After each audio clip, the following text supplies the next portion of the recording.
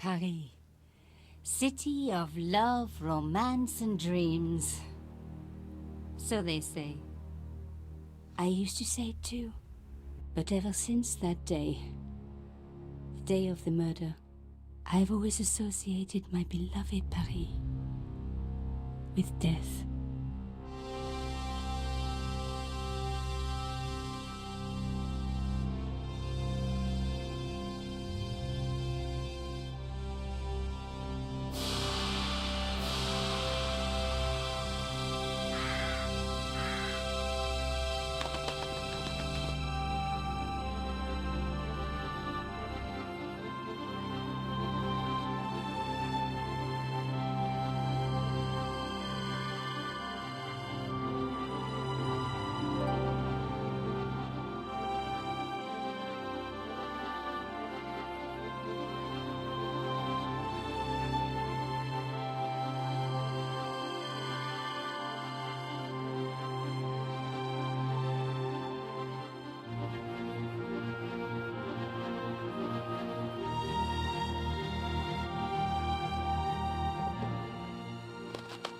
I was at home having a bath when my editor called.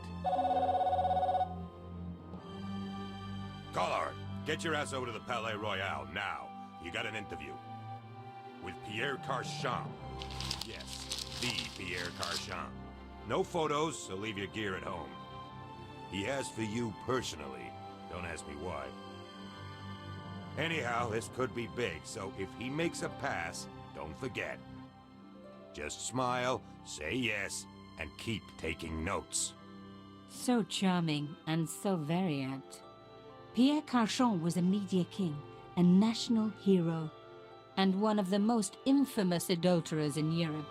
He and his wife Imelda were just one step down from royalty. Whoa, I hate mimes, but unless you humor them, they don't go away.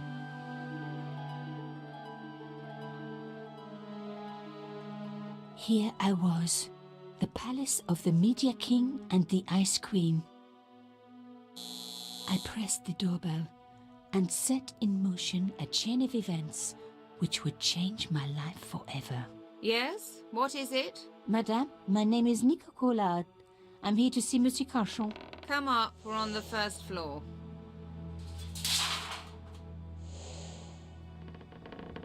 Madame Carchon, it's a pleasure to meet you. Yes, I'm sure. The Ice Queen was certainly living up to her reputation.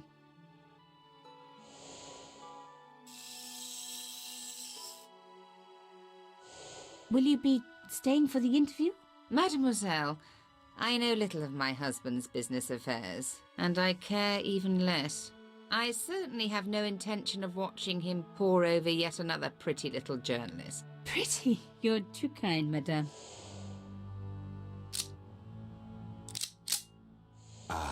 The talented and very beautiful Mademoiselle Collard. Such a pleasure to meet you at last. Monsieur Carchon, I am honored.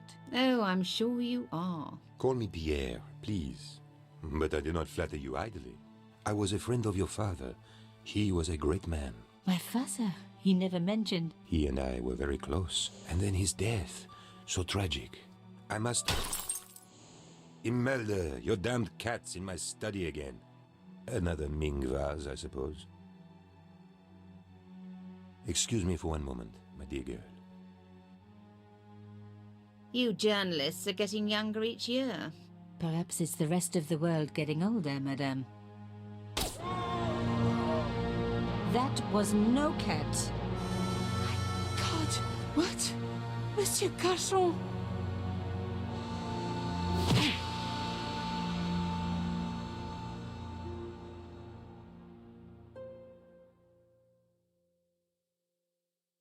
He's dead. I must call the police. You'd better stay here. There was a man. It was the mime. Do you think he... Well, I believe we can rule out suicide, don't you? No wonder they called her the Ice Queen. She would have been top of my list of suspects if I hadn't seen the attacker myself. And if I hadn't come across a couple of murders just like this already. One of the most important men in Europe murdered And here was I, Nico Coulard, alone at the scene of the crime. Should I wait for the cops? Or start my own investigation? It was a no-brainer.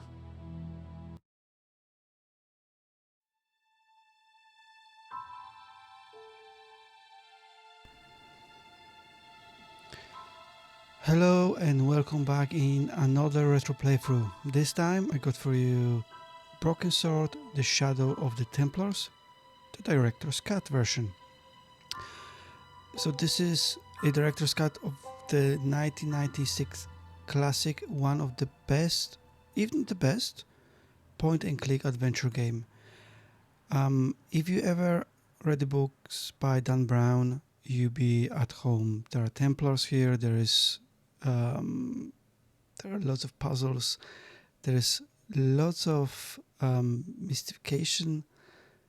Absolutely amazing game. You will feel like home. So this director cut came out in 2009 on Wii, and then later on it was ported to PC. So the graphics are slightly updated comparing to 1996, obviously, but and there are few extra chapters where there's this prologue. In original we were not able to play as Nico, we only be able to play as George, so we have additional playable character. Some of the puzzles might be slightly different as well comparing to the original, but overall the game as a whole stays the same. So I hope you're gonna enjoy this playthrough. I'm gonna guide you through it, and yeah, let me know in the comments what do you think about Broken Sword. Did you like the whole series or only a specific ones, 1, 2, 3, 4, 5?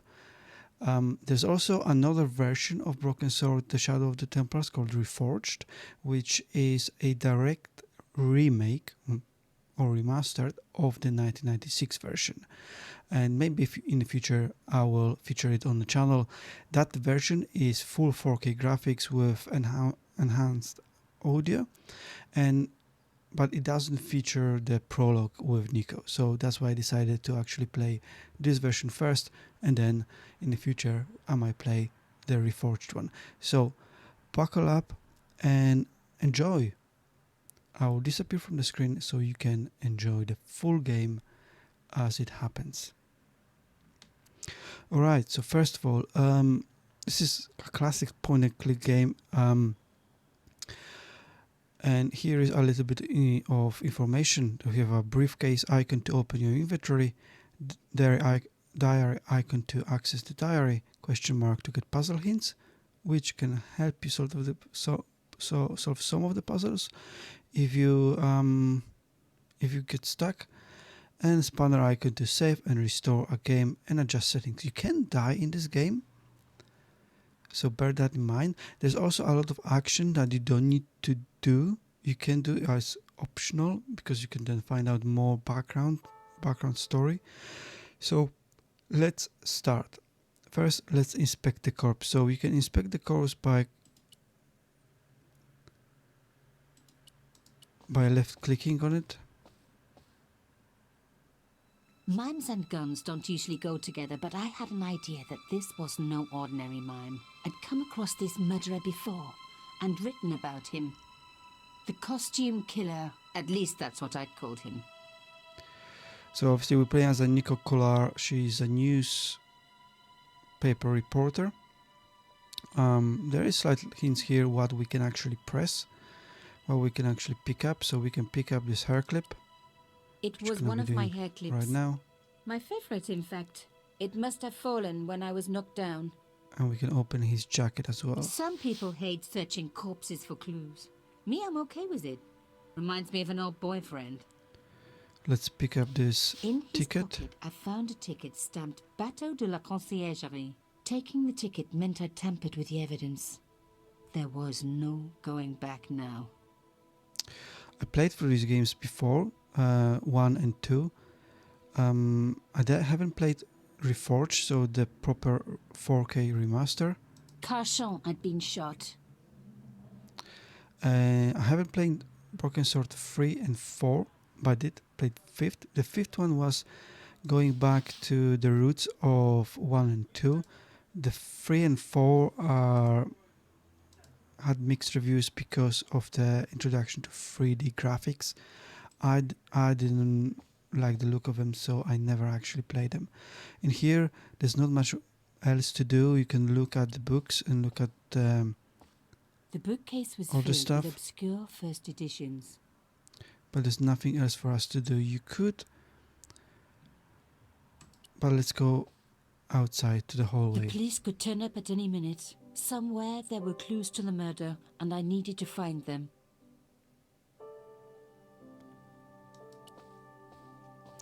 Let's look at the painting. A medieval pageant. Original, no doubt. The tapestry must have cost a fortune.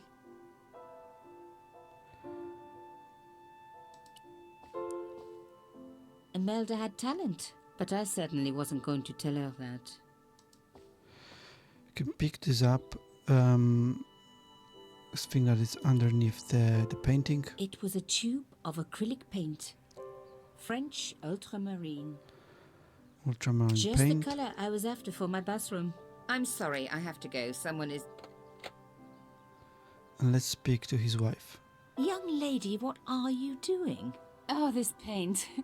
It's my favorite color. For God's sake, keep the damn stuff.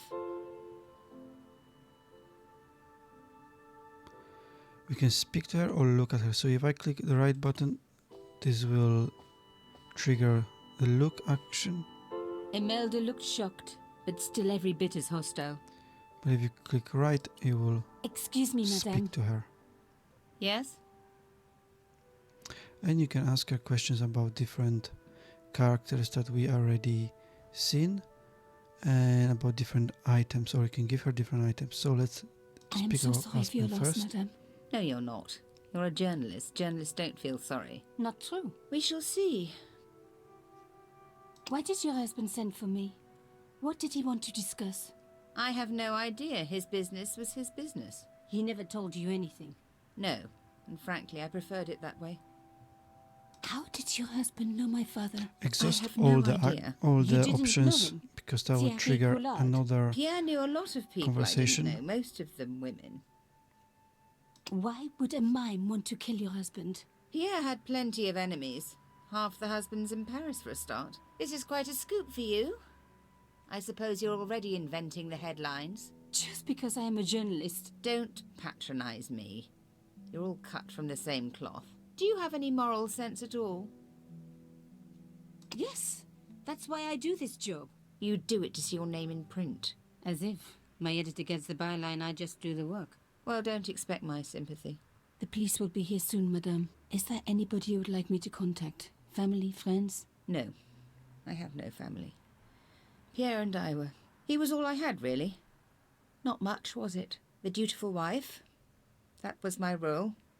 He never talked, never let me in. I know one thing, madame. What? If you want to find out who killed your husband, then you let me do the job, not the police. Why? How do I know I can trust you? She's better than police, so we can choose different actions of the saint or evil. Let's choose the Your saint. husband I don't think it invited me here matters. today because he needed me. I think he knew somebody wanted to kill him, and he knew I could help. I doubt it was your database he was after. You're wrong. I was onto his killers already. I am sure of it. Please, you owe it to him. I don't know. All I need is a few more minutes to look around before the police come. You really do have a moral sense, don't you? I trust so few people. And perhaps Pierre really did think that you could help. Of course it wouldn't have stopped him seducing you too. Here, take this. It's the key to the drawing room next to the library at the end of the hall. It was Pierre's room. I rarely went in there. I couldn't. I was too scared of what I might find. This conversation gives us a key. Thank you. I promise you won't regret this. And now we can also... We should be able to open the door. I thought of leaving, but was sure there was more to find.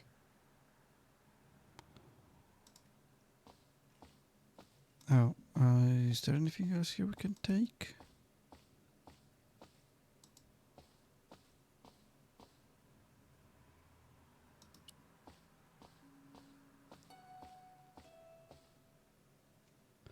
Ah, yes. Let's pick that I up. reckoned that cloth might just turn out to be useful. And there is a hole underneath, so let's Even use my fingernail wouldn't fit into such a small hole. a hairpin. So let's go into our inventory and drag it here. There you go. Aha! Nico, you are just so damn good at this stuff. And we can pick out that Instead of safe comforting key. Imelda, I was ransacking her flat. Why? Because there was something going on here, and I had to get answers before the cops arrived. And hey, she'd been rude to me, so she had it coming. And we can back out of this. Now let's use the key that we were given to open the door on the right. So drag the key and open the door. Now we were getting somewhere. So we are in the drawing room now. And inspect the paintings. The painting showed the Cachons together, in love. As the poet said, the past is a different country. Or did I read that in a fortune cookie? Press this button on the left There side. was the very faintest of clicks.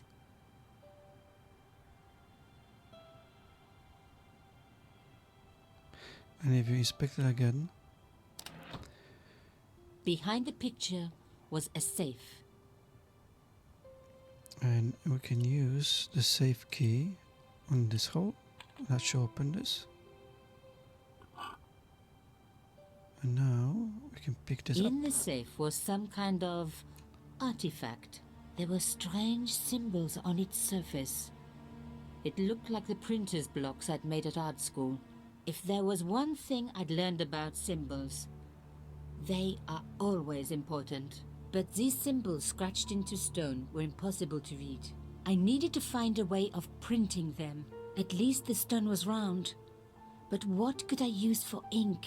And what could I print on? Sure, I was stealing, but I knew Imelda didn't So know that's about the very art. much like And Dan Cauchon Brown. was I wonder if transparent. he wrote his books sort of based on this game. I mean, there are so many things that you can.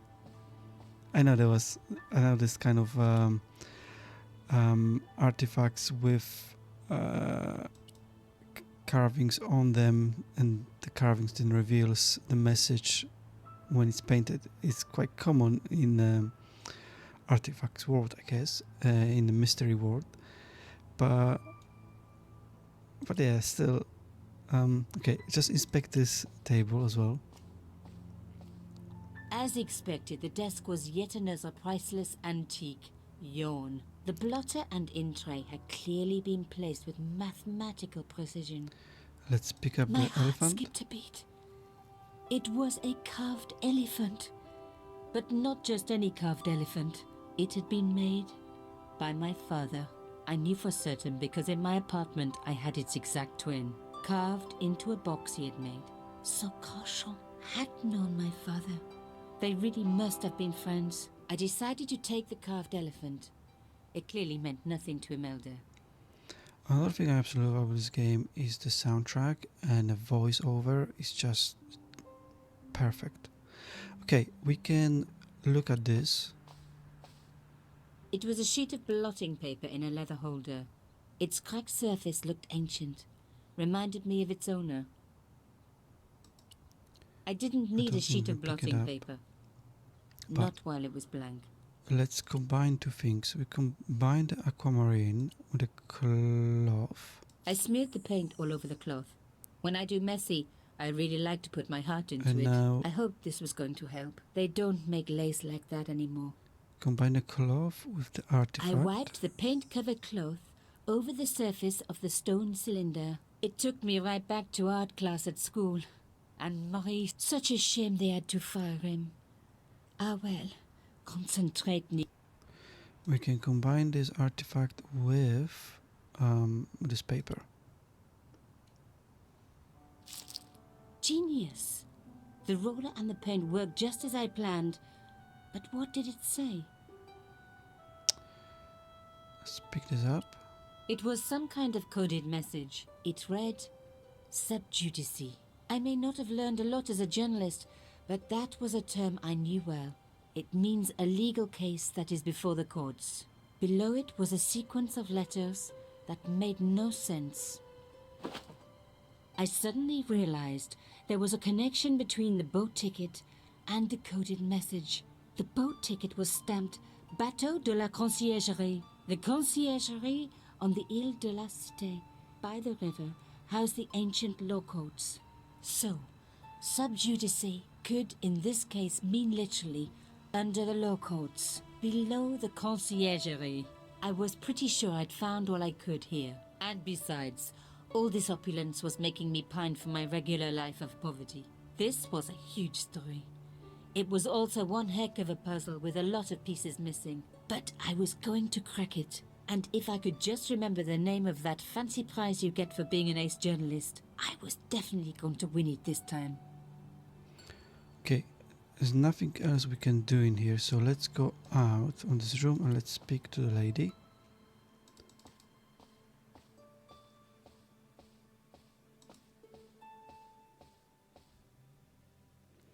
And this will finish up this part of the story. Did you find anything useful? This carving, do you know anything about it? It was Pierre's. What does the statue have to do with... Please, I need to know. He was given it by a friend. Something to do with Africa. He never explained any more. No. But I think it was important to him. Always on display. Why? It was carved by my father. Oh, I see. I didn't know. Imelda, I will do everything I can to find the killer. Thank you, my dear. And if the police ask, Don't worry. You were never here. sub judice was the key. I was going to have to find a way under the conciergerie. I decided to head straight for the quayside on the Ile de la Cité. If there was a way of getting under the conciergerie, it would have to be from there. Surely they will find her fingerprints everywhere, isn't it? Canchon wasn't the type for messing about on the river. He was up to something down here. Something that got him killed. Right, let's approach those locked gates.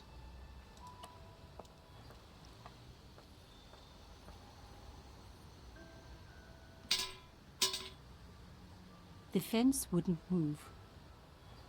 This fence was a permanent fixture.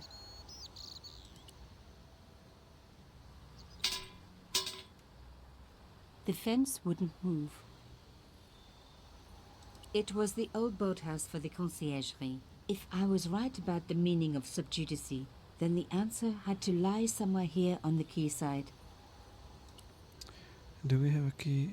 No, we don't. Let's check the right gate. Oh, sorry. I remember This now. fence wouldn't move either. It's not this, it's the gate on this side, obviously. So, approach this gate.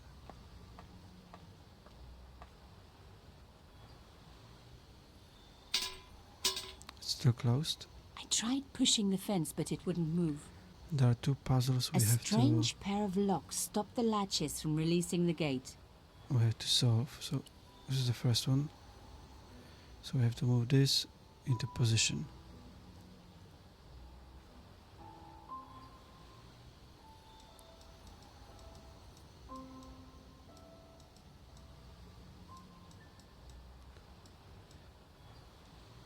Okay, so this moves up like this doesn't move like that, okay. So it's a very classic type of puzzles where you have to just move stuff around in order to move the lock.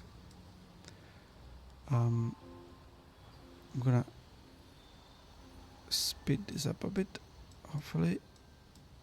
Okay, so it's like that, it's like this.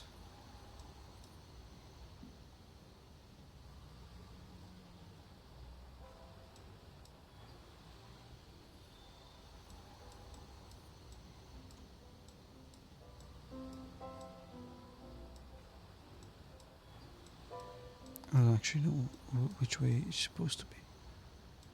I'm guessing.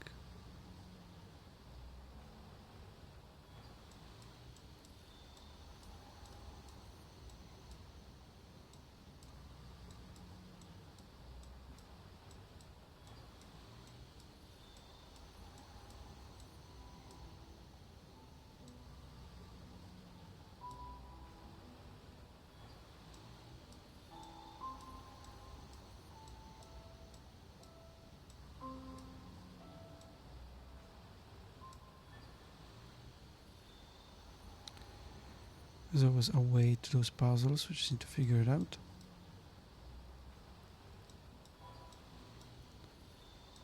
No, not like this.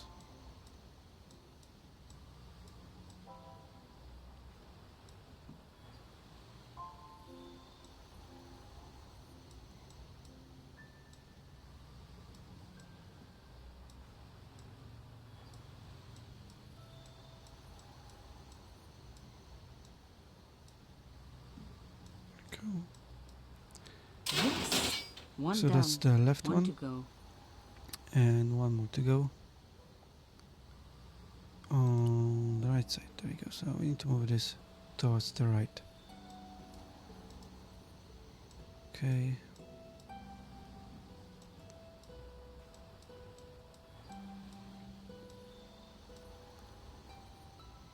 This doesn't budge up.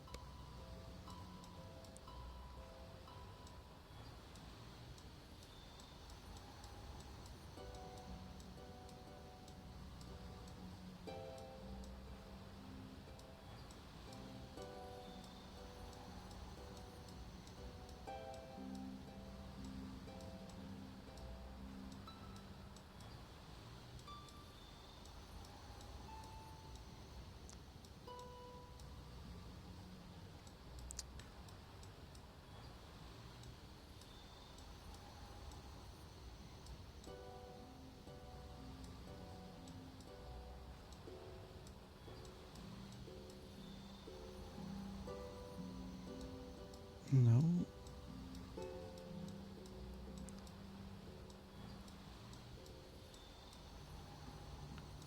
Need to somehow with these two.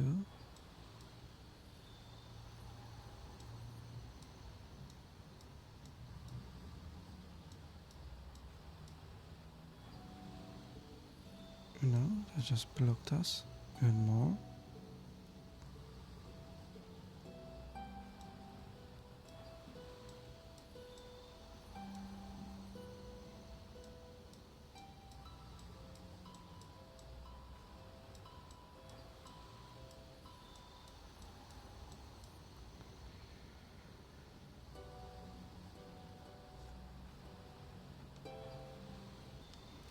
Okay, once you got this solved, it will Nothing like a good open convent both education sides. for honing your lockpicking skills.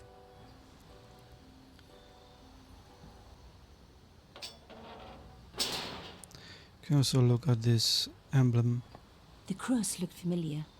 I'd seen it before. It was embroidered on the lace cloth I'd picked up at Carchon's apartment. I knew I was on the right track. Now we can enter the open sewer tunnel. For a room full of junk, that was one very sophisticated lock system. This place was definitely fishy. In more ways than one. Let's move this.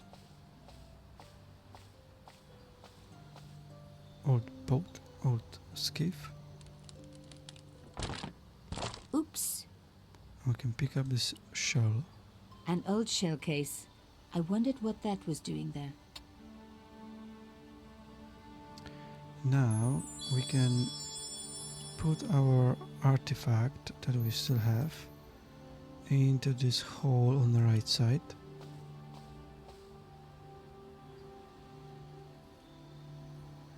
Mystery solved. Carchon's stone cylinder slotted into the hole with a satisfying click. The words sinister and Dexter were carved on either side. Now any good convent girl like me knows the old Roman for left, right, left, right. But what did it mean here? Right, so the solution to this is actually on this Rolling paper. out the painted cylinder had given me a print of a secret message. It read, Sub Judice.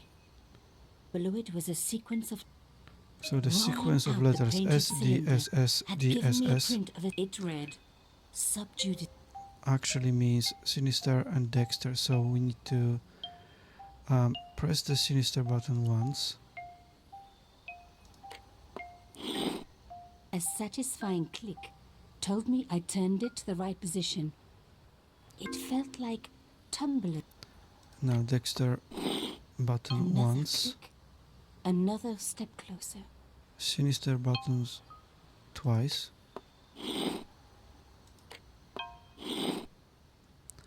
Now Dexter button once.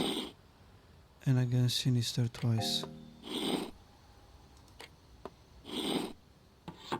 I love the sound of locks clicking open. So now we can take the artifact.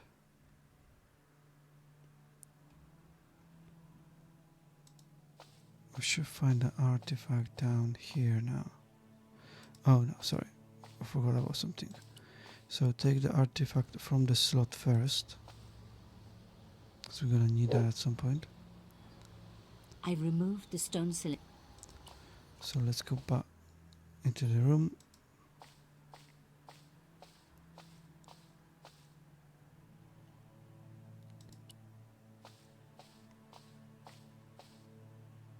Ut lex vel ut next sumito. To the law or unto death submit. I guess these people didn't believe in liberté, égalité, or fraternity. Yes, I'll admit it. I was a swot at school. I also wore lipstick and the nuns never knew. And let's put this shell casting on the doorway so the door won't block. And inspect the cross. The cross looked familiar. I'd seen it before.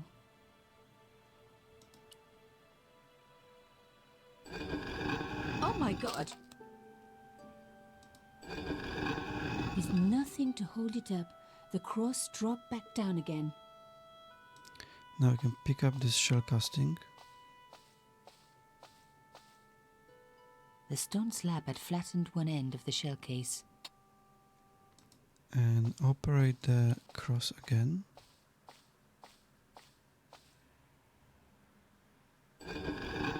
Lifting the cross closed the entrance door and also opened some kind of stone panel. Ingenious. But now use this shell casting, this bent one, on the cross. This will hold it in position. The stone cross was propped up. Now I was getting somewhere. Now we use the artifact again on this hole in the wall.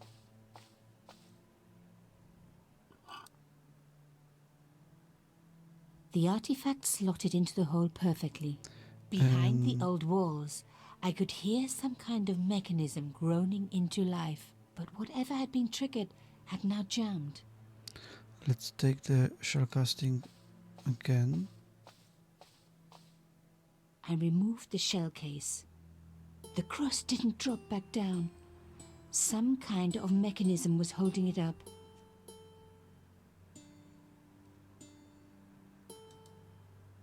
Cool.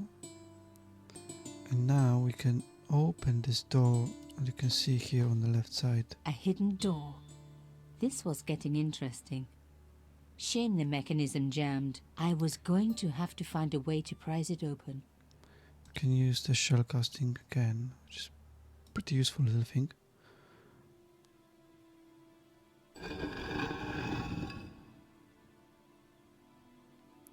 Another good use for a shell case. Another secret room. Somebody had something to hide. But was it what I was looking for?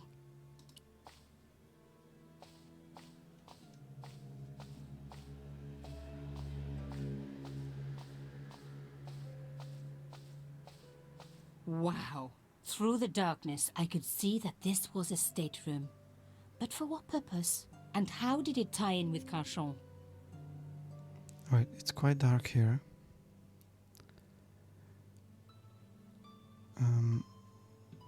So there should be a light switch somewhere here.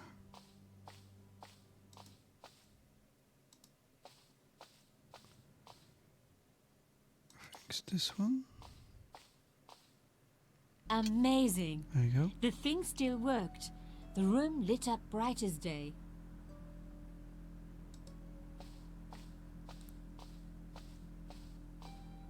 That reveals us a big room that we can now inspect.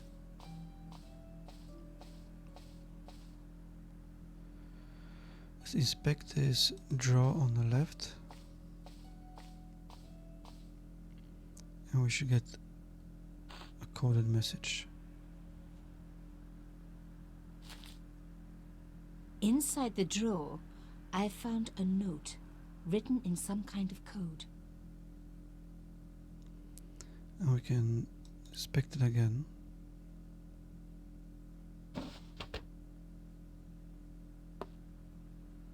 Damn, don't you just hate it when that happens?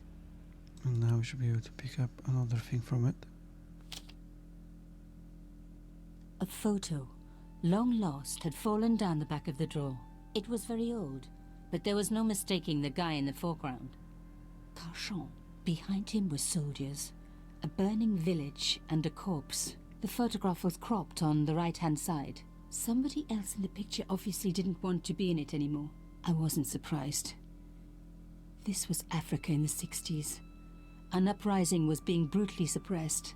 And here was Mr. Media himself, Carchon, doing the suppressing. The photograph was not just powerful evidence. It was also my ticket to one explosive story. But there had to be more for me to discover.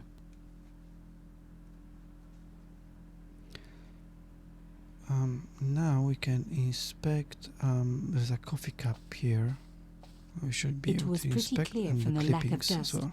that someone had been working very recently at this desk. So let's click on all of them. The dregs at the bottom of the mug hadn't dried out or gone moldy. It wasn't more than a day old. Oh my God! The sheet was a printout with my personal information. Everything from my favorite food to my waist size. They were right about chocolate. But come on, guys, I'm a size 10. There was even a picture of me, taken with a telephoto lens. Carchon wouldn't have taken these pictures himself. This was big and organized. I was part of it, and people were getting murdered. One thing was clear. Someone connected to Carchon had been watching me. This was the article I'd written about the costume killer. My suspicions were right. Carchon had cut it out. 2 businessmen had been killed. One in Italy, one in Japan. In each case, the killer had worn a costume. A penguin, and then a snowman. But that wasn't the only link between the 2 murders. Both the victims had been big media do-gooders, and I proved they were just the opposite. So, how did they fit in with Carchon? My articles about the costume killer. Right, now we need to decode the cipher. So the message is here, so right click on that message, and each of those symbols represents one of the letters.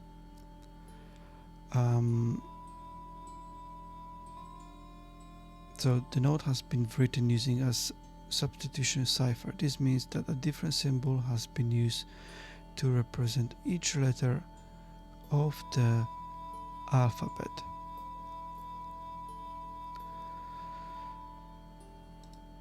To crack the code, you must correctly match all the symbols to their corresponding letters. Highlight a symbol, then highlight the corresponding letter. If you make a mistake, click on the Go Back button to step back, or you can reset the whole puzzle by clicking the Reset button. So in order it's sort of simple. Right. So we don't know exactly which one it is, but I'm going to tell you that this one is P, and that's correct. So if you follow with me, then this one, the next letter is, or if you click on I, you can do it from that way, is this one. Next is E, and that corresponds to this sort of looking N. Now this symbol that looks like a O, which is here, is R. So we have Pierre. This sort of other side C looks, it's F. The next one is U. And the next one is L. Pull. Then we have a RPO, so that will be report. So this one should be O, and another one is T. So this is T. Pierre for report to follow, so this one will be follow, so that's W.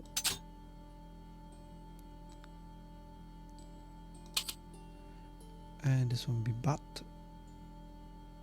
B. That represents this one. But this, so this sort of looking N symbol is H.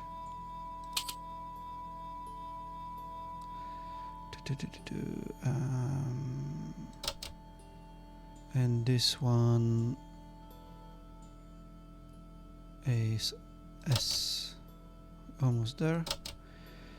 But this is too urgent. So G is on this one, and N like November will be next one.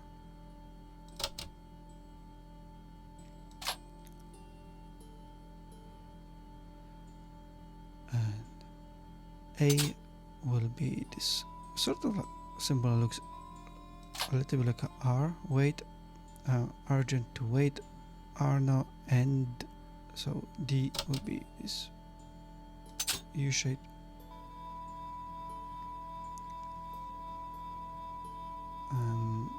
So we only have little C, J, K, L, M, Q, V, X, Y, Z left.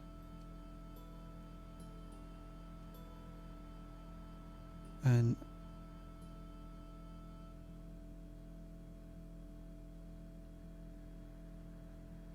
next one would be, let's go for C.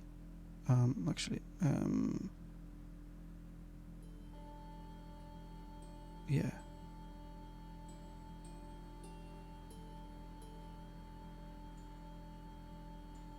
Oh, we can go for K actually.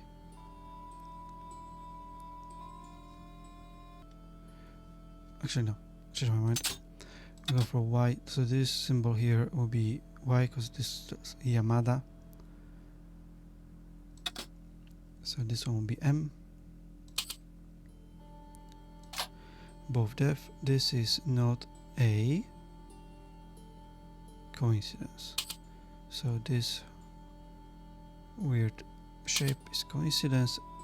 I needed, it seems that all of us who came together in July, so this is J, and are in danger. Take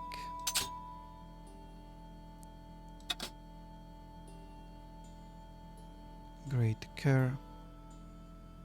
Dot, and this one is X. I have decrypted the note.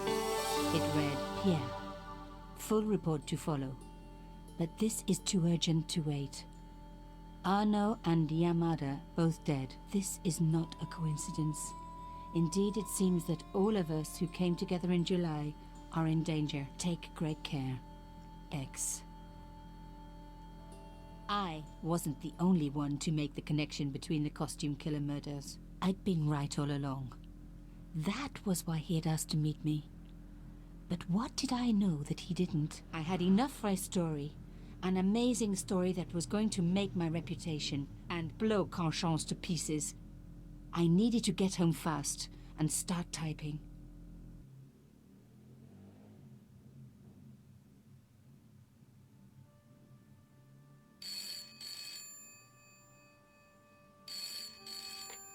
Bonsoir, Collard. Nico, it's Ronnie. Hey, Ronnie, you cracked open the champagne yet? Are you crazy? What's wrong? Wait a minute. You didn't print it, did you? Of course I didn't print. That's the best piece I've written. The last, as far as I'm concerned. It's important. It's suicidal. You can't destroy a national hero. He deserved it. His corpse isn't even cold. Ronnie, 2 hours ago I told you what I'd found. You loved it. You begged me to write it up immediately. 2 hours is a long time in newspapers, Nico. Someone's got to you, haven't they? Listen up, Nicole, and listen good. Pierre Carchon had a lot of friends, powerful friends. For your own sake. Forget what happened. You got it. End of conversation. Good night. This should have been my big break, but I knew there was nowhere else to sell this story. If Ronnie wouldn't print it, nobody would.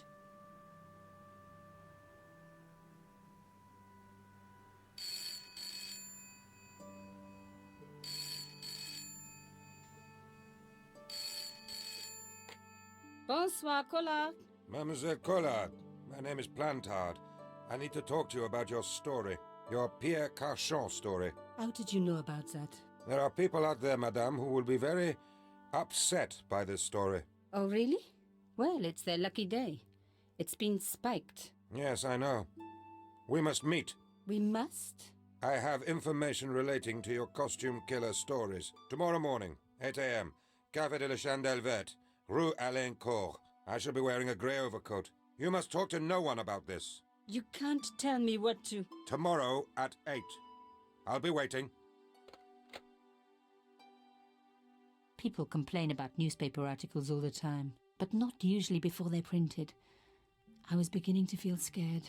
This guy, Plantard, could I trust him? Should I meet him or forget the whole business? I didn't have an answer.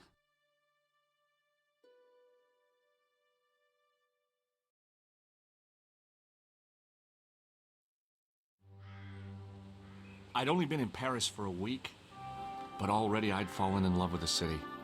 My latest discovery was a little cafe, La Chandelle Verte. I was pretty sure the waitress was taking a shine to me. That old Stobart charm, I guess. Little did I know my reverie was about to be so rudely interrupted.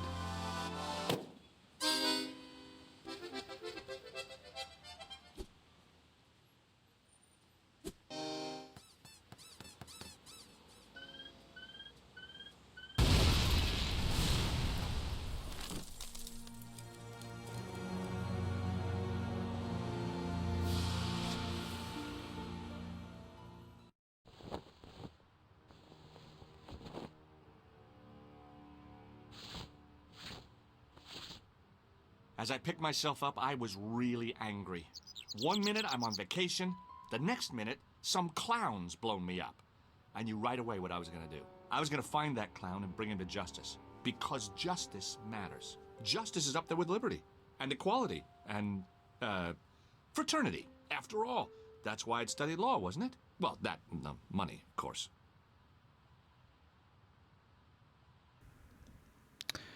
Okay, so we are here with George now. Obviously, there was a massive bomb attack on this cafe. We need to pick up. The first thing we have to do is pick up that newspaper from the floor.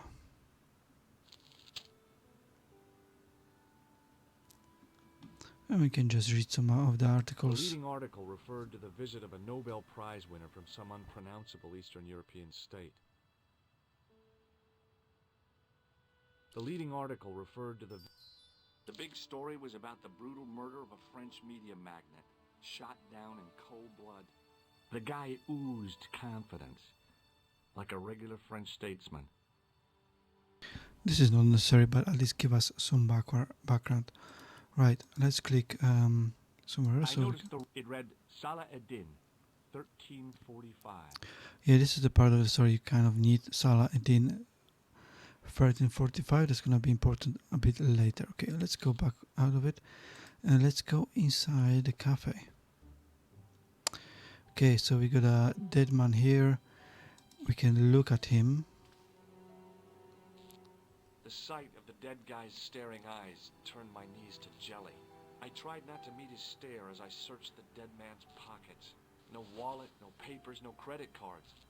The guy's past was a blank page. And obviously this is the guy that Nico's supposed to meet in this cafe, but she was a bit late. Only minutes before. We can speak to the waitress. And Oh, my head. Never again. How much vodka did I drink? exhaust all the Oh, options. Don't tell me. What is your name, Sherry? George Stobart, ma'am. You look like you could use a little help. I could use a little drink. I feel sick, dizzy, and bruised. I don't even remember the party. Just relax and take it easy. You've been knocked out. You don't say. What happened? There's been an explosion. You should try not to move. Are you a doctor? No. Yes, I am. I studied with Dr. I mean, you can choose whatever you want. It doesn't really One of the matter. most brilliant medical minds on this planet. He taught me everything I know about medicine. Can you remember anything at all? No. I need a drink. Pour me a brandy. You Not could at the be in moment. shock. No alcohol. Okay, you're the doctor. What about the old man? Is he dead? Yes. Yes, he is. Oh, mon Dieu. I've never seen a real-life corpse before. Except for Grandmaman. That was different. She was family. Has he gone stiff?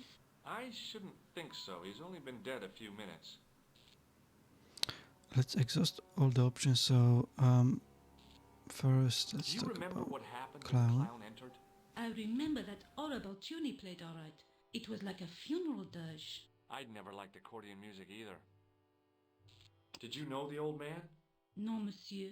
I never saw him before. Did the clown speak to the old man? No.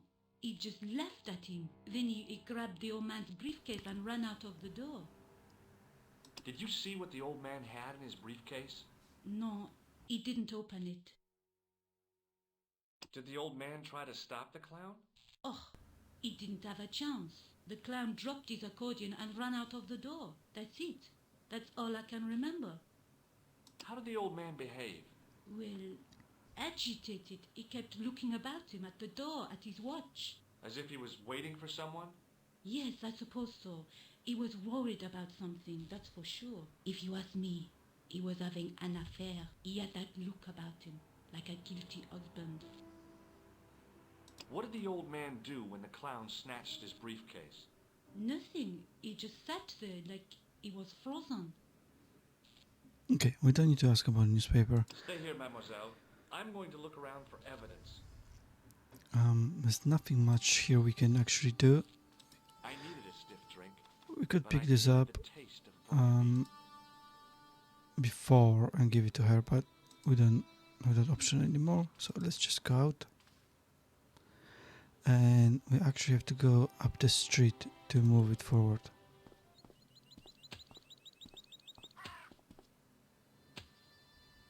Please, hold it right there. Oh, don't shoot. I'm innocent. I'm an American. Can't make up your mind, huh? I demand to see the American consul. Drop your weapons and get down on the ground. Put that thing away, Sergeant. Move. I apologize, monsieur, but I cannot permit you to leave. Am I under arrest? Ah, no, I would simply like to ask you some questions. En avant, to the café, marche. What a mess. This bombing is an outrage, is it not? Stop that, monsieur. Has it occurred to you that he may be dead? Move. Oui, monsieur. But I prefer to look on the bright side. Besides, I recall a case where the killer escaped by feigning death. However, in this case, the man is quite dead. Examine the girl and take her statement, if you can. Et maintenant, to business. Your name, please? George Stobart. I'm from California. And what brings you to Paris, Monsieur Stobart? Travel. I'm touring Europe. You chose well. The city is most beautiful at this time of year, no? Yeah, I guess so, apart from the bomb blasts. Were you in the vicinity of the cafe at the time of the explosion? Yeah, I was sitting out on the sidewalk. I was lucky I wasn't killed. The inspector passed over my remark with no reaction. Did you see the deceased enter the cafe? The answers don't matter, but obviously you can answer truthfully. So these two policemen will be on our case throughout the whole game, basically. Especially the one on the right. Yes, I did. Was he alone? Yeah. And did he say anything to you? No. He was more interested in the waitress. Did you see anyone else in the cafe? Yeah, there was a guy dressed as a clown. He was carrying an accordion. An accordion? Bon. The picture is forming in my mind, and it is not a pretty one. Is the girl all right, Moo? She'll live. She confirms the doctor's statement. Oui? You did not tell me you are a doctor, monsieur? No, that's right. We're not ready. It's relevant. Eh bien, I have heard enough. What do you mean? I am satisfied that you know nothing. You may leave. Enjoy your vacation, Dr. Stobart. What about my personal safety? Can't you at least give me some advice? What can I say? Stay alert and look out for suspicious characters. And don't cross the road until the little man shows green. Great advice. I honestly believe you are in no danger, monsieur. Should you remember anything of importance, please contact me. My card.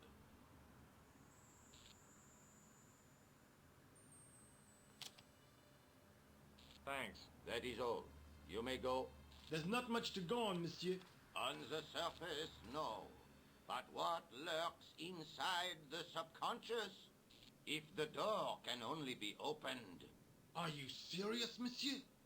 I thought your interest in psychic detection was purely academic. And now Nico arrives, so we can speak to her. Obviously, she meant to meet the guy Excuse me, mademoiselle? that got killed. Hi. My name's George Stobart. Oh, an American by the sound of it. Yep, that's right. On vacation in Paris. Some vacation, huh? You were here when the bomb went off? Sure was. Sat right out in front of the cafe. Did you notice a middle-aged man, maybe 60, with a hat and overcoat? I couldn't believe it. She hadn't even asked how I was feeling. Yeah, he went inside just before the bomb exploded.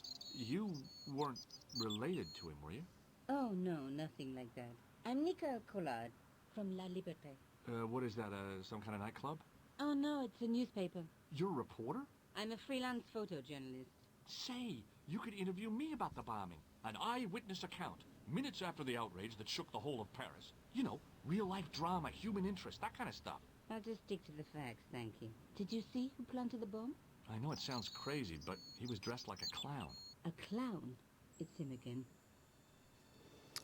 Okay, let's exhaust all the options. Let's talk about Have you met clown the clown first. before? It's a long story. I have plenty of time. I don't. Who was the guy you were supposed to meet? His name was Plantar. I didn't know him, but he called me last night. He said he had a story which would interest me. He asked me to meet him at the cafe. I guess I'll never know what he wanted to tell me. Well, not unless you have Rosso's gift for psychic interrogation. How did Plantard get your name? Through the newspaper, La Liberté. I'd written an article linking two unsolved murders, one in Italy, the other in Japan. The cases were remarkably similar. A wealthy victim, no apparent motive, and a costume killer. Plantard said he could supply me with more information. Somehow the clown must have known about our appointment. Why won't you tell me about the clown? Why do you want to get involved? Because he almost killed me. Isn't that reason enough? I guess so. Listen, I'll give you my phone number. You help me with my story and I'll let you in on what I know. And let's get one thing straight right now. This is strictly business. Okay, it's a deal.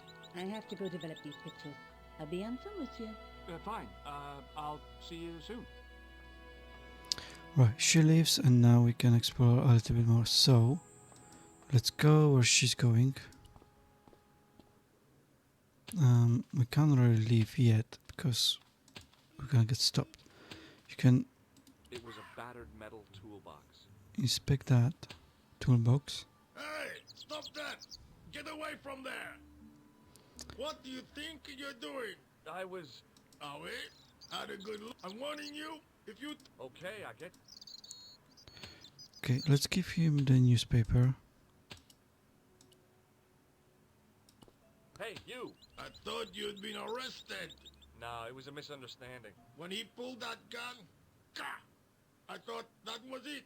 Those automatics pack quite a punch, you know? He made a mistake. He thought I was a terrorist. You? A terrorist? Ha! He was only doing his duty, I guess. Would you like to read my newspaper? I haven't got time to read that. Can't you see I'm busy? You could read it on your lunch break. 10 minutes is all I get. And if my boss had his way, I wouldn't get that. He'd have me on a drip, so I didn't have to stop to eat. Oh, take the newspaper and quit complaining.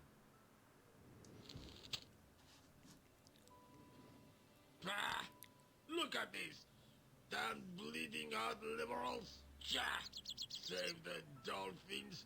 Catch them and eat them, I say. All that fuss over a bunch of fish. Nah, that's more like it.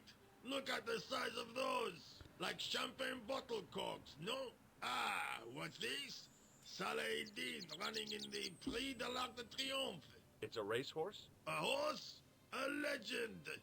Bucephalus reborn, mon ami. Like a streak of lightning she is. I don't think you'll be able to joke about eating dolphins today, Keep an eye on my hole. I'm off to put some money on that even side. in the game. What about your toolbox? Stuff it. Help yourself. Okay, so now we can grab stuff from his toolbox. That's what we wanted. It's quite slow living. There you go. I found a T-shaped tool in the box. I didn't know what it was, but it looked useful. Right, let's go back to the cafe, and there's an alley that we actually can go in. The clown had fled into this alley, but there was no sign of it now. That's where the clown went. And what she could tell me about the explosion. So let's look at some of the stuff here. It was a plastic crate. There was nothing of interest. No. So let's take that tool and let's use it on the sewer cover.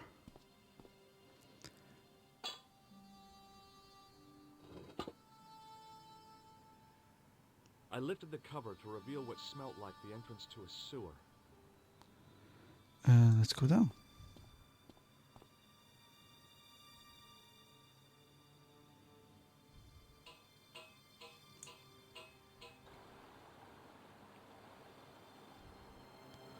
Right, there is an item here, very small red. It's a false nose. As I picked up the plastic ball, I realized it was intended to be worn. It was the clown's red nose. Okay, let's go straight.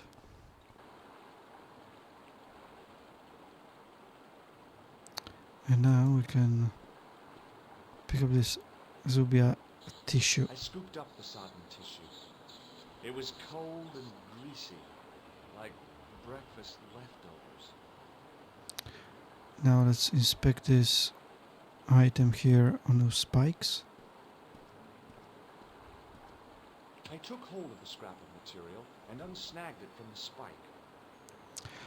Let's just look at it, because... It was the scrap of material I'd found in the sewer. Okay. It was the soggy tissue I'd found in the sewer. Just in case you were missing any information. Right, let's use this manhole exit. Hi there. Hold it right there, you sewer rat. I knew you'd come back. And now I've got you. What are you talking about? You're trespassing. Come out of there immediately. That's what I'm trying to do. Give me your hand. Ha! You won't catch me with tricks like that. Keep your distance, monsieur. Okay. Now, what were you looking for? Let's talk to him about the I clown. was looking for a clown. Huh, ridiculous. Do you really expect me to believe that? He planted a bomb in the cafe and blew it up. What? The cafe? Blown up? Mon Dieu. That is awful. And you say the person responsible was dressed as a clown? That's right. He blew up the cafe, escaped into the sewer, changed his clothes, and came up here. Ah, mon Dieu. Then, the man I chased, do you think that man and the clown are one and the same? Well, yes, it had crossed my mind. Ah, that still does not explain what you are doing down the sewer. For all I know, you are in league with him. Oh no, I'm just a tourist. Most tourists are content with the Eiffel Tower, the Louvre, or the Pigalle. I didn't realize my waste pipes were such an attraction. Let's talk more about the Tell me clown. about the man you apprehended. What is there to tell? He was a typical He's not gonna tell us more. Let's. I think you have to give him Perhaps his you'd card. like to take a look at my card? He'll think we are What is this? the inspector. Augustin Rousseau? What does that say? Hominoid division? A homicide. I think the ink's smudged. Then you are not a tourist. Okay, I'm not. I lied to you. And I'm sorry. Don't apologize, monsieur. You know, I had a feeling there was something different about you. It is your posture, your poise. Oh, yes. There is no mistaking the bearing of a disciplined man. And I should know. I was in the army, you know. When I was your age, I was fighting for my life in the African desert. How can I help you, Inspector? He quickly changed his mind about us, didn't he? Okay, let's ask about him about this piece of fabric, the green one. Does this piece of material mean anything to you? That is the same cloth as the jacket I found. I'd recognize that pattern anywhere.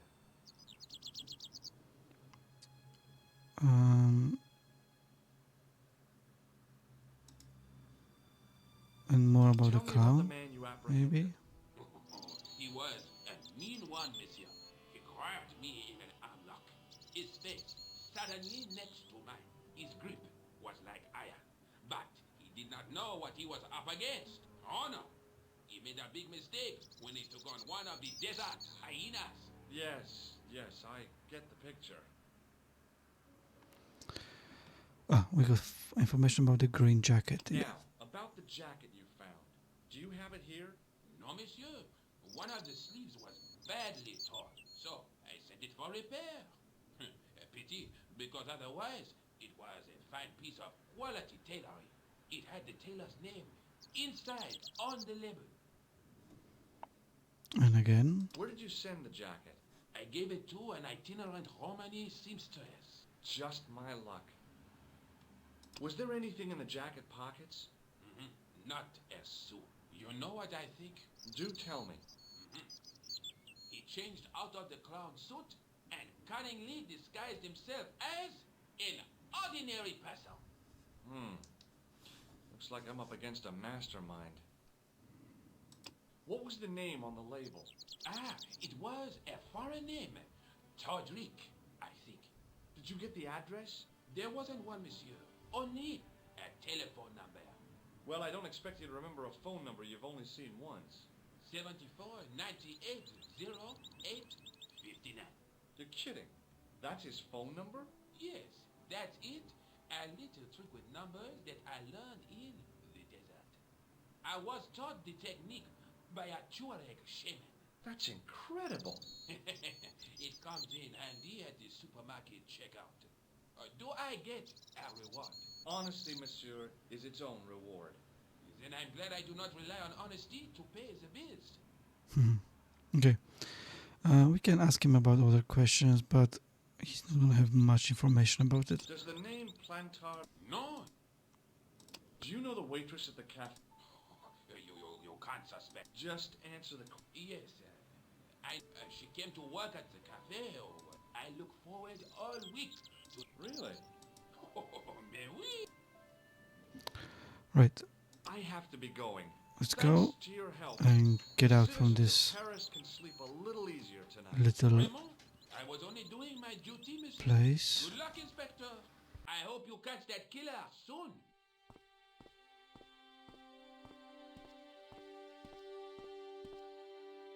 So the clown had escaped into the sewer, come up into the courtyard, and then slipped back into the street here. It wasn't much, but it was more than the cops had got. Okay.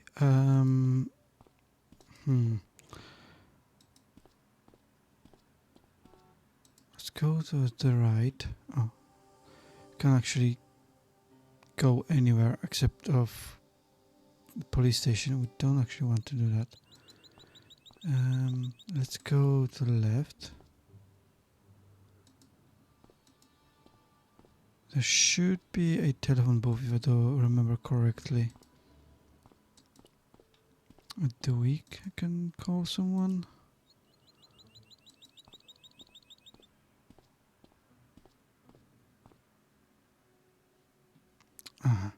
There you go.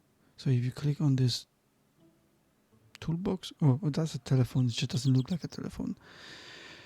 So let's call this guy first.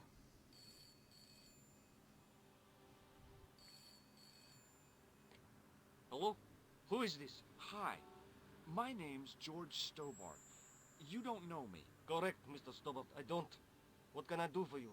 Well, I'm trying to trace one of your customers. Could I maybe come over and talk to you? No. No, that's not possible. Oh, okay. Forget it. Listen, all I want is a name. What are you talking about? Who are you working for? I guess you might say I'm acting in the interests of truth and justice. Ah, thank God. I thought you were the police. There are innocent lives at stake, Mr. Todrick. Lives that you could save. You're collecting for charity, yes? No, I'm not. All I want from you is information. Go on. I'm listening. Let's ask him about the clown first. What do you know about the clown who bombed the Café de la Chandelle Verte? I don't have no idea what you're talking about. You're cool, Todrick. But I think you know more than you're saying. I don't know who you be, but sure I am you don't know what you're talking about. Oh, this is ridiculous. Quit playing games with me, Todrick. I tell you, I know nothing about no clown. Do you know a guy called Plantar? No, I never heard of him. Shall I tell you what happened to Plantar? How he was killed in cold blood? I told you, I never heard of Plantar. I expect Plantar's a family man. Don't you? In their little apartment, Madame Plantar is cooking the supper, listening for the familiar sound of her husband's key in the door. Junior is waiting for his daddy to come home from work. He can't wait to show him the merit marks he earned in school today. Only tonight, Monsieur Plantar won't be coming home. You forgot the puppy. Huh? The faithful puppy dog, waiting for the sound of his master's voice. Well, maybe they don't have a dog. What do you think? I don't know Plantar. I never heard of Plantar. None of this has anything to do with me. let's just exit the call because it's not gonna tell us anything Thanks else. for nothing, Todrick. Let's use it again, and now we can call Nico.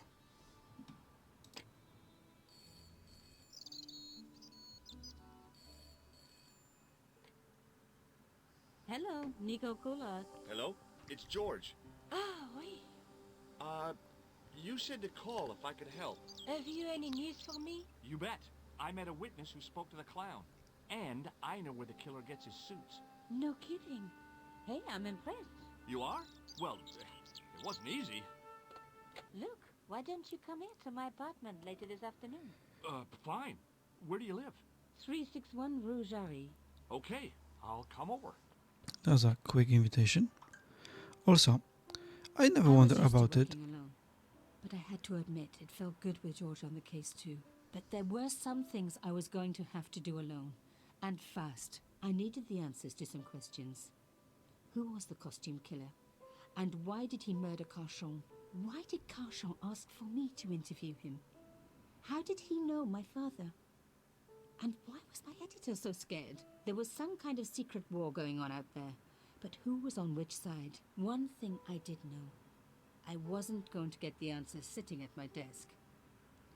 So I always wondered why actually George even started looking into this. He was there by mistake in that cafe? I mean, like, it was just coincidence, and Nico just asked him if he knows anything else, and he started investigating. You never thought about it back in the day, but there it goes. Okay, so now we're controlling Nico.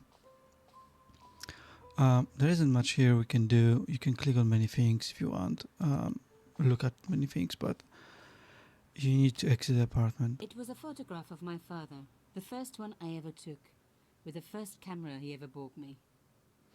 I really love this in Broken Sword, that there's lots of things you can click on and they don't really matter that much, but they give you a nice background story to everything. You can turn on the radio.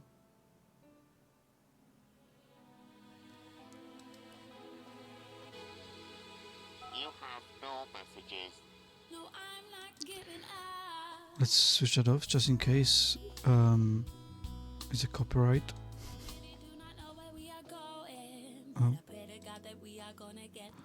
Let's quickly exit in case the YouTube's gonna copyright me. Okay, so we are outside. Let's speak to the old woman. Mademoiselle Collard. Oh, hello there. Don't tell me.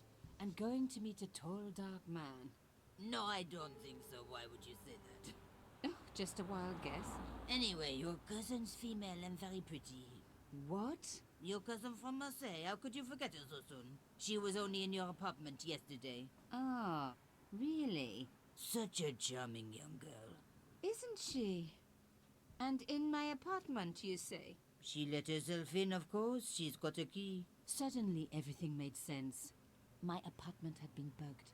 That was how Plantard knew all about my article. How did I know? Because the only cousin I have is a sweet little guy called Jean-Marc, who runs a patisserie in Le Touquet. These people were determined, which meant they were also very dangerous. Let's ask about that blonde woman. I suppose she'd forgotten which apartment was mine. Oh, Miss Collard, you're a mind reader. That's just what she said. Oh, I bet it was. Well, I'd better be going. See what my sweet cousin's been getting up to. Au revoir, mademoiselle. Let's actually go back to the apartment. So, where had my pretty new cousin hidden her little bug? We need to find the little bag first. I'll tell you quickly where it is. Let's search this box by the bed.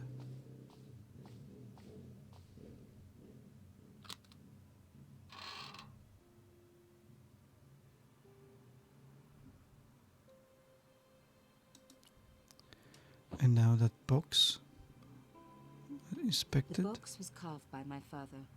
It never had a key. The elephant on the lid was a perfect match to Carchon's. But that small metal disc underneath it in the chest was a recent addition. The box was one of the few... The elephant on... But that small metal disc... So yeah, she found it. I don't think you can actually turn this around. But that's enough for Nico to know where the bug actually is. So let's go out, and now let's go to the world map. So you have to exit the apartment and go towards the street. So there you go. So now we have access to the map, and let's go to the Cafe de la Chandelle Verte.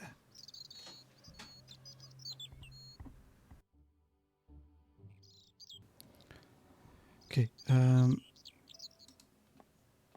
let's go back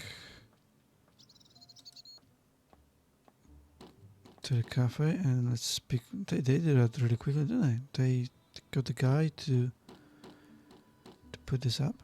That was quite fast. Hello, could I ask you some questions? That depends. Are you a cop? No, I'm a journalist. It's late, aren't you? They already took away the body. I'm doing a follow-up on this story. The trick here is you have to ask about himself. You're doing a fine job. Damn right I am. You should be writing about me, not that idiot that got blown up. The heroes will pick up the pieces when disaster strikes. Exactly. Well, give me your best smile and maybe I'll put your picture in the article. Oh, right. Just give me a minute to do my hair. And now let's can access the Police have cafe. removed the body, but nothing else looked disturbed. Let's inspect a bunch of stuff first. This broken mirror.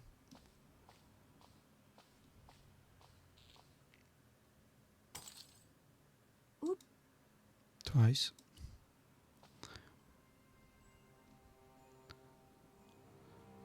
And now inspect this object that we can't actually see A panel had been blown before. away, revealing a gap. From this angle, I could see that something had been lodged in the gap behind the pipes. So now we can inspect the table. Behind the table were some damaged pipes. And let's take out that pouch. Voila! The police and forensic teams had missed a vital piece of evidence. Some kind of pouch. On the pouch was the cross symbol of Carchon's organization. I was on the right track. Let's go to our inventory and right click on this pouch. On the pouch was the cross symbol of Carchon's organization. Inside the pouch were two items. A strange metallic artifact and a letter in some kind of code. Okay, let's look at this new artifact first. The artifact had a sword laid across scales. The scales of justice. I wondered if this connected to the room at the quayside. And now let's look at the code. Another coded message using the same cipher system. So, Plantard was involved with Carchon. So this is similar to how it was before. So each letter corresponds to each of the symbols. So if you... So first one, so this little zigzag thing, that's gonna be P.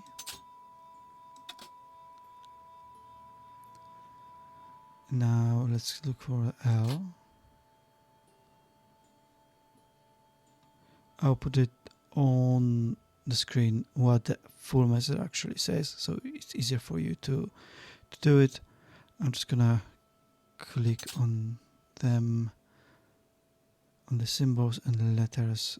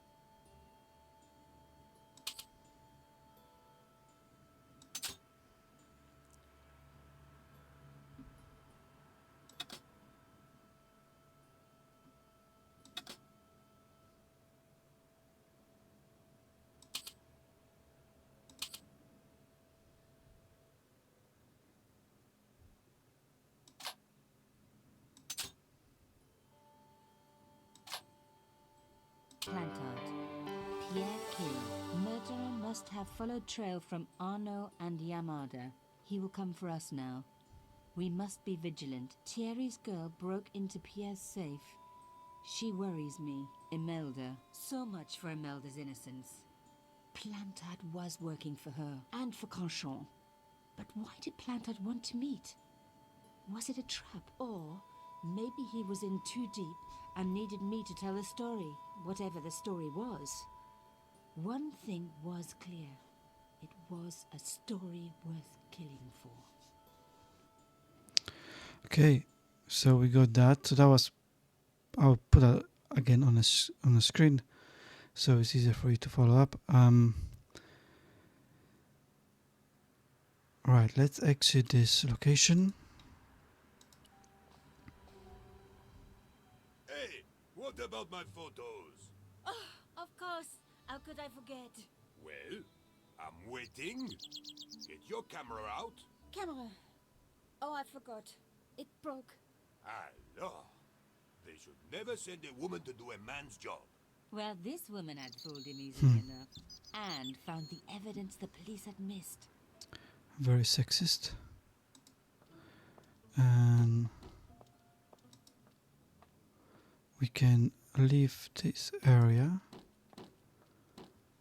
which should make us Strange metal artifact I found in Plantard's palace. go straight to the previous location that we visited before. There you go. So go here.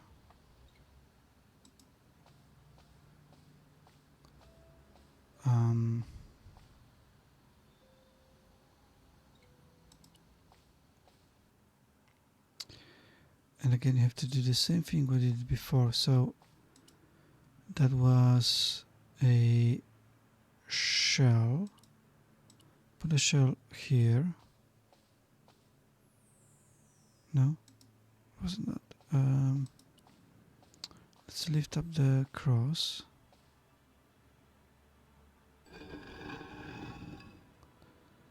And now let's put the shell.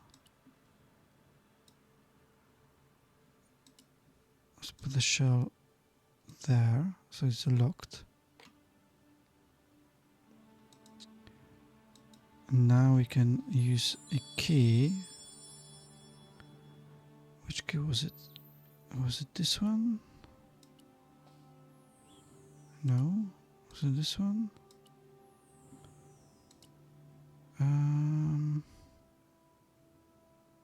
Or was it this one?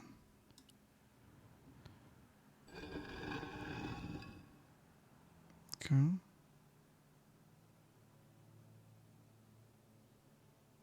So now we can go back.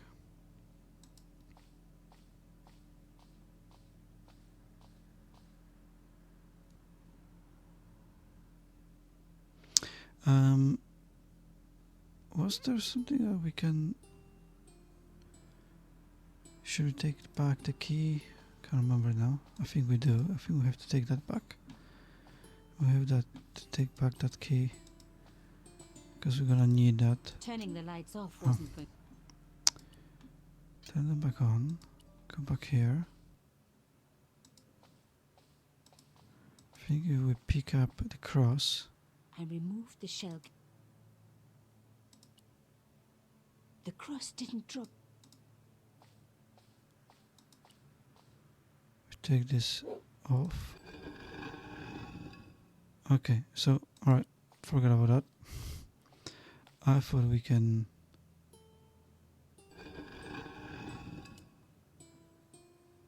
so shell again back in here.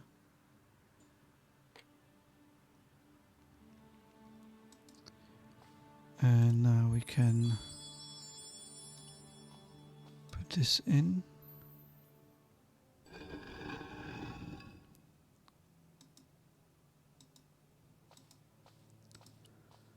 And let's go here.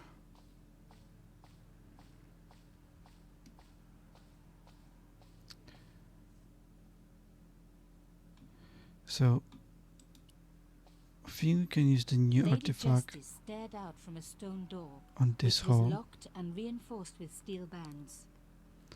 So use this new artifact.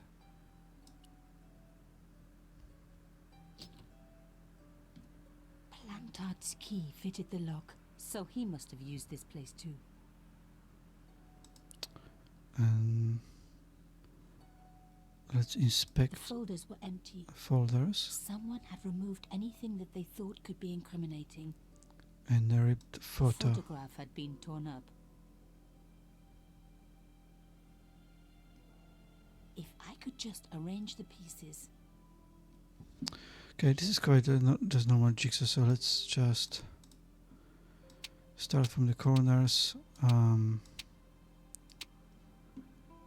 Du-du-du.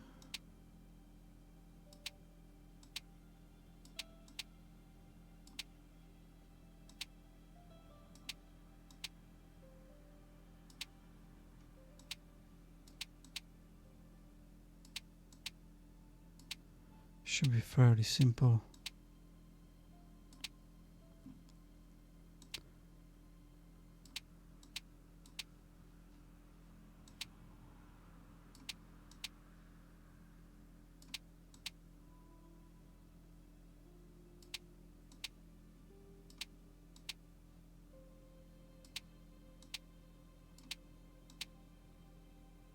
Oh my god. It can't be.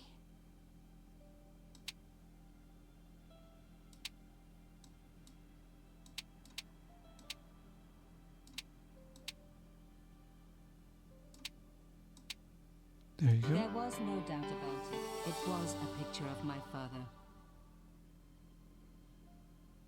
Papa, oh God. After what I'd gone through, I thought I could face anything, but not this. My father, the one person in the whole world who I truly admired, standing with Crachon, while those murderers carried on with their evil work. My father, grinning at the camera. I couldn't believe it. I realized that I desperately needed to get to the bottom of this story, and that I really needed George.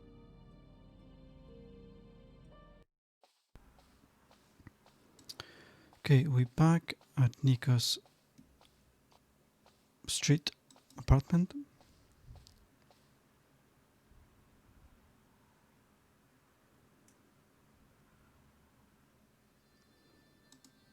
And we're controlling George. So let's speak to the florist and ask about. Oh, hi. Bonjour, monsieur. Would you like me to foretell your future? No thanks. Very good. It only takes a minute. Thanks all the same, but I'm not superstitious. Besides, if it only takes a minute, that's not much of a future to look forward to. Let's ask about Nico. Do you know a young woman called Nicole Collard? Yes, I do. She lives upstairs from me in the apartment block across the street. The door isn't locked, but you'll need to give it a gentle nudge. It sticks, you see.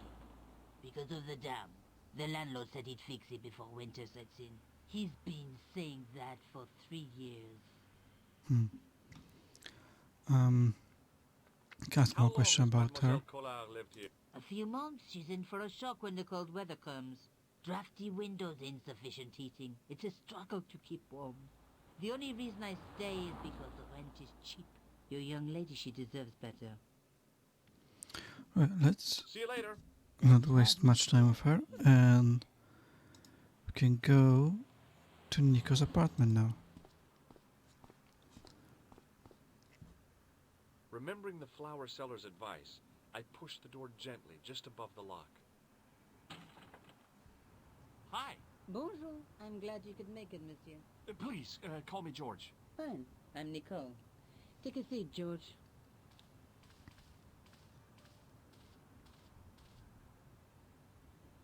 Eh bien? And what have you been up to? I've been exploring the sewers underneath the cafe. I thought I could smell something bad. The clown used the sewer to escape and to change out of his costume. I guess he was in a hurry. He left his jacket behind. And? I got his tailor's phone number. You had better luck than I did. Luck, she said. Luck. Hard work, I'd call it. What happened? My editor told me to drop the story. Can you believe it? But you're not going to do that. Oh no. I'm going to find out what's behind these killings. It just doesn't add up. It almost feels like some sort of conspiracy. The police in 3 different countries have kept very quiet about the murders. The press don't connect them at all. They blame them on political, religious, or militant minority extremists. Well, that covers just about everyone. Let's show her different stuff that we found out. So first, the green cloth. Material near the cafe. When I showed it to the concierge, he recognized it right away. It's very distinctive, all right. Just wait until you see this. I developed the film I shot at the cafe. Here, George. It's an enlargement I made. Look what that guy's wearing. Checkered pants. The same material as I found in the sewer. That's right. This guy shouldn't be difficult to find. Oh, no? Take a close look at his right cheek. A scar in the shape of a horseshoe. Or a crescent moon. Okay, now we can talk about Tell me more about the other clown's stuff. previous victims. The first was Arnaud Bellotta, the millionaire pharmaceutical baron. He made his money from amphetamines in the post-war slimming and diet boom. Imagine it, millions of housewives literally speeding their butts off. The only witness in the case was his Filipino au pair. She swears he was lured to his death by a snowman. What about the clown's second victim? Yamada, the controversial Japanese politician. He inherited his fortune from his father's electrochemical consortium. How did he die? At the hands, or should I say flippers, of a giant emperor penguin. A snowman, a penguin, and now a clown. I had been about to add mine to the list, but stopped myself. I really didn't want to have to explain to George about my father's involvement with Cauchon. You know, I hate to admit it, but this is scary. And I'll tell you this, I will not be accepting any invitations to costume parties. I don't blame you for being scared. I am too. But this story could be my only chance for a big break. Or an early death.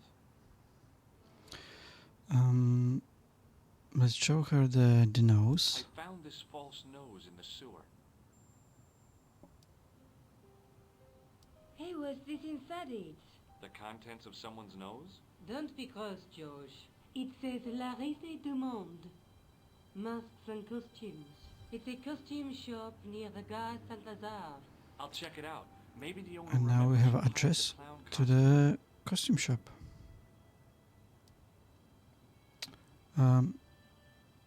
We don't really need to talk about anything else here, so I have to go. Okay. let's go to the costume shop. So let's go to the map.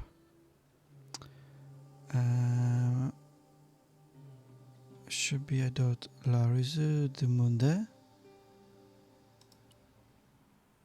you go. And let's talk with this guy.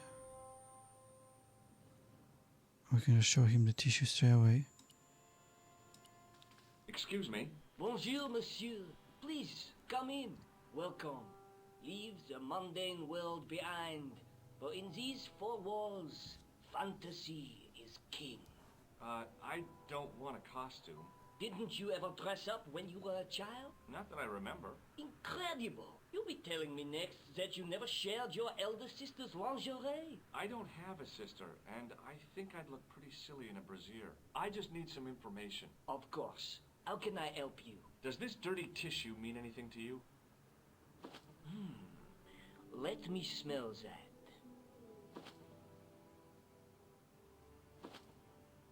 Bestheimer's number 7 white pancake. Theatrical grease paint, right? Oui, monsieur. La crème de la crème of Thespian accoutrement. Have you sold any of it recently? Yes, 2 cans. Now we can press him harder. Do you recognize this man? Ah oui, he was here this morning. That is the man to whom I sold the grease paint.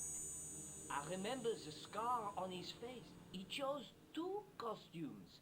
Bozo the clown and Seamus the pixie. A pixie? Very smart. Green silk with a taffeta lining. He gave me his name as Monsieur Khan. Okay, we could ask him more questions. Have you heard of a man named Plantile? I do not recall. But the nose. Do you want this red nose back? Not after it's been... Thanks for your help, buddy. My pleasure, monsieur. Allow me to shake you by the hand. Huh? Well, okay.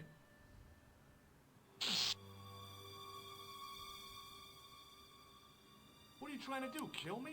You did not find it amusing? I never saw the funny side of electroshock therapy. Eh bien, it is yours to keep. A gift? Do I need a license? No, but I give you a word of warning, monsieur. What? Remember to switch it off before you visit the toilet. Okay, now we need to call someone. We need to call Todrick. So let's use this phone. There are a few phones you can use, but this one is the easiest to use. And let's call him again.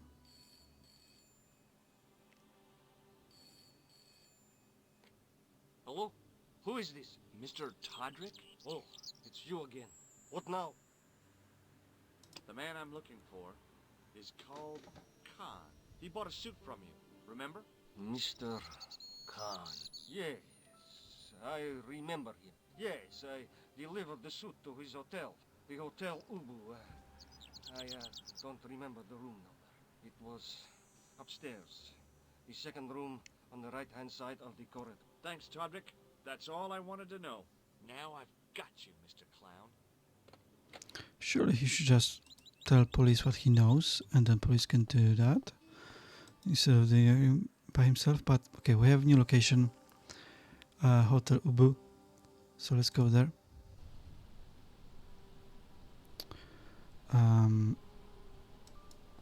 You can talk to those guys. Man looked like an amiable Bigfoot. But for now, they're Excuse not me? important. Yeah? Have you seen a guy dressed as a clown? No, I ain't. Don't tell me I missed him. Oh, that's too bad. I love the... I've seen daytime television. I love it when the little... That figures. Custard pies, hose pipe, a plank in the kitchen. Do you recognize the guy in the... Is this a trick? No. Okay then. Nope, I don't. So yeah, not much really information from him. So Not if you see me first. there's no point of wasting your time there. So let's go inside.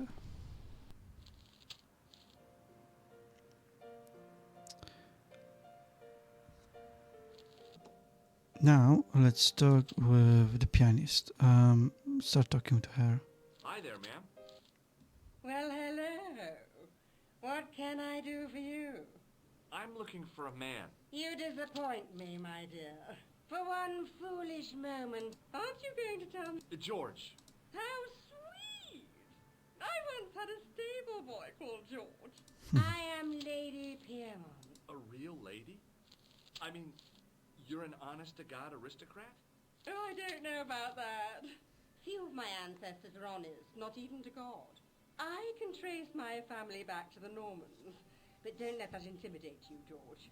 Beneath that impressive pedigree, I'm just flesh and blood. The blood may be blue, but the flesh is the plump beef of old England, so to speak. You appear distracted, George. Is there any way I can help you? Yes, you can. So ask her about this photograph first. Do you recognize the man in this photograph? My God, it's him! That's Merlin! She represented everything I loved about the English. The lady was totally deranged. Merlin? You mean King Arthur's wizard? Good heavens, no! Monsieur Merlin is a fellow guest. Right, okay, so let's ask him more. The man you know as Merlin is a fake. What do you mean, sweetie? He's a murderer. He also uses the name Khan. I am shocked, Mr. Stewart. Shaken. I took him to be a gentleman, a man of honor. Do you know, I'd rather like to assist you in stitching him up.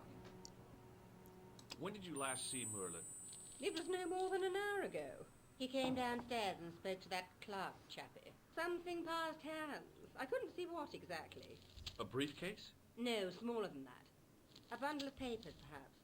The clerk put it in the hotel safe and Merlin went out. Are you sure you saw Merlin putting documents in the safe? Yes, darling, positive. I wonder what they were. Obviously something of great importance. Yeah. I'd sure like to get my hands on whatever it is. I'll bet they had something to do with Plantar's briefcase. Has Merlin returned to the hotel? No, he hasn't. Are you going to search his room? If I could get in there, I would. Good old lady, she's gonna help us quite a lot. So, can I ask her Don't about you know this? there's a gangster out front? What makes you think he's a gangster? The Italian suit and the bulge. I know plenty of men with Italian suits, and that doesn't necessarily...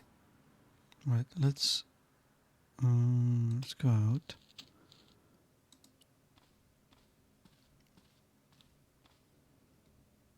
Excuse Let's me. go first. You're that Nobel Prize winner from some Yes. I don't want to worry you, but have you had a, mysterious phone call? I don't know what you're talking about.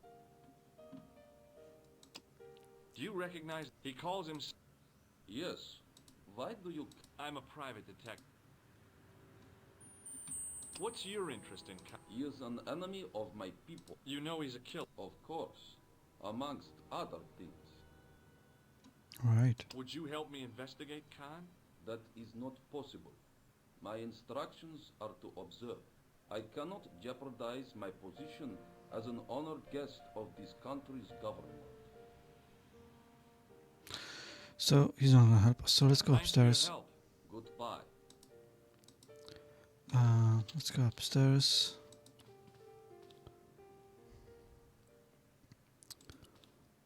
A sign on the door read 21. 21. Let's go 22. If the tailor's description was correct, this was the killer's room. The sign on the door read 22.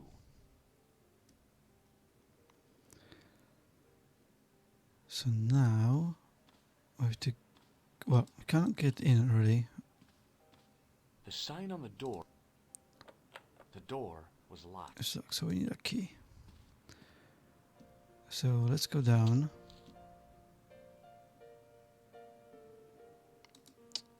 And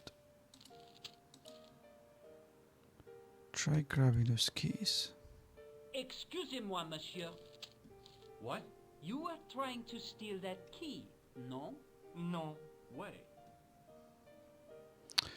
So let's I talk want to some this guy. information. Who are you? The police? I'm conducting a private... Ah, that is one of the drawbacks of the catering business. When people book into an hotel, they leave their morals at home, no? Let's question him about the safe and the keys. About the key hanging on the hook over there. Oui, monsieur. Which room is it for?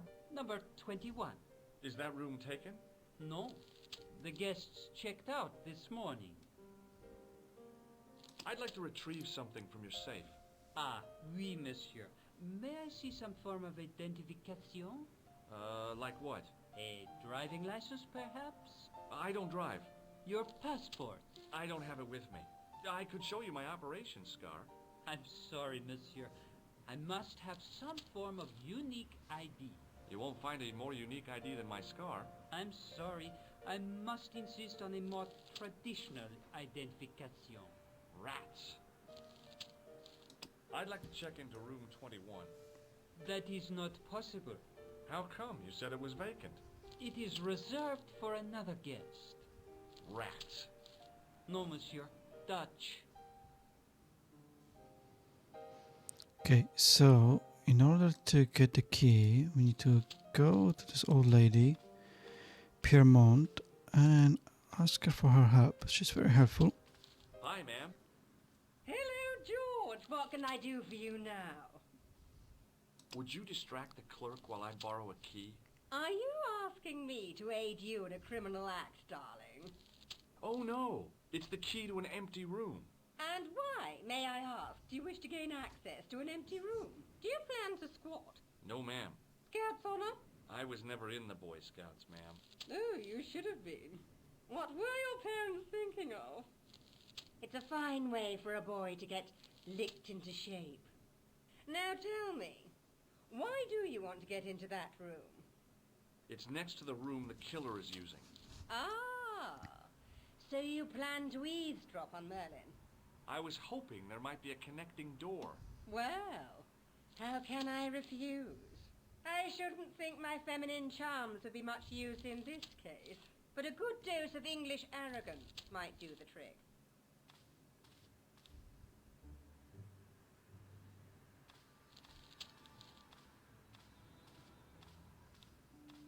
I say!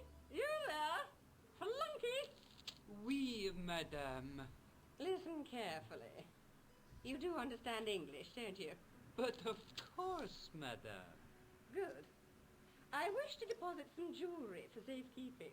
I understand. Are you quite certain? Oh, bien sûr, madame. Now is our chance to get a key. Over to you, my dear. Key's ours. Let's go upstairs. Open the door with a new key. Maybe it wasn't the right room, but this was... Let's open the window. And exit. And slide across here so we can enter room number 22.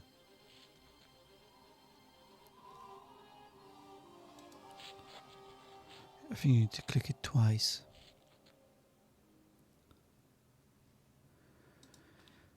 Fortunately, you're not gonna find much in here.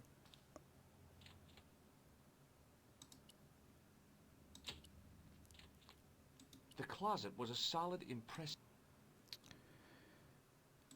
So what we're gonna do is actually gonna exit. The cabinet had no drawer. I'll try to exit. It was Khan. I had the kind of feeling in my stomach that would usually send me running to the bathroom.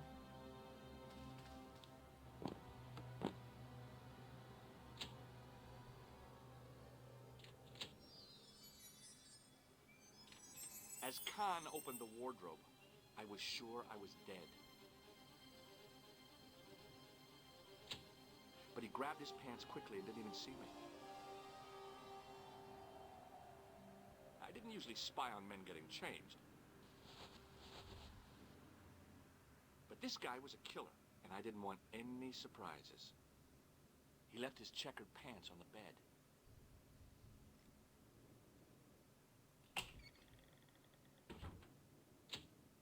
Okay, now we can check those pants out.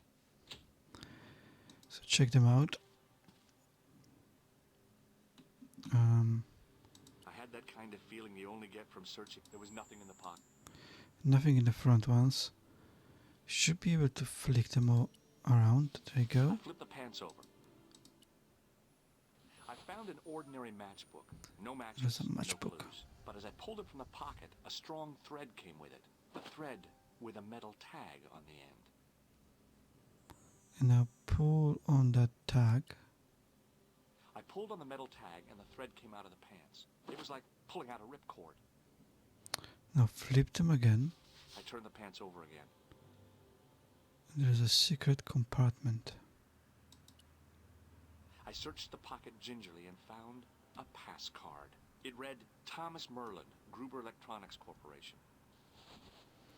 Okay, that's it. We can go to hotel lobby. And now we can go to the clerk and show him the ID What card. now, monsieur?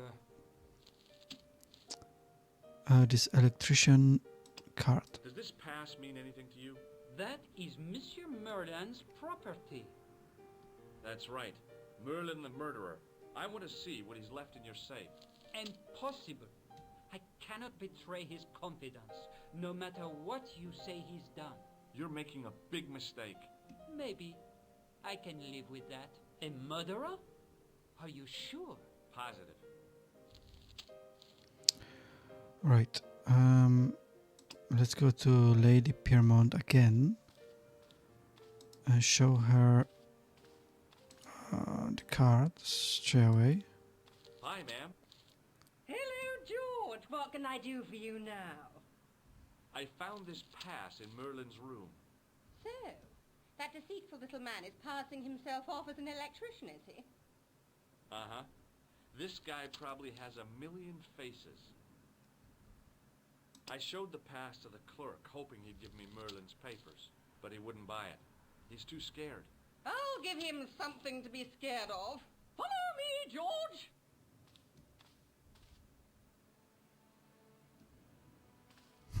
She's so helpful.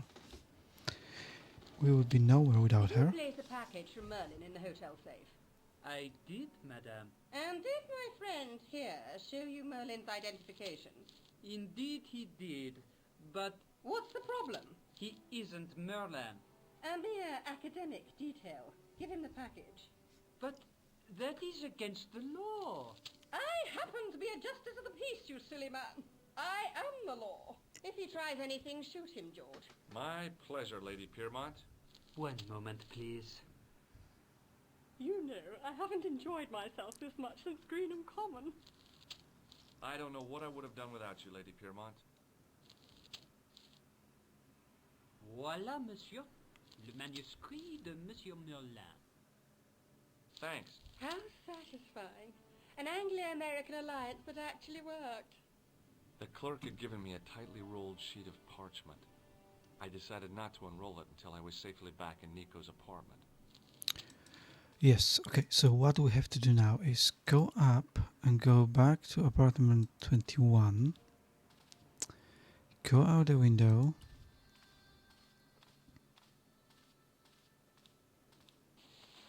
And actually throw this manuscript that we just got down here. There was no way to treat an ancient manuscript, but I couldn't let it fall into the hands of the goons waiting outside. Because those goons will actually take it off us and kill us. So let's go. Now we can go outside because we have nothing on us.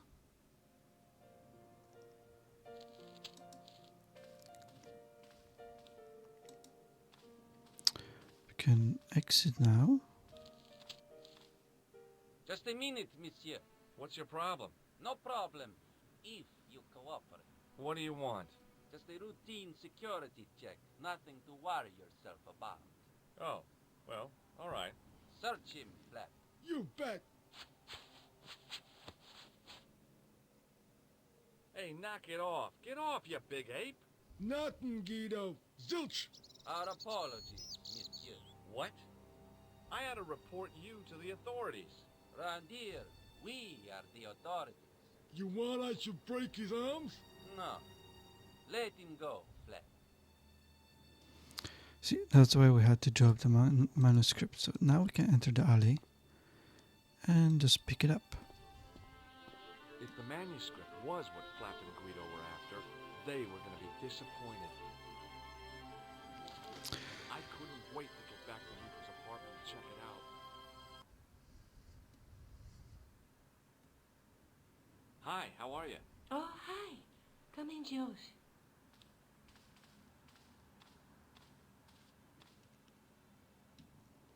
Let's discuss the new manuscript. You're just not going to believe what I found. It's not another part of the clown's costume, is it?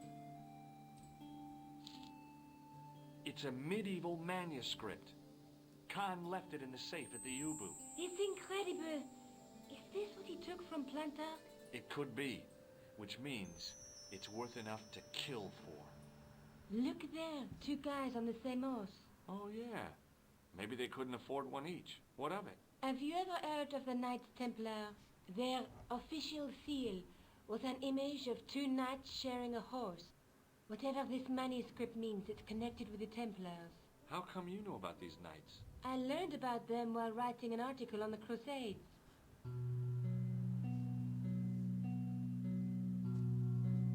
This guy, named Hughes de Payen, arrived one day at the court of King of Jerusalem. He offered to protect the Christian pilgrims from the displaced Muslim armies.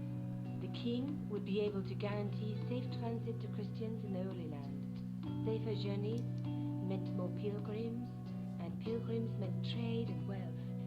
The Templars proved invaluable to the king as a mercenary army. It was said that they never asked how many the enemy numbered, just where they were. And as the years went by, the Templars grew in wealth and numbers. They were so rich, even kings came to them for loans. But at the height of their power, they fell foul of the King of France. He rounded them up and turned them over to the Inquisition. Thousands of Templars were subject to torture and confessed to heresy. Of course, at the hands of the Inquisition, there wasn't much they wouldn't confess to. The last Grand Master Jacques de Molay was burned alive. Jeez. So the treasure is hidden, waiting to be discovered? If there ever was a treasure, it's been lost for 600 years. Anyway, we're supposed to be investigating a serial killer, not a medieval treasure trove. But maybe that's what the clown and his accomplices are after. Maybe this manuscript is the key. You'd better leave it here for safekeeping. Sure. Let's discuss some more stuff, some of those papers. This matchbook in the killer's hotel room. A matchbook, sorry. It's from the Club Alamut. Never heard of it. Is there anything written inside it? No, what were you expecting? If this was a movie, there'd be that's no use. Oh well, Let's discuss the manuscript let's take again. another look at the manuscript. And let's look at each of those images. There's a woman looking at her reflection in a mirror, but the reflection has 3 hideous faces. She reminds me of the Wicked Queen in Snow White. She was the one who said mirror, mirror on the wall, wasn't she? She made me cry so much when I was a kid. Mom carried me out of the movie theater. She didn't frighten me in the least. Like I said, I was only a kid. I didn't like the crocodile in Peter Pan either. A knight with a crystal ball. Now, there's something written on the scroll beside the knight. Yes, but it's written in Latin. Per disciplinam mea lux videbis. By my teachings, you will see the light. You speak Latin? Where did you learn a trick like that? A trick? I studied law, okay? I can read Latin. My, you're touchy. Tell me that again. There's a guy with a sword and a bull. The only mythological bull I know of is the Minotaur, but he was only half bull. I don't think I'd like to be half a bull, even if it was the bottom half. What's that object between them? It looks like a gem on top of a tripod. There's a guy working on a loom. He's weaving a carpet or a tapestry.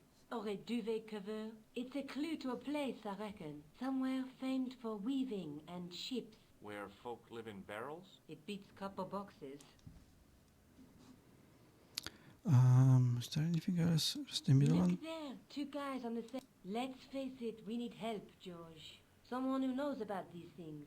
Who do you suggest? Indiana Jones? I know a guy who specializes in medieval studies.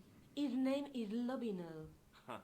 Some stuffy old fossil who gets horny over ancient relics, I suppose. Far from it. Andre isn't stereotypical professor you have in mind. Where can I find this Lobino guy? At the Krone Museum. I'll give you the address. So there you go, we have to go to the museum. Okay. Don't forget to look for Lobino at the Krone Museum. We don't actually need that guy. So museum, let's go inside and let's look at this object. In the case was a spindly tripod, blackened with age and pitted with rust. It was identical to the tripod pictured on the manuscript. A notice identified it as 15th century from Western Ireland. It had been found in Loch Marn at the site of a Knights Templar preceptory. Ireland! What's that? This tripod was found in Ireland. I will have to ask you to keep your voice down. I'm sorry, I was excited. As I reached toward the display, I froze. No, monsieur. Okay. You can speak to the guard. Are you Lobino? Oh, no. I am the... But Lobino does work. I wouldn't go so far. He studies here most days, but... Can you give me any further information about the tripod? Certainly, monsieur. That tripod? Okay, so we don't really need anything else here. You could look at all those things that are around. It was an ancient Egyptian sarcophagus with a... But it's not needed. So let's just go out and let's go back to Nico's apartment, which was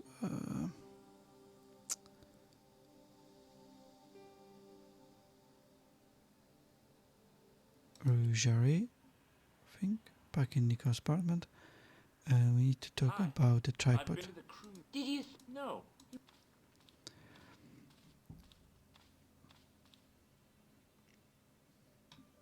I found the tripod. Where? In the museum. It belonged to the Templars. It was dug up in Ireland at a place called Loch Marn. I have heard of Loch Marn. I read an article about the castle. Take a look for yourself. A popular gossip magazine. You read that rubbish? No, I write it.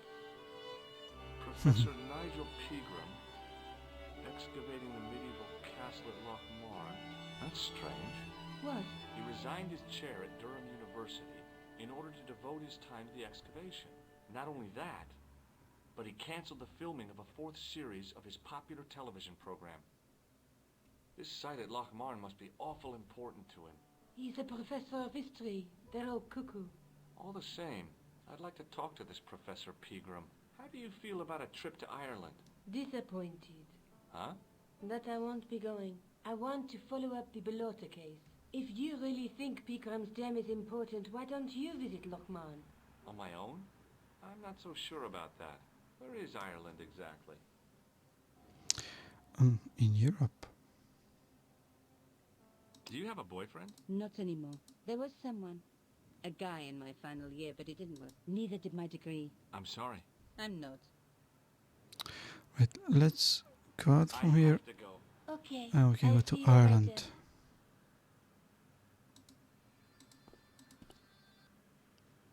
So let's press this arrow.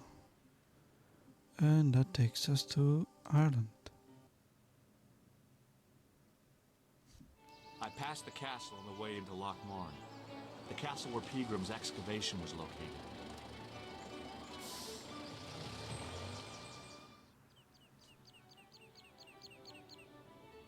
Okay. And now we are here in Ireland.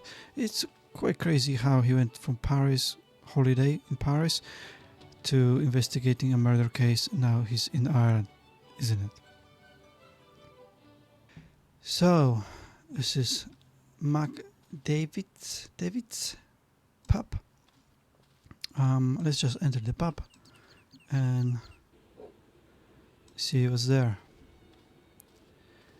We can ask a bunch of questions.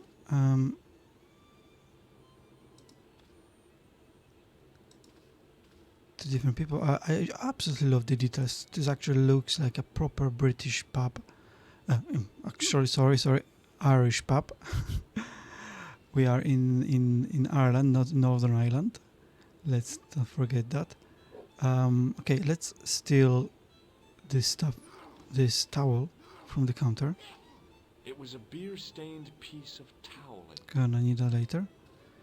Let's talk to this guy in the corner. Hi there, old-timer. What?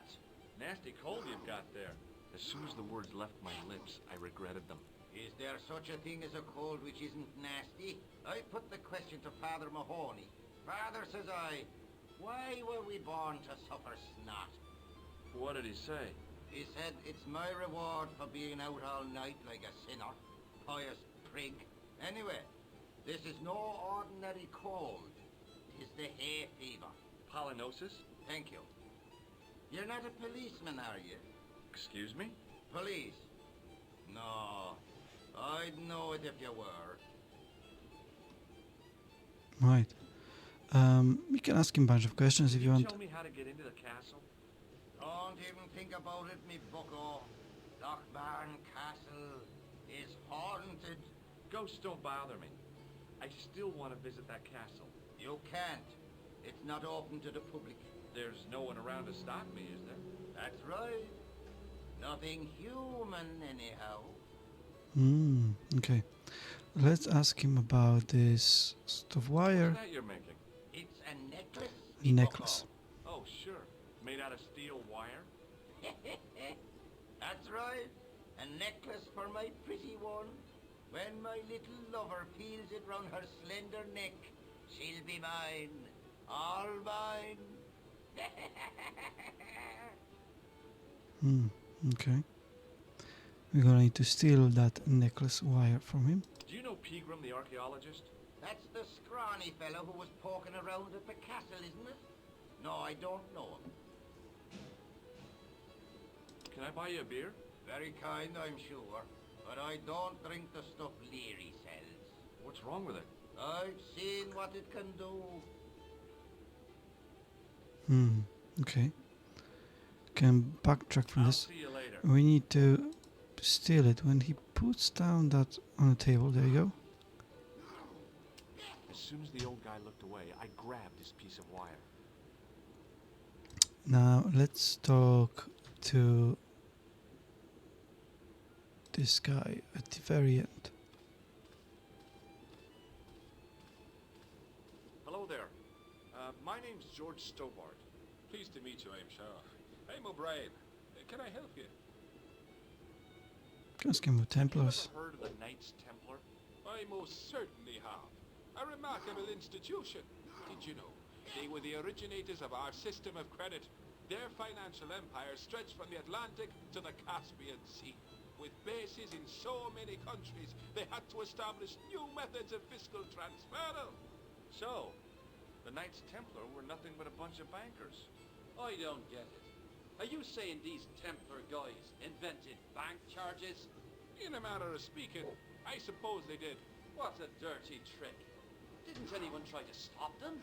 Oh yes, they were arrested and many were burnt at the stake. Good. They bloody well deserved it if they were anything like my bank manager.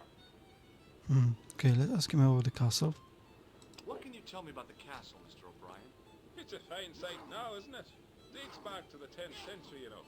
Most of the existing building was added much later, of course. Are the ruins open to the public? Oh no, it's much too dangerous. Anyway, there's nothing of interest remaining. Can you tell me about the tripod which was found at the castle? Now there's a bone of contention and controversy. It was dug up by an Englishman of the archaeological persuasion. Who was this Englishman? Professor Pegram, the same man who dug up the gem. Do you know where I can find Pegram? You're too late to meet that fella. Is he dead? Not that, but he's gone from the village. A sore point with our esteemed host, I might add. Do you know where Pegram is gone? I'm sorry, but I don't. He upped anchor in the dark and shipped out before the dawn. Why did he do that? Who knows? Guilty conscience or a secret assignation. Whatever the reason, he'll not be missed in Lochmar. Maybe now the fuss about the gem has died down, we can get back to normal. What can you tell me about the gem which Pegram found? Now there's a gem which should never have been taken. A man would have to be full of greed to covet that stone. What's your interest in the jewel? You're not a reporter, are you? No, oh, no. Thank the Lord for that. How can I get into the castle? Well, those walls were built specifically to stop people getting in, Mr. Stobart. But I dare say you'll find a way, if you've the will.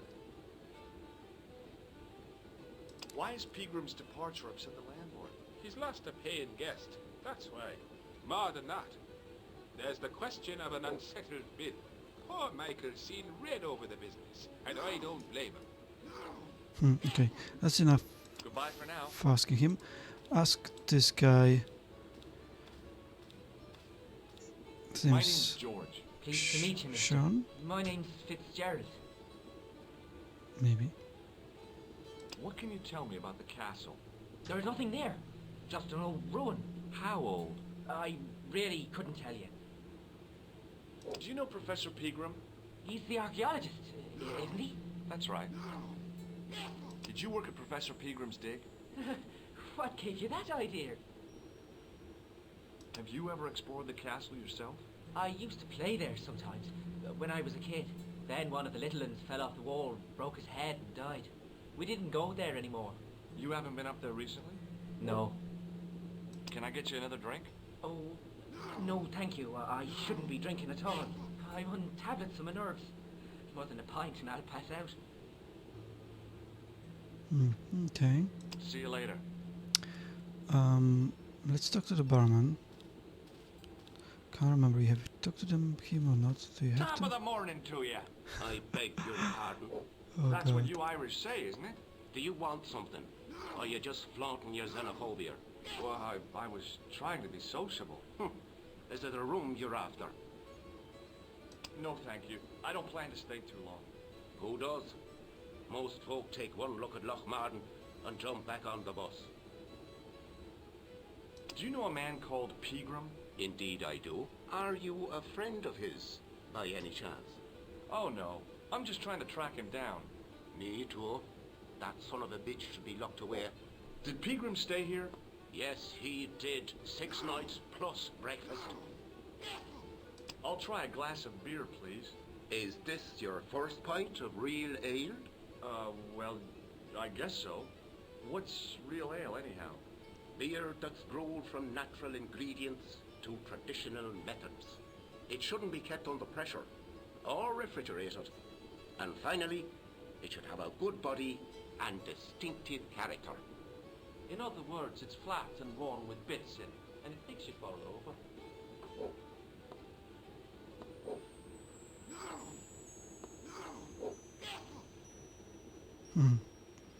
Those Americans don't know nothing I about gotta be beers. Let's Hi, talk to my name's this Stobart, guy now. George Stobart. Hello there, mister. What can I do for you? Do you know Professor Pegram? Do I know him? Do I know the good professor himself? No, I don't. I mean, I know who he is, but I don't know him to talk to. Do you know anything about Pegram's excavation? Only that he didn't have the right tools for the job. What he needed was shovels and a JCB. Pegram was digging for historical remains, not coal. Is that a fact? What the hell for? It's the science of archaeology, Pat. Understanding how people used to live by what they've left behind. One day archaeologists might be digging up our remains. Imagine that, Mr. O'Brien. I wonder what they'll find. Well, it won't be arrowheads and beakers. Fast food cartons and flavored condoms, more likely. He's not entirely wrong. Did anyone from the village work at Pegram's dig? I tried it myself, but that high and mighty history man called me incontinent. What a nerve. Hadn't I dug more holes than the rest of them put together? Do you remember seeing Sean Fitzgerald at the dig? Let me see now. I think me brain box needs a spot of lubrication. He wants us to buy him a beer. Can I buy you a drink? You most certainly can. Give me a drink for my friend here. Who? Doyle? Has he conned you into buying for him? Shame on you, Patrick. Same again. Just a point this time, Michael. 1 point of round coming up.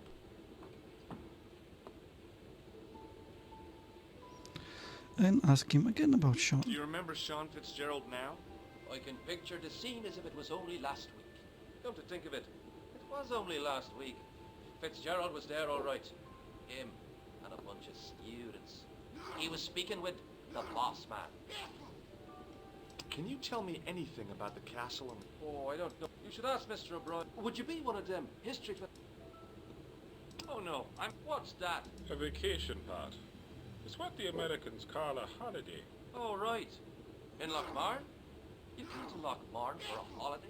Sure, it's a very pretty place. Where the hell are you from, mister? California. I know it. That's where the Bruins come from. Yeah, amongst other things. Bye for now.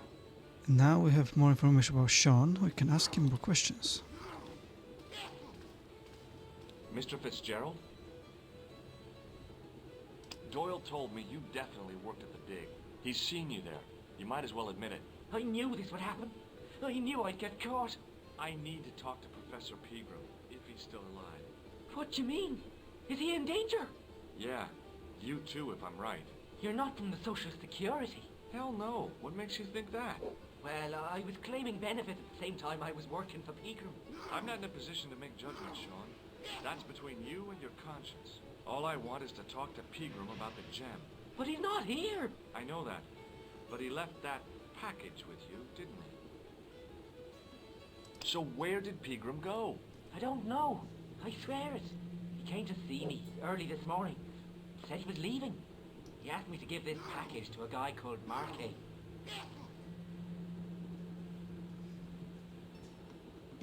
Show me what's in the package, Sean. I can't do that. Why not? I promised the professor. So what? You didn't have any qualms about your benefit scam.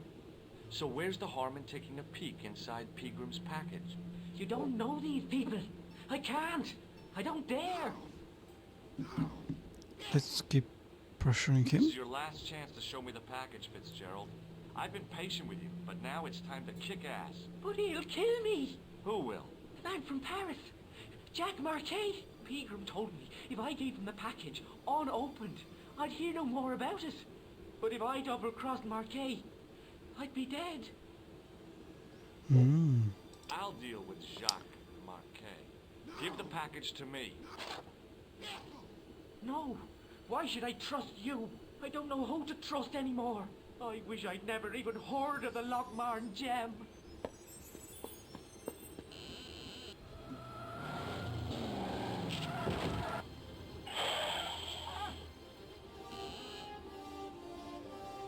Hey! I just seen a big red... Get out of here, Maguire. Come back when you're old enough. What's the lad howling about? A big red sports car. Sean Fitzgerald's been runned over. Get out! Noisy little tyke. Maybe you should send out some medicinal brandy makers. Oh, yes. And who's going to pay for it? Not me. Me too, neither. How does nobody cares about it? Like, the guy has been run over. I was telling the truth about Fitzy, mister. Okay, calm down. Now tell me what happened. I was standing here, minding my own business, when I saw this beautiful red sports car coming up over the hill. Would you look at that, says I. And I going over to take a closer look. Next thing, Fitzy comes tearing out of the pub and nearly knocks me on my ass. But the car just flies at him. It was too fast for poor old Fitzy, and into him an awful wallop. He goes flying up on top. Jesus, says I thought he was a goner. Next thing, the driver hops out, and I couldn't believe my eyes.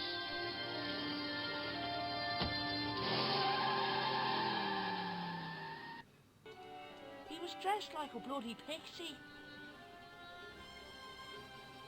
Alright, we saw the gem falling into the crates. It was a trap door in the sidewalk.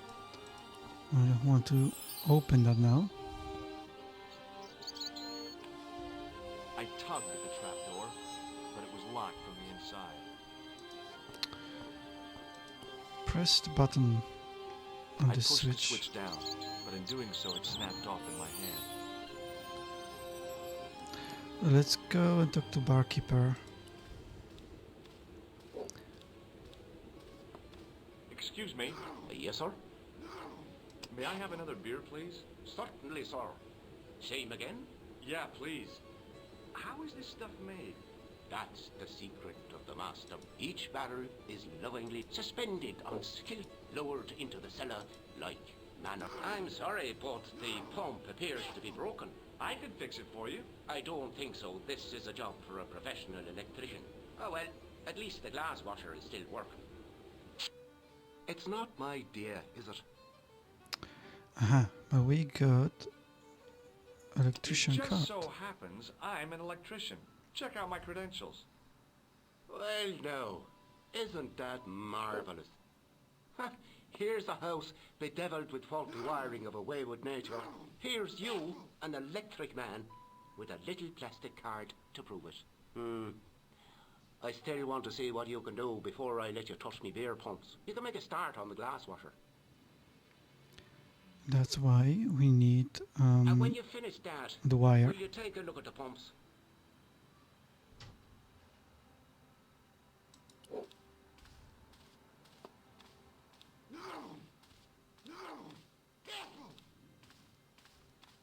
I couldn't see anything obviously wrong with them.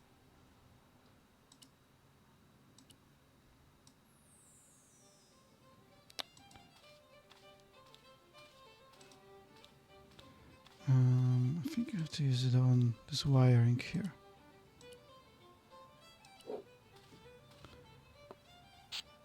I replaced the fuse with a piece of wire.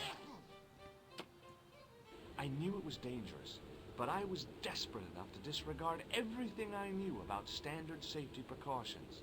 Excuse me, Mr. Leary. I fixed your glass washer, no problem. Bingo! And a blessing to all the saints. A free half-pint to that man on the house. Now, could you take a look at the beer pumps? I guess so, but I'm not making any promises. If you can't fix them, I'll have a riot on my hands. The pumps are in the cellar, right? That's right. You'll find a flashlight down there somewhere.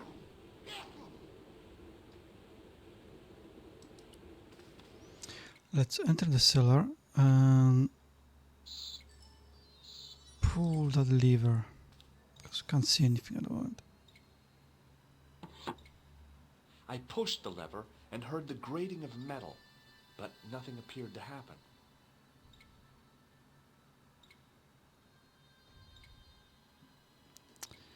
We need to go back outside.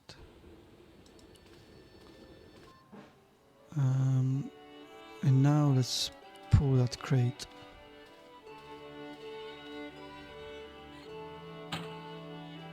I lifted the trap door and an overpowering smell of stale beer rose from the cellar below. I looked down on a stone-tiled floor, way too far to jump. Now we can go back.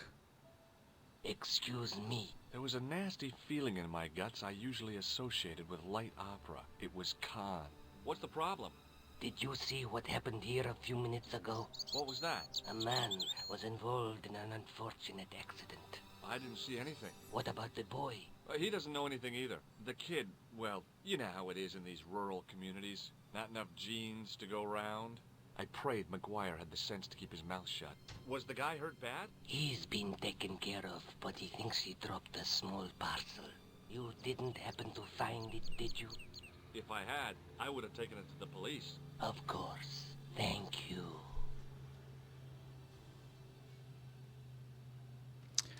Well, it's good that he didn't recognize us. Let's go back into the cellar. Now I could see. I spotted Mr. Leary's flashlight easily. Flashlight, and we can pick up the gem. It was Peagrim's gem, all right. A large, uncut blue stone. I guess I was already under its spell. Did you find it? What? Whatever you was looking for. Yeah. Listen, McGuire. I want you to keep this to yourself. No problemo. Just chuck us up a crate of lager. No way. You're not old enough. We can sell it and make some cash. Forget it, kid. I couldn't betray Mr. Leary's trust. I could, for sure. That old misery guts deserves it.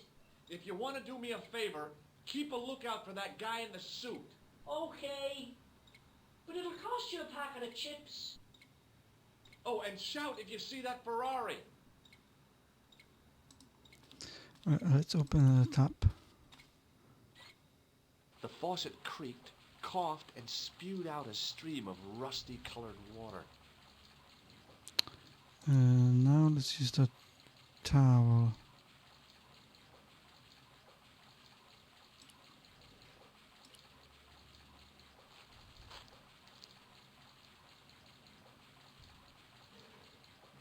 I held the towel under the faucet and soaked it with water. It was a rectangle of toweling, printed with the words, Nagopolian Stout builds body. The towel was soaked through with water. Yeah, I know later. We can close this. I shut off the faucet as tight as I could, but it kept on dripping. Let's go out. And we can go out from the pub now. And let's go around the corner.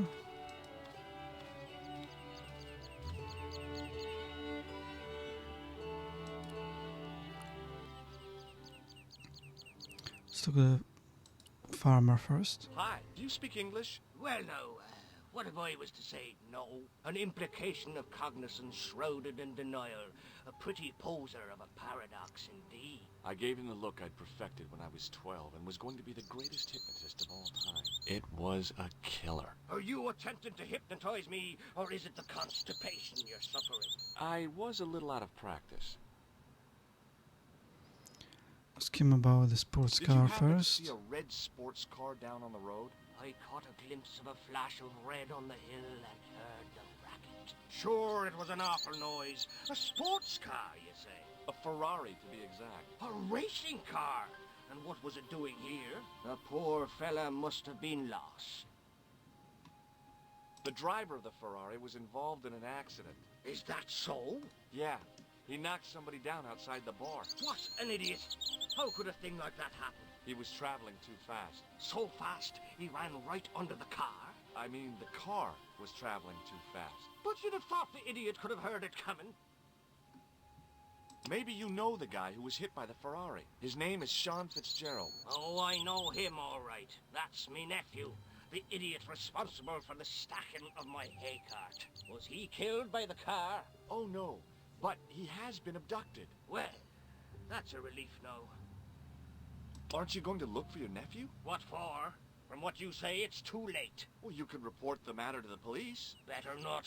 Besides, what could they do? Well, they could mount a search. They have only the one bicycle between them. In a question of superior acceleration, I put me money on the Ferrari.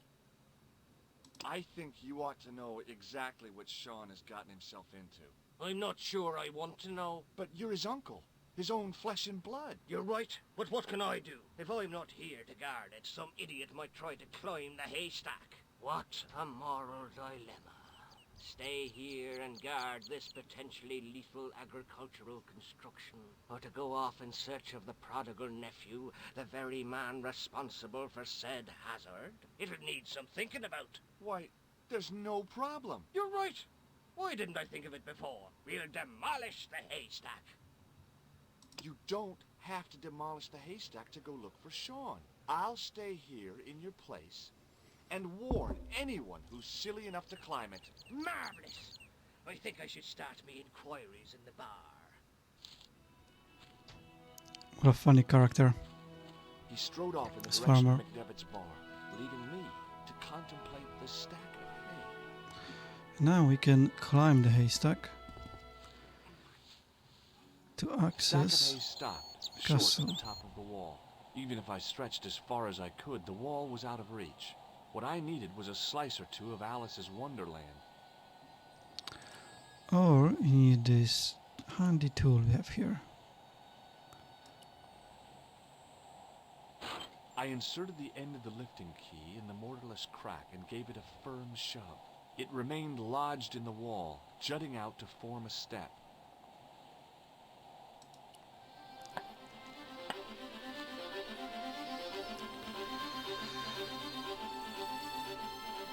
Let's inspect this plowshare first.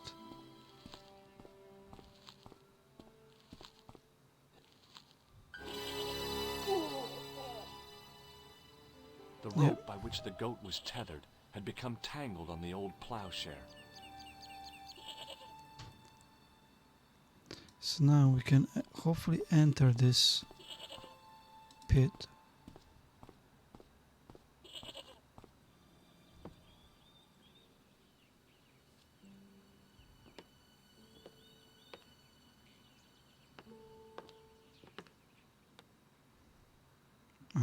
Okay. Let's have a look.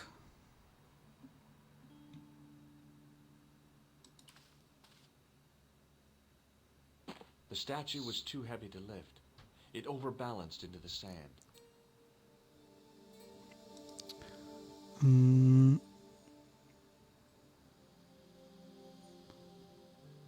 There there was a pattern of 5 holes arranged on the wall. They'd been drilled there deliberately. Let's pick this up, whatever on the table. As I dipped my fingers into the soft white powder, I realized what it was. Plaster of Paris. I'd used it in kindergarten to make casts of animal paw prints. Yeah, it was a handful of plaster left in the castle by Pegram's archaeology. And now, let's interact with the statue again.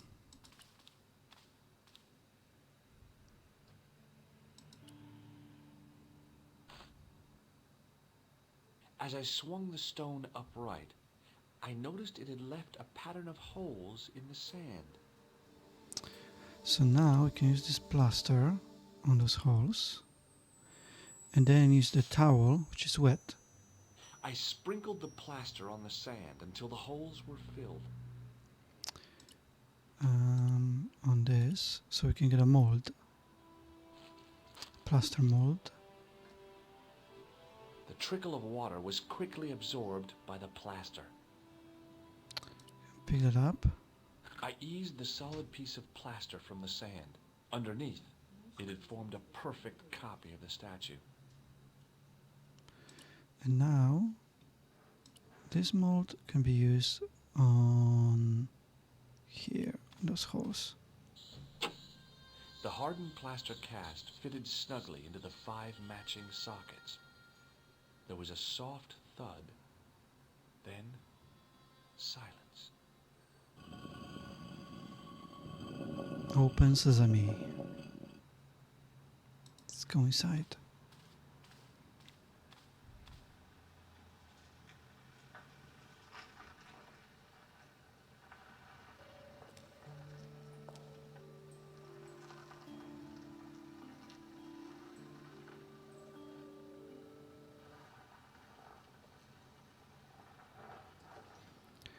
And we are back in Paris as Nico. Okay, as Nico, we just need to click on a phone to listen to... No, sorry, not the phone, the answer machine. Which, as you can see, is flashing red. I had messages waiting to be played. You have 3 messages. Hey, Collard, it's me, your favorite editor. Guess what? I'm gonna give you a second chance. I need somebody to write the TV column. Pays lousy, so what's new? If you're interested, drop by the office. In fact, drop by the office anyway. We have to talk, Nico. That story of yours I spiked. It won't go away. You've made some dangerous enemies out there. Hey, Nico, it's your old pal. I mean, your new pal, George. Whoa, Ireland. It's a whole different country. And I got some amazing news for you. Gem of a story, in fact. Oh, gotta go. Yeah, fella here's got a drink lined up for me. See you tomorrow, Nico. Slonsha. Yep, only here for a day and I'm speaking the lingo like a local. Mademoiselle Coulard, this is Imelda Carchon. I wanted to thank you for being so understanding when... Come to lunch, why don't you? Tomorrow. I might have more news. There's a Monsieur Merlon coming to see me this evening. He says he knows why Pierre was murdered. In fact, he'll be here shortly. I shall let you know what he says. Goodbye, dear girl. Till tomorrow. Merlin? My God. Merlin's the killer. I better get over there and warn her now. When it came to being two-faced, Imelda was up there with the best. I owed her nothing, but I couldn't just let her die. I still can't believe that George just went to Ireland, just like that. I arrived to find the Palais Royal courtyard deserted. I only hoped that I'd beaten the assassin here. I had to warn Imelda before it was too late. Without knowing Nico or anything. Right, let's just inspect those wires. And the same on other side. First wire.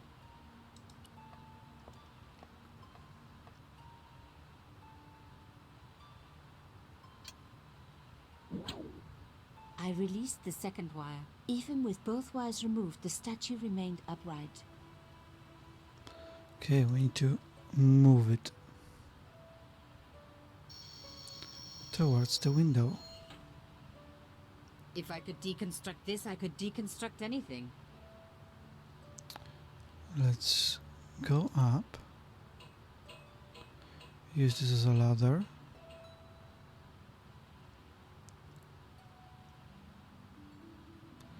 And now we can use the shell casting on this plastic thing around the window.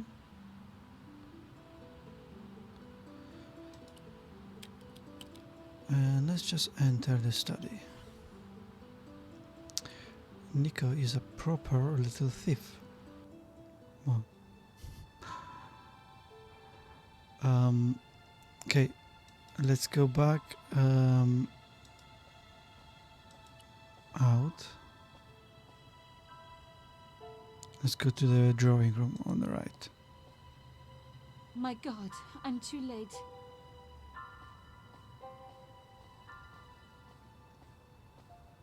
Imelda. Oh no. Nico?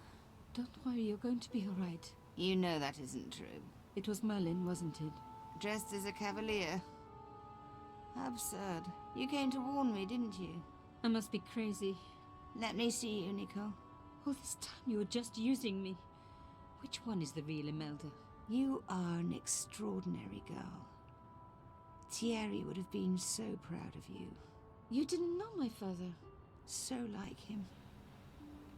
Something about the eyes. I wish we'd had time to get to know each other. She was gone. She cheated me, lied to me, used me. But why? We need to get some off her, so let's look at her. Even in death, Imelda looked the same. Beautiful, inscrutable. The Ice Queen alone in her ice palace. Let's get that I opened it. key. Inside was a tiny gold key. Looks more silver here, but okay. I took the key. I had to leave. I knew I could never return.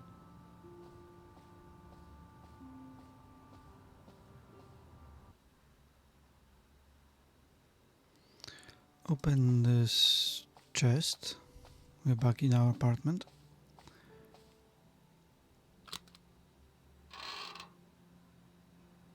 In the dim light, I caught the reflection of something metallic. A small, sinister-looking metal disc had been tucked under my father's box. It was a bug. Oh, chère cousine. You left me a little present. You shouldn't have.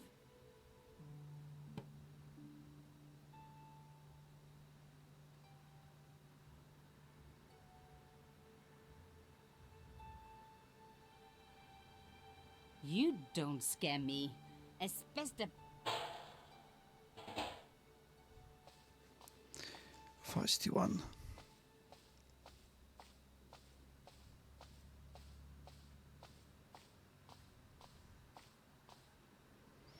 Let's inspect this box first. Elephant box. We got a key now. The It's box was gonna carved by fit. my father. It never had a key. The elephant on the lid was a perfect match to Carchon's. Key on. I took here. out the key. I couldn't believe it. Imelda's key opened my father's box. I dreaded what I was going to find inside. There's a picture of her. It was a photograph of Imelda. But why here? In my father's box. I felt as if a black hole had swallowed me up. Imelda and Carchon grinning. While behind them a village was being razed to the ground. Its people butchered. And there, next to them, staring out at me across the years, my own father. There was a letter. I feared there was even worse to come. Let's read it. Hotel St. George, Algiers, Friday. My darling Thierry, by the time you read this, you'll be safely out of Africa. You need not fear. Pierre and the organization do not know who you are really working for, or about us. Did you think I would betray you? I could not. You wanted me to leave him, but I don't have your courage. I know too much of what has been going on here. They would find me and they would kill us both. Enjoy your life in Paris, Thierry. Your life of honor, of patriotic duty. Do they give medals to spies? No. They'll just give you a funny job in an embassy somewhere. I could never share that with you. Imagine me, a diplomat's wife. So I must stay here with Pierre, the two of us bound together by what we have done to this country. Au revoir, my love. You will be in my heart until I die. Imelda, suddenly everything made sense. My father had been working undercover for the government. He was one of the good guys after all. Plot thickens. He and Imelda must have fallen in love. She'd found out who he really was, so he had to leave. It had broken her heart, but she had never revealed it to anyone. I knew I couldn't either. Whatever he was doing, he'd had good reason to keep it secret. I decided I would respect that and tell nobody.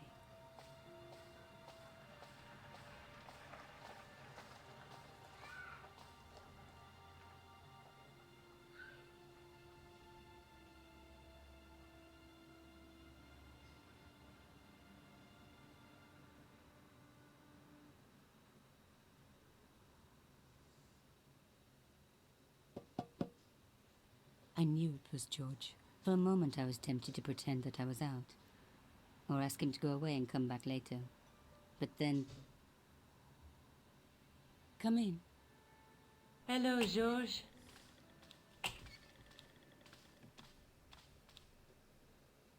So, where did you stay last night? At McDevitt's. I got to drinking with Doyle and a couple of the guys.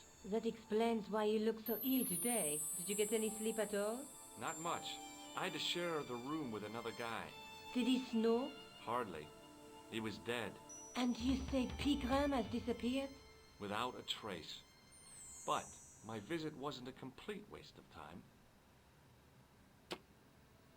Pigram's gem? The Templars' gem.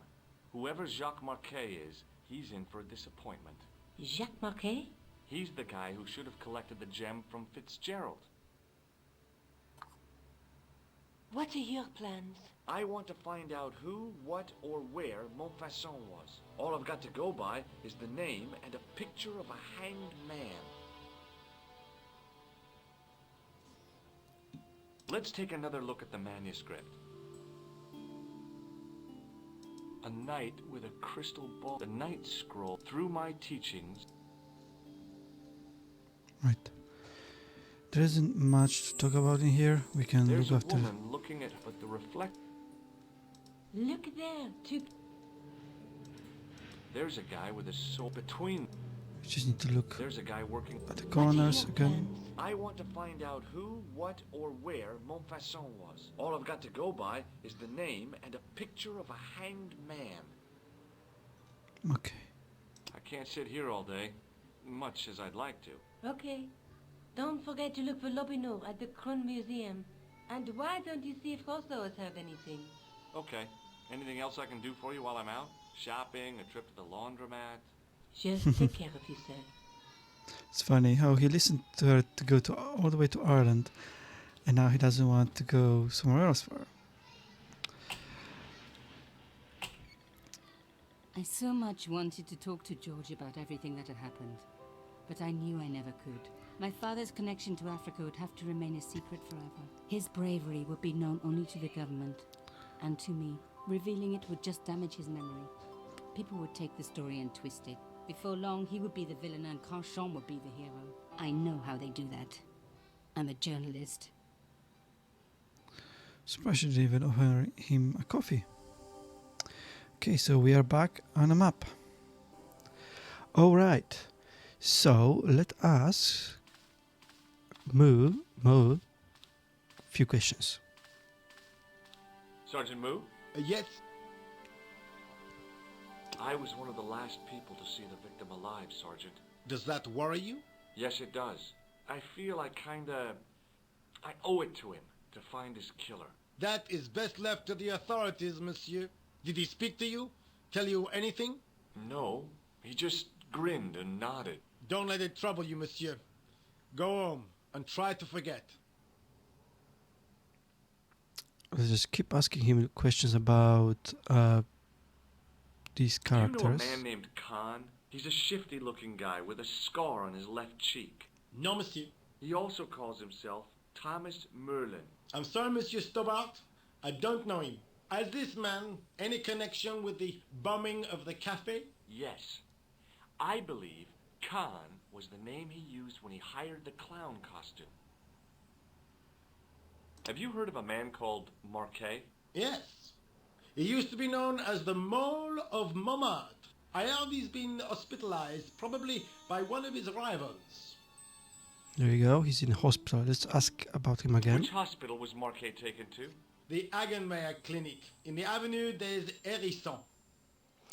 Right, that's all we need to know is... Oh, actually, let's ask him one more question. Why was Marquet known as the Mole of Montmartre? Because he lived in Montmartre, I suppose. Yeah, but why the mole? I don't know. Maybe he ruined people's lawns. Good one. All right, See you later, Sergeant. we don't have any more questions. Let's go to the hospital now. So, which one is hospital? This is police station, museum, hospital, this one. Let's just enter right in.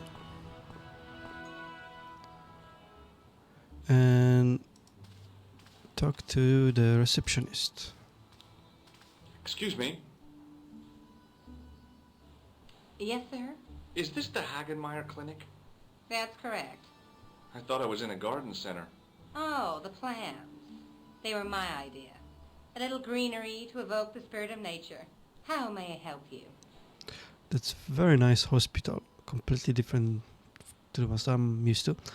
So, let's ask about this guy. I'm here to see Jacques Marquet. Oh, yes.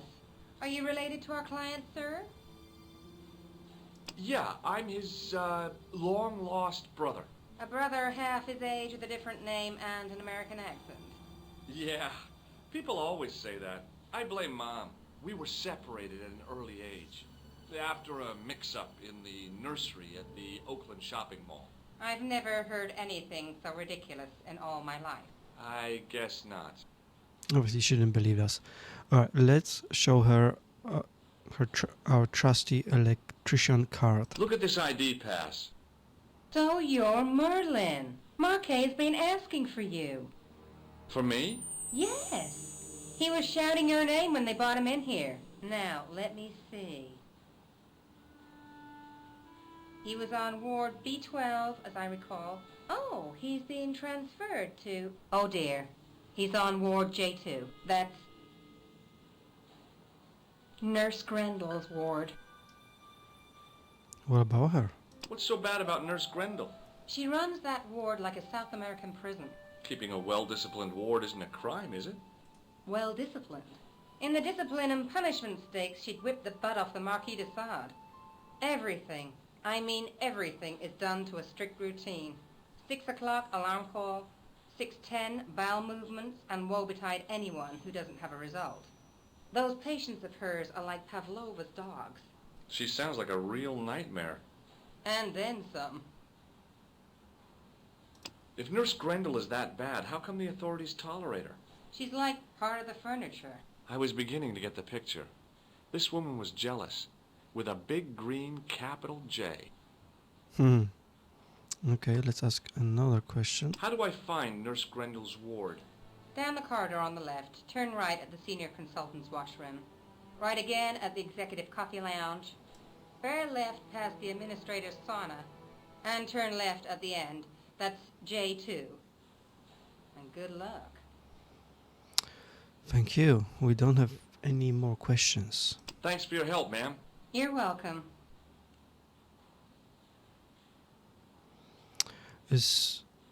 We could ask him some questions with the doctor. Hi, my name's George Stobart. Really? If you wish to make an appointment, see the receptionist. Yeah, he's not gonna tell us much. Thanks for your help. Alright, let's leave through the hallway. As I turned the corner, I saw the source of the hellish noise which echoed through the corridors. It was an industrial polishing machine with an odd-looking guy in tow. And let's try open this door. Hey now! You can't go in there. How come? I'm responsible for the contents of that cupboard.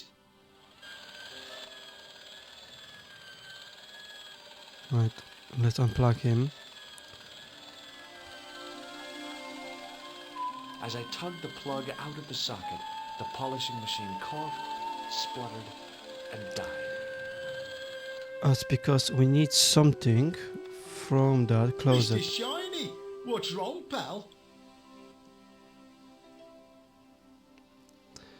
And as soon as he goes around the corner, should be able to grab something from the cupboard. Or maybe not.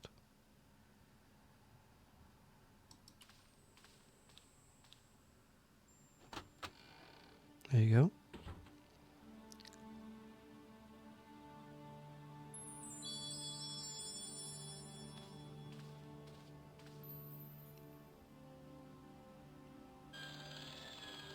Right, now we can go. I don't actually know which way I have to go exactly. Maybe this way? Yes.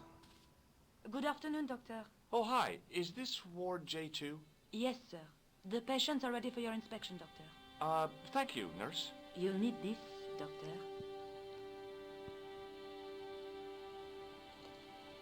She gave me a long, narrow metal box and a stunning smile. Thanks. Could you take a look at the client in bed number 3 now? His name is Eric Sopmarsh.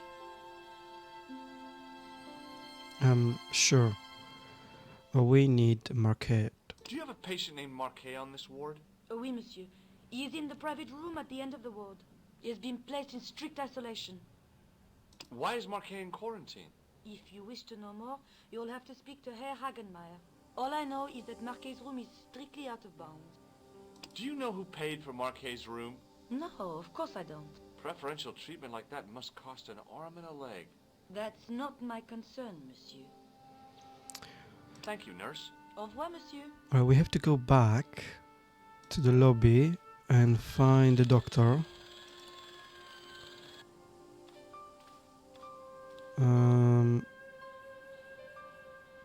Because we need his permission.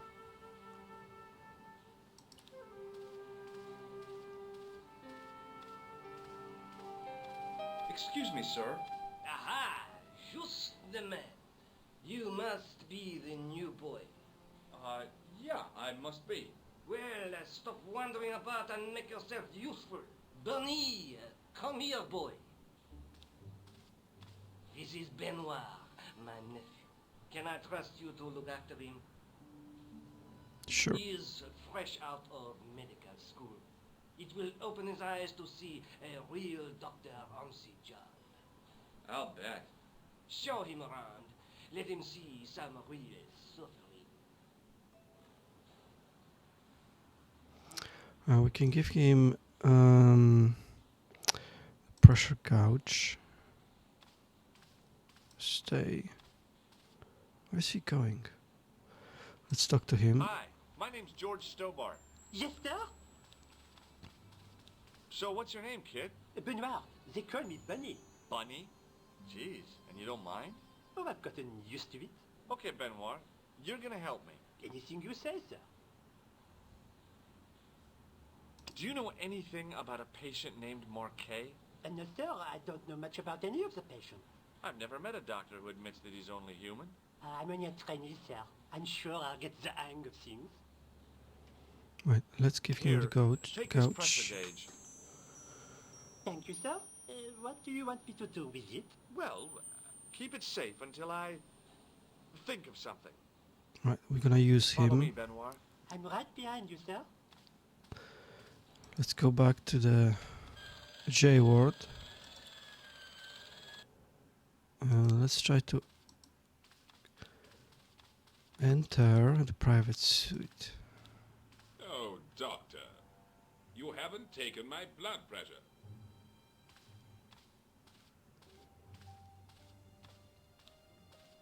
Will you keep quiet? You're disturbing the other patients. I'll keep quiet when you've taken my blood pressure properly. I have to see Jacques Marquet first. How come he gets preferential treatment? It's because he's got money, isn't it? I'll come back when you've dealt with that chip on your shoulder. Let's talk to Hey, Benoit! Yes, sir? Bunny, or Benoit. Do you still have that gauge I gave you? Ah, yes. What do you want me to do with it? Use it on Eric Sopmarsh. Okay. And that will free us.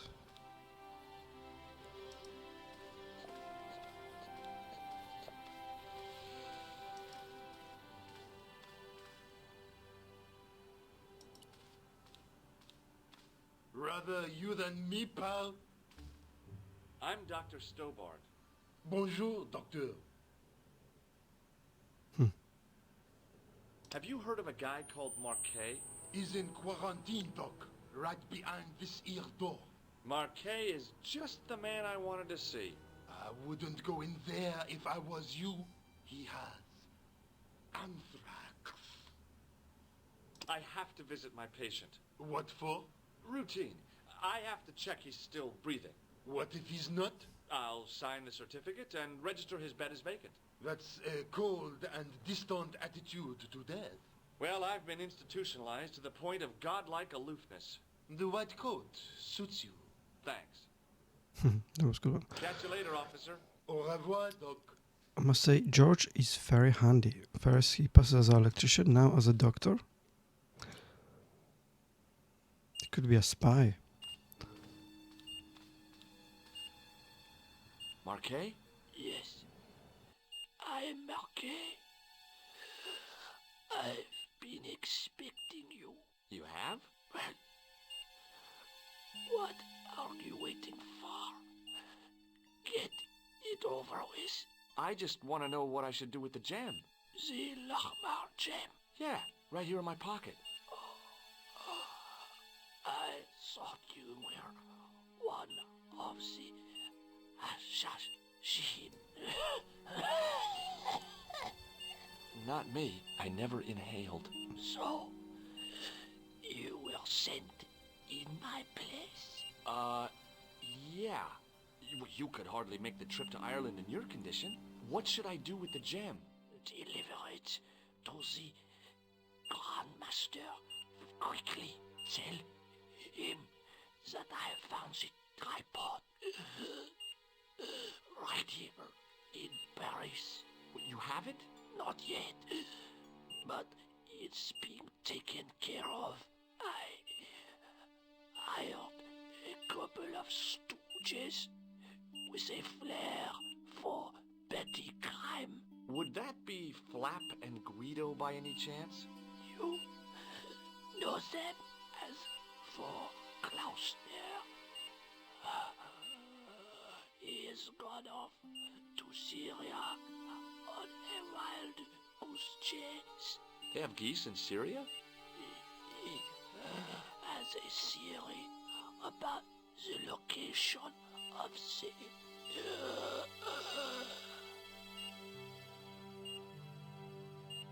That's enough excitement for one day, Monsieur Marquet. What are you doing here? Talking to this patient, of course. Monsieur Marquet is my patient. If Herr Hagenmeyer was to hear that... Okay, I'm going. I'd learned all I could from Marquet anyhow. Ah, there you are, sir. I was just coming to look for you. I finished with your pressure gauge. Thanks, Bunny. What's that noise? It sounds as if someone's having a cardiac arrest. It's all right. The doctor's in there with him. Are you sure he was a doctor? Oui, monsieur. He showed me his ID. It was Dr. Braille. There's no Dr. Braille working here. He's an imposter. You are imposter. The door's locked. Help me, officer. Stand back, monsieur.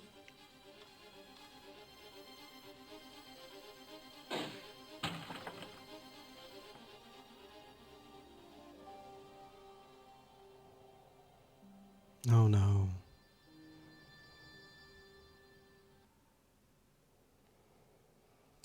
Hello, George. Let's talk to her about what happened. I found Jacques Marquet. Did he talk? Yeah, he talked. For the very last time. He's dead. Yeah, killed in cold blood by a bogus doctor. That's despicable. What kind of guy would pass himself off as a doctor and take advantage of a dying man? Was it Khan? No, I don't know who he was, but it certainly wasn't Khan. He got away, out the window. Have you ever heard of the Hashi-Ashin? No. Marquet said that they were his biggest enemy. His biggest enemy was the bogus doctor. Don't remind me. That guy was evil. He had wild, staring eyes like a dead fish. I'll never trust a doctor again. He just called Assassin Heishi Ashish. Assassin. It's not that difficult to remember, is it? Do you think the assassin was responsible for killing Marquet? I don't think so. He could have finished him off the first time. Besides, Marquet would have recognized him. He was pumped to the gills with sedatives. He wouldn't have recognized the 4 horsemen of the apocalypse unless they'd introduced themselves. Let's take another look at the manuscript.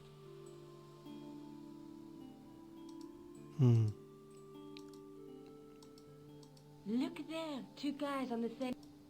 I don't think we need to do anything here, There's actually. a guy with a sword and a bull. Between them is a jet. But there is no way to get out of this. There's a woman looking at her reflection in a mirror, but the reflection has... Look there. A night through my... Okay. I guess I'd better go back and talk to that weirdo. Which one, Rousseau or Sergeant Mou? Oh, but you're referring to Andre. I'll let you work it out. Yeah, we're going back to the museum. And we already know we're gonna have to go to Syria soon. So the museum is here.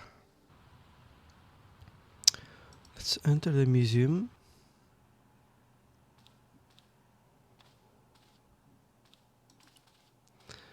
Speak to this guy. I beg your pardon. Are you André Lobineau? That's me. You want my autograph? No.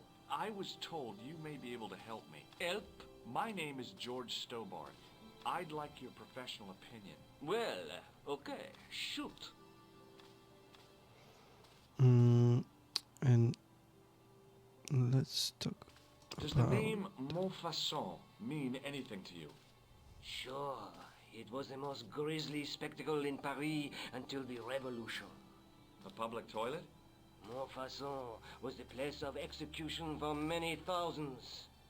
A dark temple of death, with row upon row of arches, each one framing a grim exhibit. Scores of rotting corpses swung on creaking rope, while the crows devoured their flesh.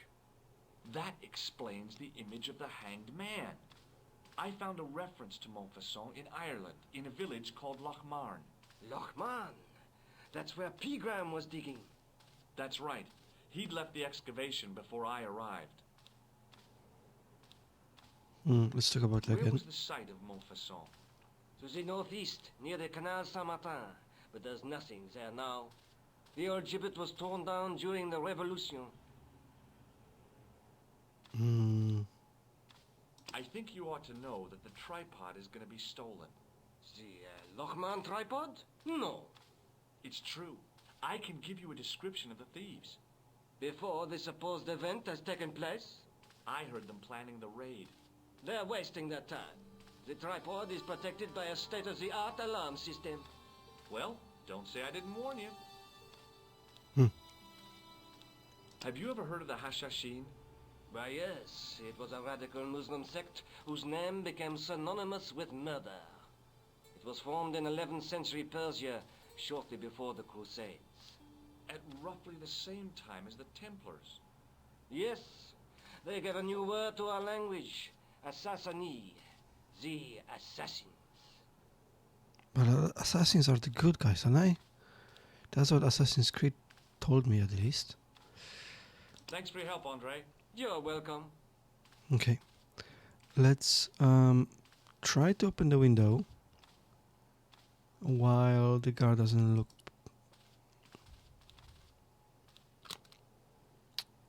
And now when the guard is hopefully fixing the window, we should be able to check the sarcophagus. There you go.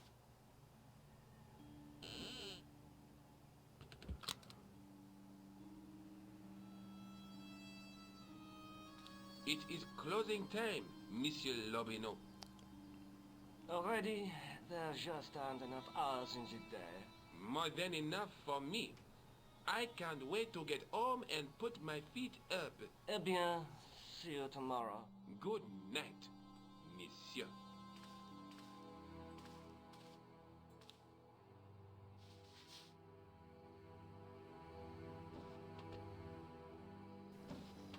So we're witnessing the crime.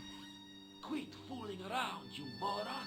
Get your ass over here and bring that flashlight.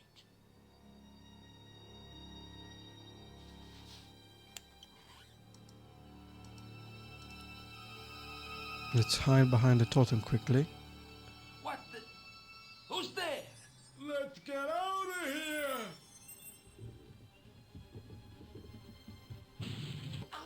Oh.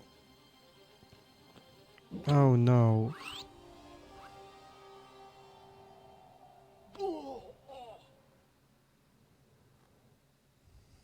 And when I woke up, I was at the police station. Luckily, I managed to persuade Rosso I was innocent. Poor Georges. What a mess. I bungled the whole thing. I don't think so. You made a pretty good job of distracting those two crooks. Yeah, but the killer got away with the tripod. No, he didn't. He's not the only one who can dress up in costume. You mean it was you who stole the tripod? Oh, hell, Nico. I could have been shot. She was the Those ninja. are more likely to shoot their own feet. I just wish you'd told me your plans. We're supposed to be in this together. And how come you dressed up like a pantomime cat? Don't sulk, Georgie, please. Oh, rats. And don't call me Georgie. Oh, I really thought you'd be pleased. After all, we've got the tripod. Okay, so why they don't talk to each other more? Like, obviously she knew he's going to museum, and she could have just told him she's gonna rescue the tripod.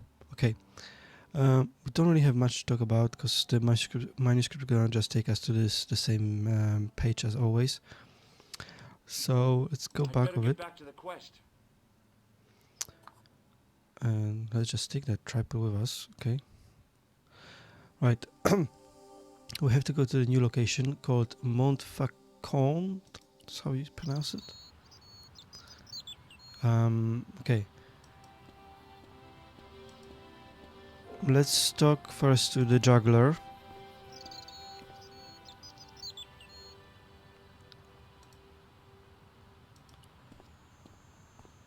Hey, you with the balls. Oui? How did you learn to be a juggler? Juggler? What is this juggler? It's you. You juggle, that makes you a juggler. No! I am a jongleur! A jongler? What's that? Mon Dieu! A jongleur is an artist, a master of the contragravitic aeroballetic mysteries. In centuries past, the courts of the crowned heads of Europe and the jongleurs, witty, erudite men to whom the monarchs turned in their hours of need. Wait a minute, wait. Let me get this straight. Our enemies are at the borders. Plague ravages the land, and the peasants are revolting. Thank God we've got Chuckles the Jongler. I don't think so. That's hilarious. Okay, let's ask him about it again, because we need his thing, his nose. It does not, does it not? Perhaps you feel you could do better, no? I'll give it a try. Be my guest. I had no idea what I was doing. But this guy was obviously an idiot, so how difficult could it be? A lot more difficult than I thought. That's how difficult.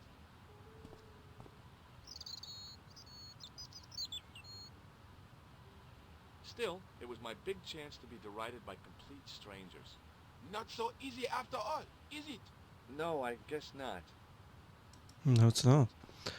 Well, let's talk to the gendarme Excuse me, officer. and let's ask him about this red nose. Does this red nose mean anything to you? Ah, you are a clown. Do I look like a clown? No, although you juggle like one. Now, if I'd known you were a clown, it would have been amusing, and not a humiliation for you. What do you mean? Whoever heard of a plainclothes clown? He had a point. So you're saying that if I juggle badly with a red nose, I'd be the king of comedy. But if I juggle badly without it...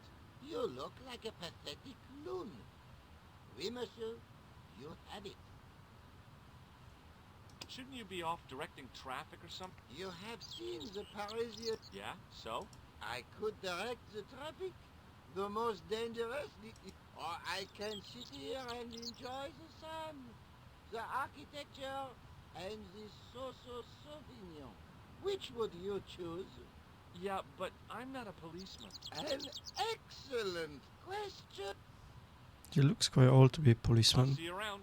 Oui, monsieur. Well, let's go back to the juggler.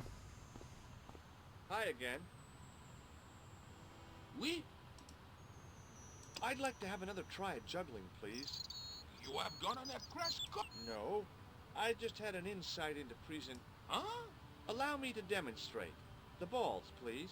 If you insist on completing your humiliation, monsieur.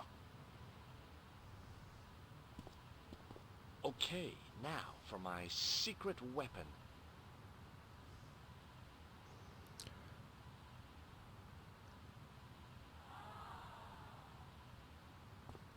The juggler was speechless. That's so with silly. rage. You could have mistaken him for a mime. And without a word, he collected his balls and left in a fury. Finally, now. Hey, you forgot one of your balls. Hey! But he didn't hear. Better still, deprived of his entertainment, the gendarme decided maybe he ought to do some policing for a change. Now everyone's gone, we can open the manhole. That's what we wanted from the start.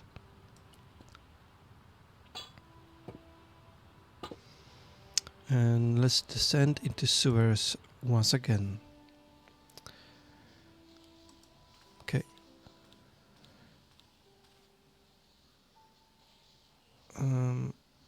Is there... Yeah, okay, so...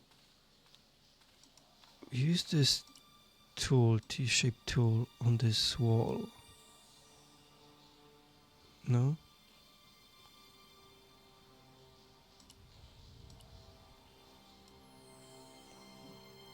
Maybe not.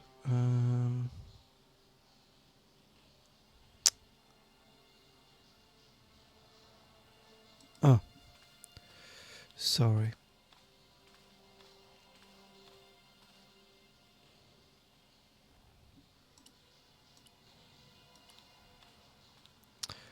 On this It was time right for one. some brutal destruction. Hey, that's hollow.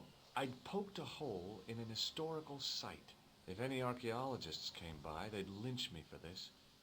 There was some sort of mechanism hidden inside the wall, with a lever in the middle of it. Let's try to use Here it. goes. The secret door had jammed. I couldn't get through that gap. We can use this boat to lower the chain and then hopefully open the door this way.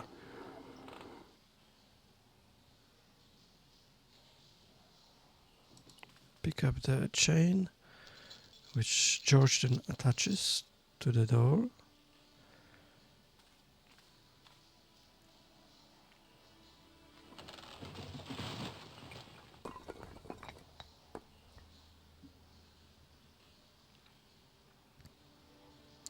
And we can walk through it now. It's getting more and more mysterious. A massive cave in the bottom of the canals. steps, I could see a glow. I could hear voices from the lit area. It seemed a good moment to be cautious. Oh. Let's just use this. In the beginning was the end. An end wrought by our enemies began our darkness. In the end will be a beginning. An end to our enemies heralds our new day. Report. The military establishments are in flux.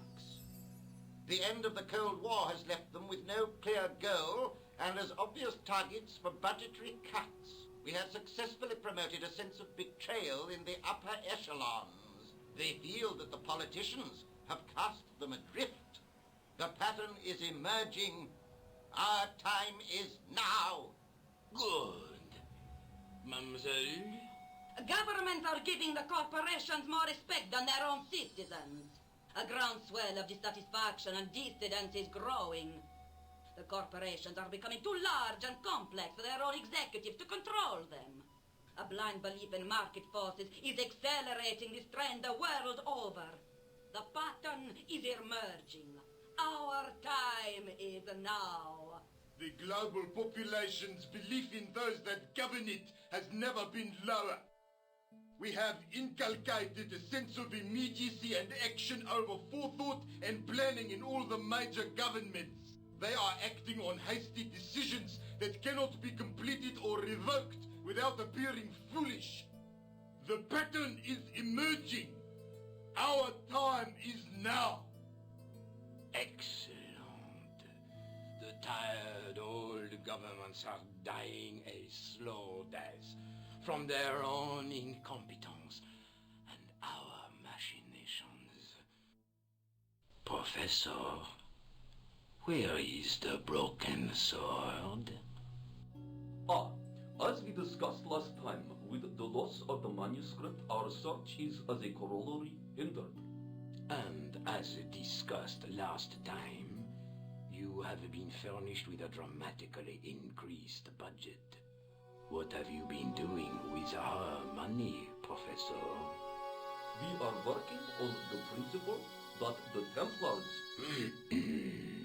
that is to say our predecessors, Hold on. These are the Templars? must have left a trail when they were hiding the clues to the sword of Baphomet's location. I have a small army of historians and archaeologists ferreting out that trail. I trust these historians and archaeologists are more trustworthy than your friend Pegram. Pegram was loyal. He tried to protect the Lochmarn gem when the Hashashin came near. And failed. And don't call that Syrian maniac the Hashashin. He's an assassin. Plain and simple. That's not what he believes. He actually thinks. Silence! Do I have to remind you that we have a sacred duty? A trust? When Philippe attempted to destroy the Order, we lost the sword and our power with it. Now we have the opportunity to reforge it. But time is short. We need results, not petty bickering, not excuses. Now, Professor Baphomet. Yes, of course. My apologies. We will find Baphomet and the sword, manuscript or no. We have already found another element actually within Paris. Excellent. What is it? Well, we're not exactly sure at present. Ha!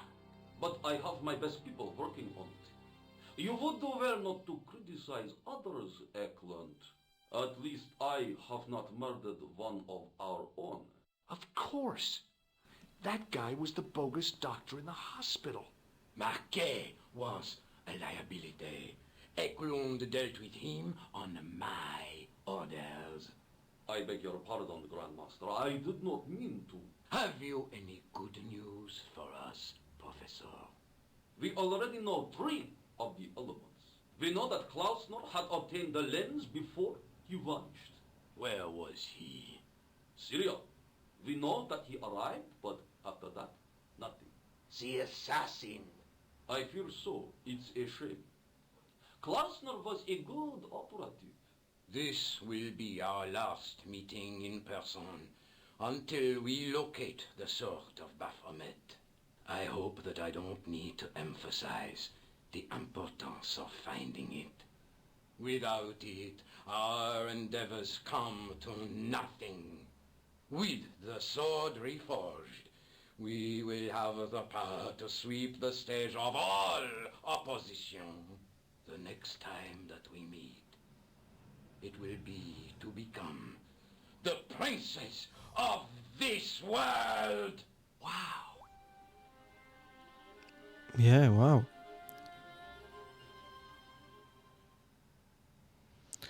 That was quite strange. Okay, we can now go downstairs, I guess, because no one's there, and inspect the central pillar. And obviously 3 points. In the middle of the circle was a stump of stone. We can put out a tripod shaft on of it. daylight from the world above, lancing down to touch it.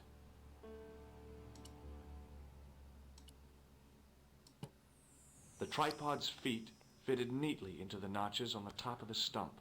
And now let's use the gem.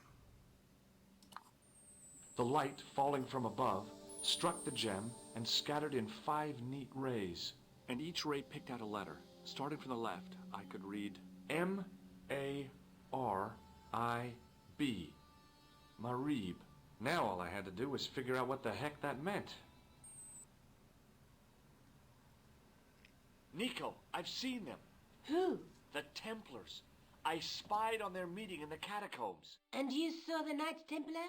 I saw a bunch of guys masquerading as Templars. They're after something called the Sword of Baphomet. The bogus doctor was there, the guy who killed Marquet. The manuscript is the key, just as we thought. It shows the way to the broken sword, whatever that is. And how does the assassin fit into all this? He's out to stop them.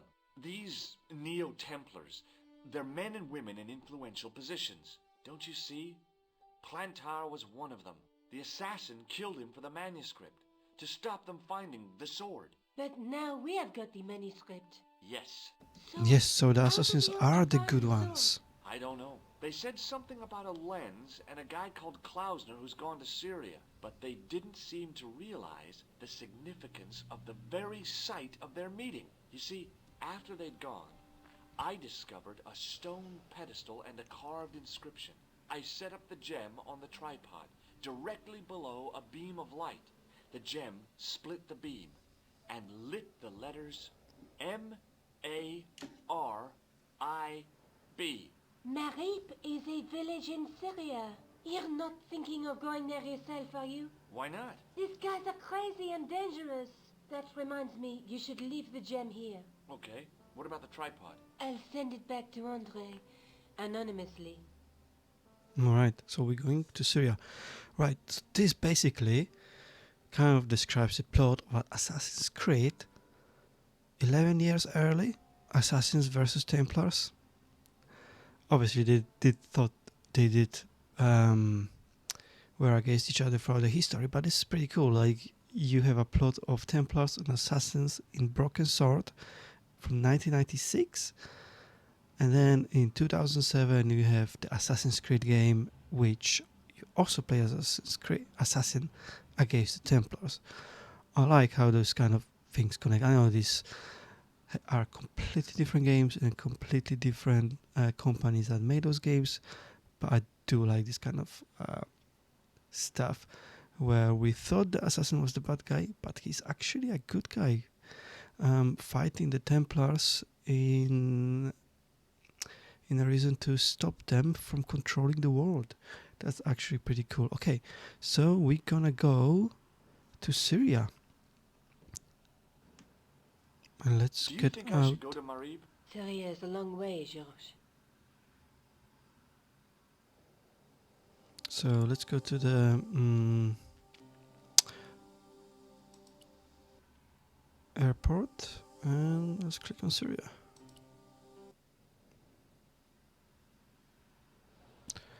I wonder how would he even buy the ticket to get there.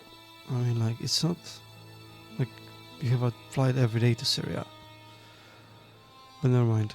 Right, okay, new location.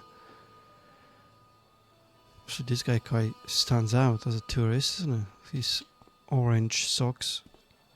My hell. Okay, let's go to the right.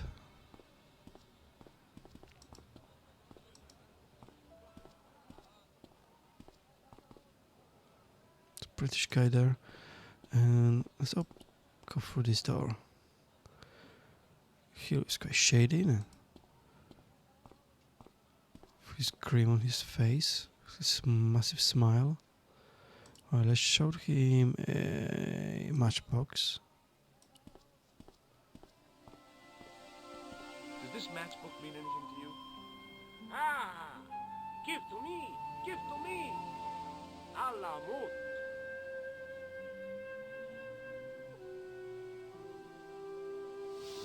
We can enter Alamut Club. Many beneficent greetings, my most fortunate possible friend. Huh? Do I know you, mister?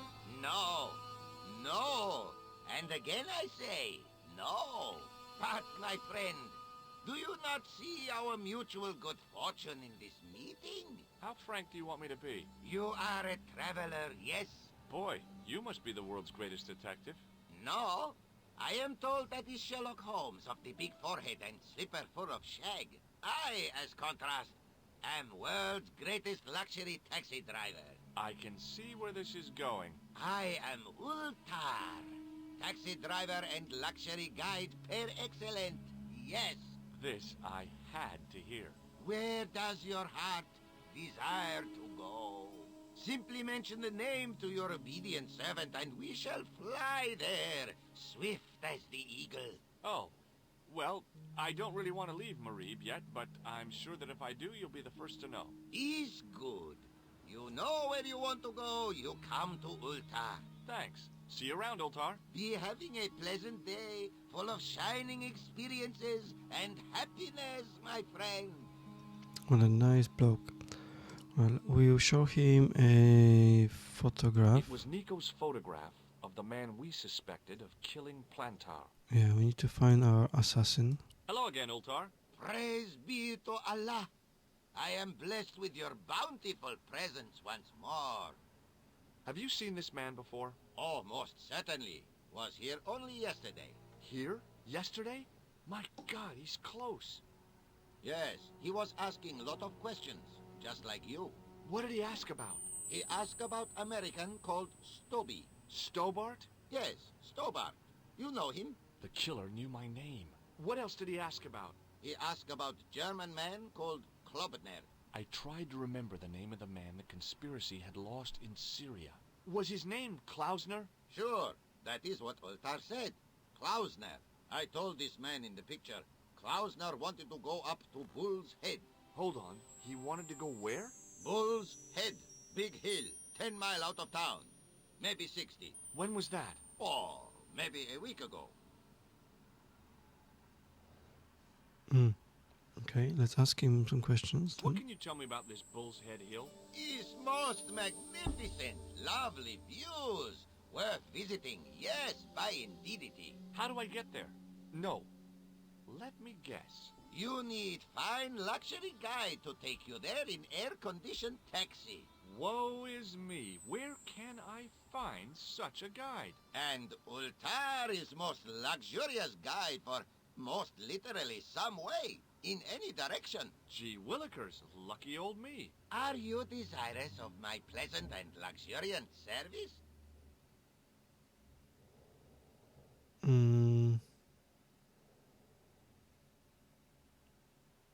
All right, let's go. First, I regret the formalities.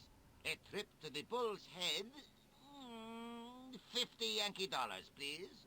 50 bucks? I don't have 50 bucks. Oh, most unhappy event. Ultar then sorry, but he cannot take you on ride of lifetime. Hold on, Ultar. Is there nothing I could barter with you? Word that it was so, beloved friend. But my taxi needs gas, and its muffler needs the muffler doctor. Trading for these things is not possible. My heart weeps for the injustice, but it's bucks or zip, or unfortunate American.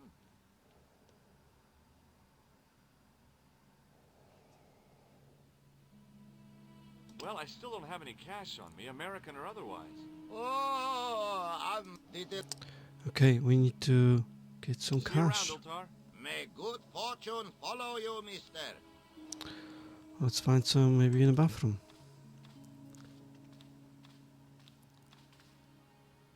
Damn, the door's locked.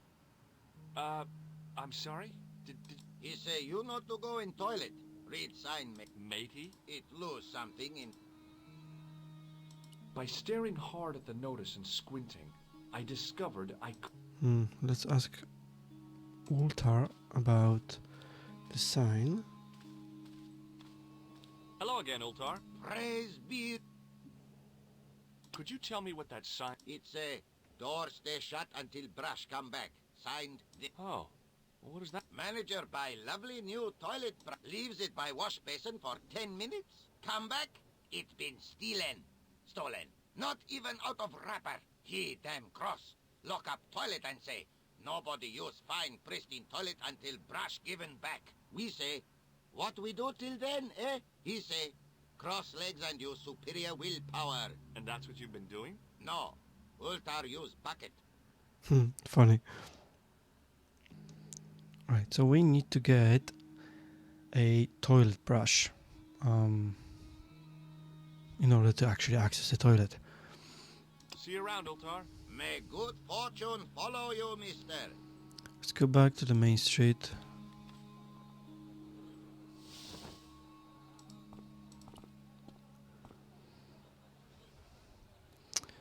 And who's this guy?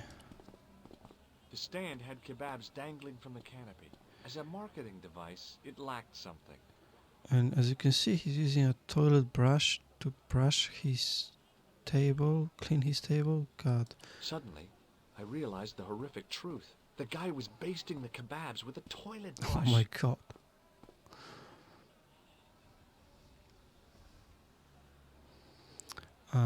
Can we just get it now? I don't even have an option for it. Okay. Well, goodbye. Most good. We need to ask someone else. Let's ask a kid that was there on the left.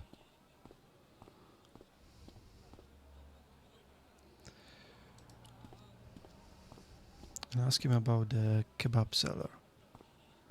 Hey there, young fella. Speak ye you the English? Speak you the Anglaise? Parlez-vous anglais? Yes, si, and indeed we, and rather better than you by the sound of it. My name is Nijo. Welcome to my grand emporium of quality merchandise. I love how he thought.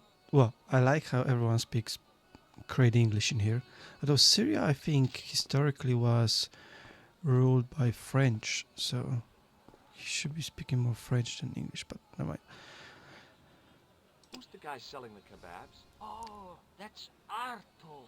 A miserable blighter to be sure, sir. He doesn't seem very happy. He never is. Day in, day out, a face like a wet Wednesday. Whatever one of those is. Does he speak any English? Not cogently, no.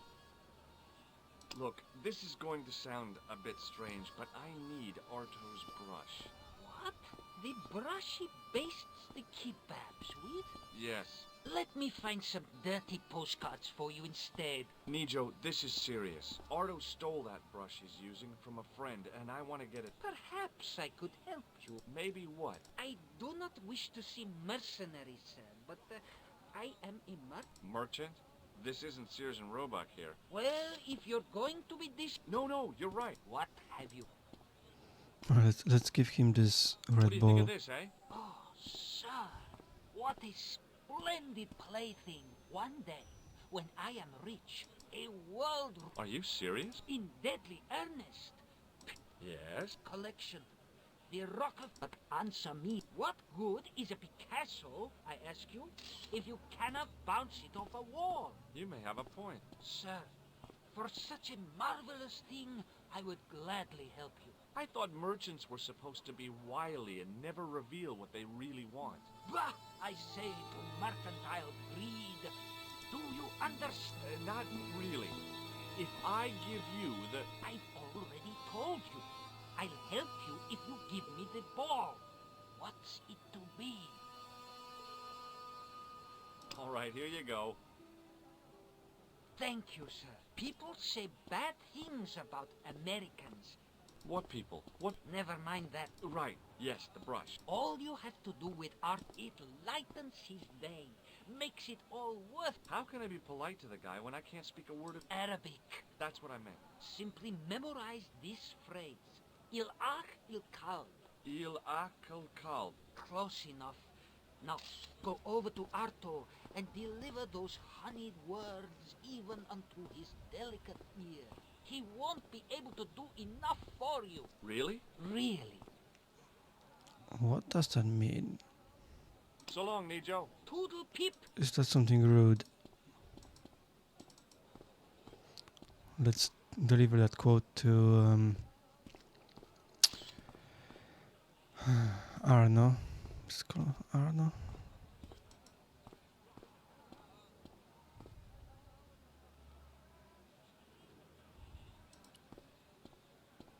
Hi, what's your name, sir?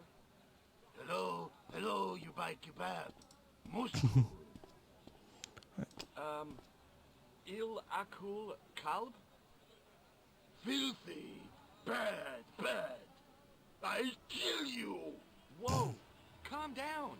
I just... Feet, do your thing.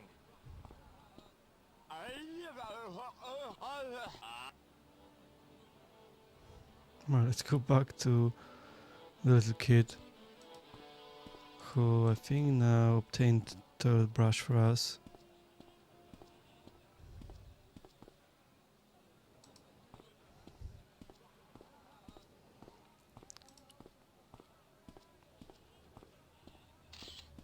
What the heck did you tell me to tell him? Patience, sir. Patience?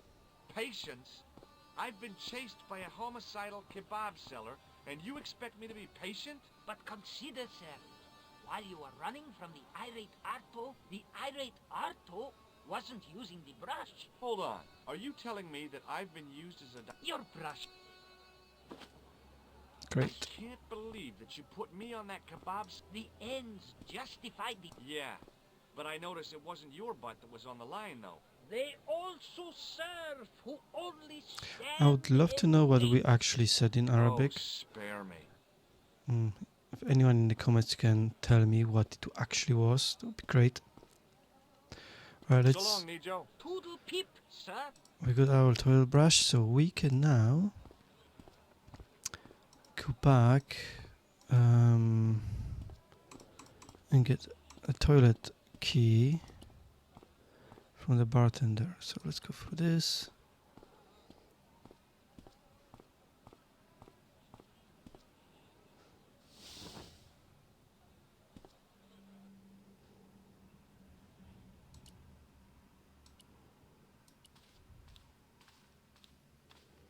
Here's your brush, sir. It wasn't easy getting it back. No, it wasn't. You almost died. The manager took the brush from me, gave me the toilet keys. What was all that about? Manager, he say, bah, look at state of this. Need much cleaning in detergent before go around my, you bend. He said all that? Body language account for much, you know? Oh, yes, indeedy.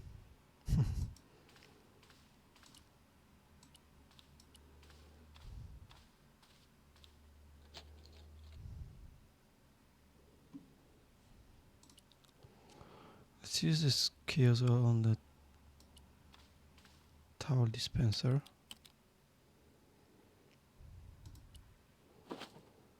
Get some towels. And get some chain. We can all need all of that. We can go out now.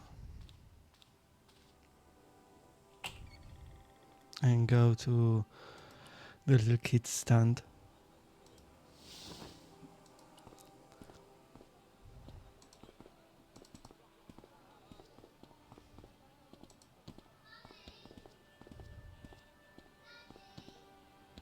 And let's pet his cat.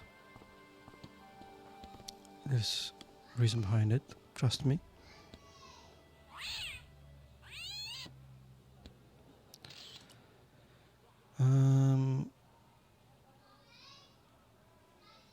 And now let's ring the bell.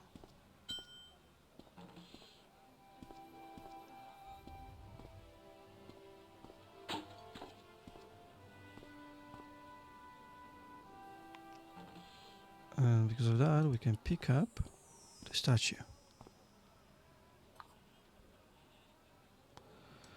Now this statue is broken. We can give it to this tourist, or show it to the tourist. I need to stop him. Hi, I was wondering what... Why, sure, son. Always got time for a fellow American. The name's Henderson. Dwayne Henderson. Pleased to meet you, Mr. Henderson. Hell, boy. I'm not in the office. Call me Dwayne. Oh, okay. Dwayne. My name's George Stobart. What do you think of this? Not old enough. Well, should be.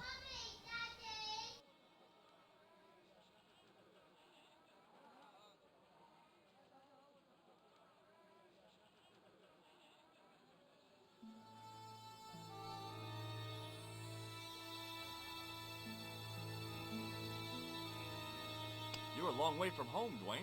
Could say the same about you, George. Me? Well, I'm just sightseeing, that's all. Without a camera, kinda lags to come all this way and not take pictures.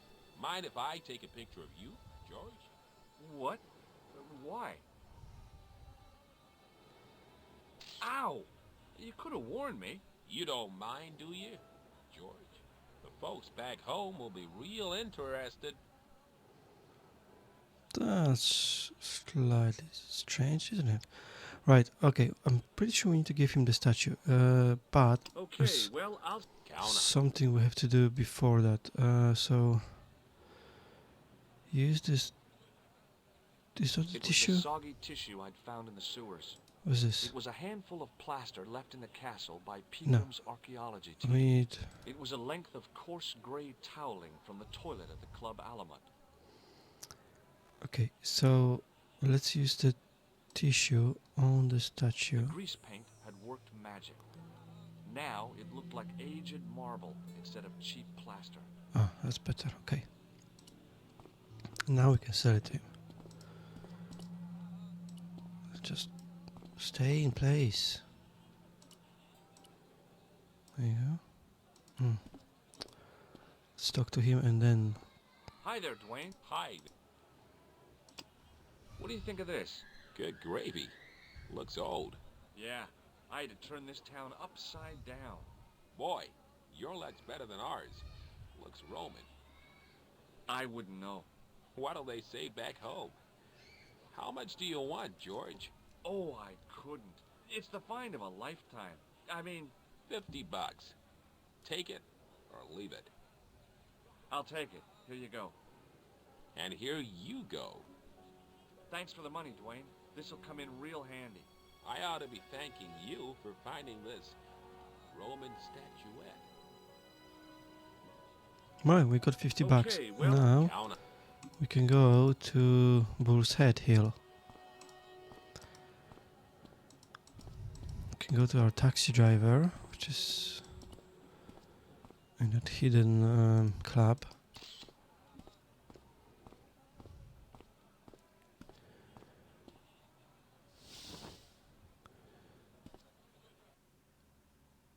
Okay, give him $50. Hello again, Ultar. Praise be to Allah. I am blessed with your bountiful presence once more. About Bull's Head Hill. Are you desirous of... Well, maybe. A terrific bargain.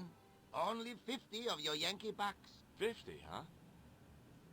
Okay, it's a deal. Here's the cash. Ah, most splendid. As you say, the cash price moolah is correct.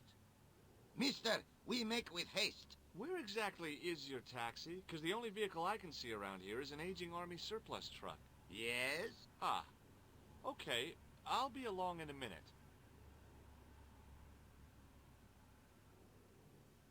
It didn't seem right to take off with the toilet keys, so I left them on the bar. Alright, let's talk to him about, first about his vehicle. Hello again, Ultar. Is most splendid. That's your tax? Oh, yes. Most assuredly. Most entirely splendid taxi in all Marib. It looks like an old army truck to me. Bah! You Americans with your checkerboard caps and your Judd hearses. You have lost sight of what a taxi should truly be.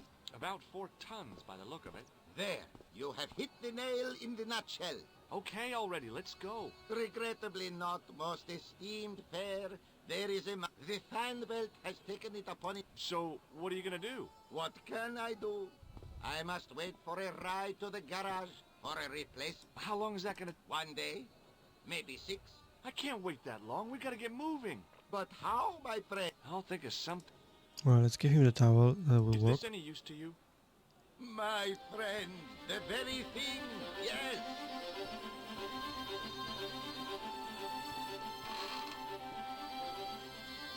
Ultar took the towel from me, cut it in 2 lengthways, and gave me half back. With his half, he did the kind of fan belt replacement that's normally done with stockings. Now, if I knot the ends together, so... Serviceable, yes? Very serviceable indeed. Stockings might work on a Bentley, but on a truck, the coarse toweling did the job nicely. Come along, my friend. You want to see the bull's head? Yes? That was brilliant.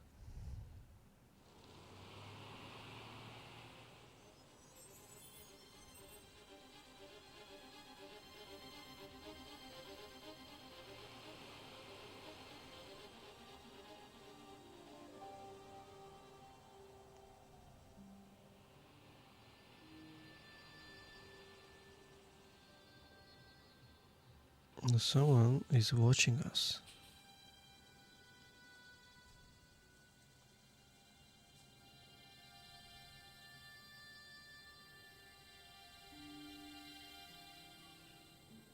Could be the assassin.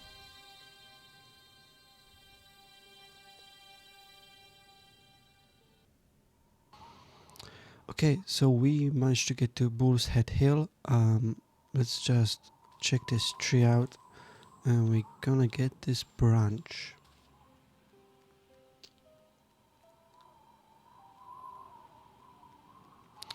Now we can combine this branch with the towel. With a flourish, I tied the end of the towel to the stick with a textbook reef knot.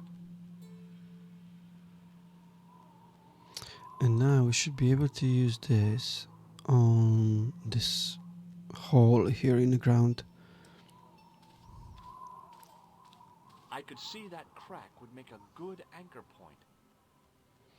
I'm not sure if that will hold really his weight, but there we go. Yeah, no chance.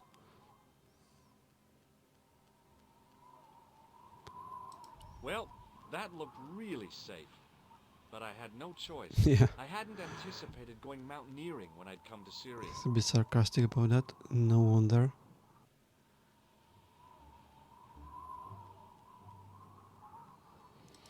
Okay, now we should be able to... Okay, so press on this little hole on the left side.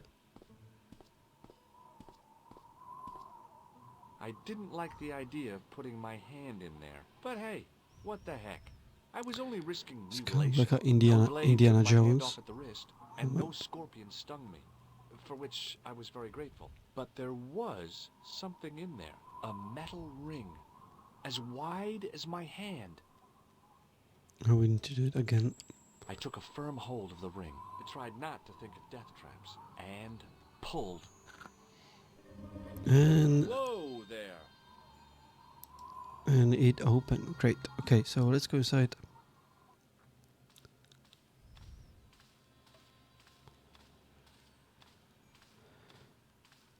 And we found Indiana Jones dead. Klausner, large as life and twice as dead. I'd hardly had time to accept the fact when I heard the door mechanism start up again. Oh man, no! The door had slammed shut, trapping me. I had a bad feeling about how Klausner had died.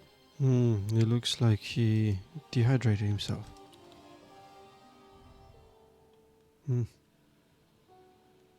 Right, let's take some stuff from him. I've done more fun things in my life than searching it, but as my life expectancy, I cautiously flicked open the jack. Let's pick that up.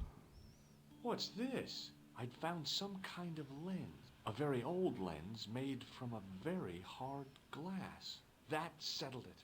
The knight on the manuscript had been holding a lens the whole time, not a crystal ball.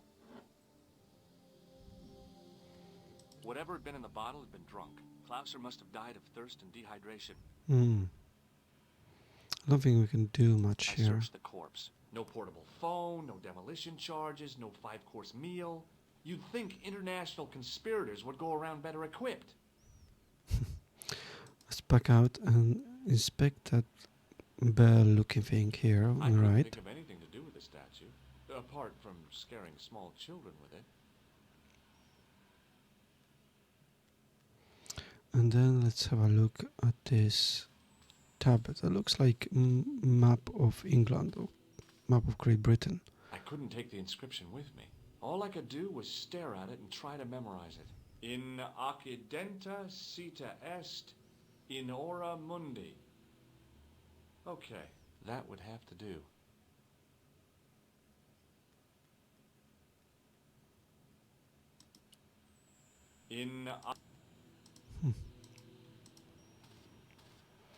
Let's try to go back. This should trigger a cutscene, if I remember it correctly.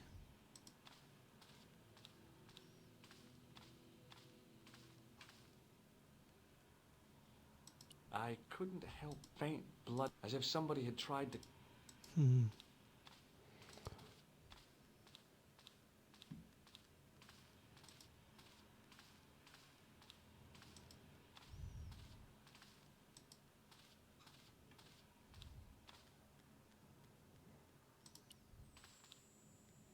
In Akid...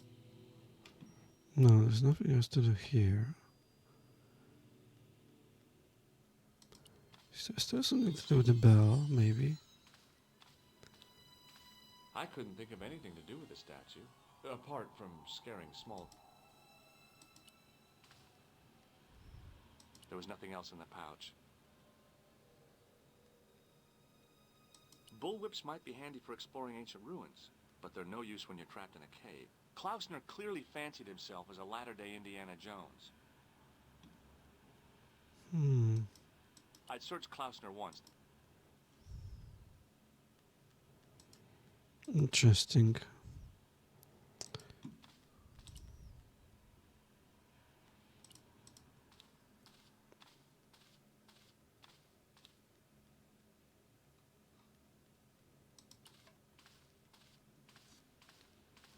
I examined the door carefully, high and low. I looked for levers and rings to pull, panels and buttons to push like in the movies, and found nothing. We are stuck. We're gonna die here. Just like Klausner.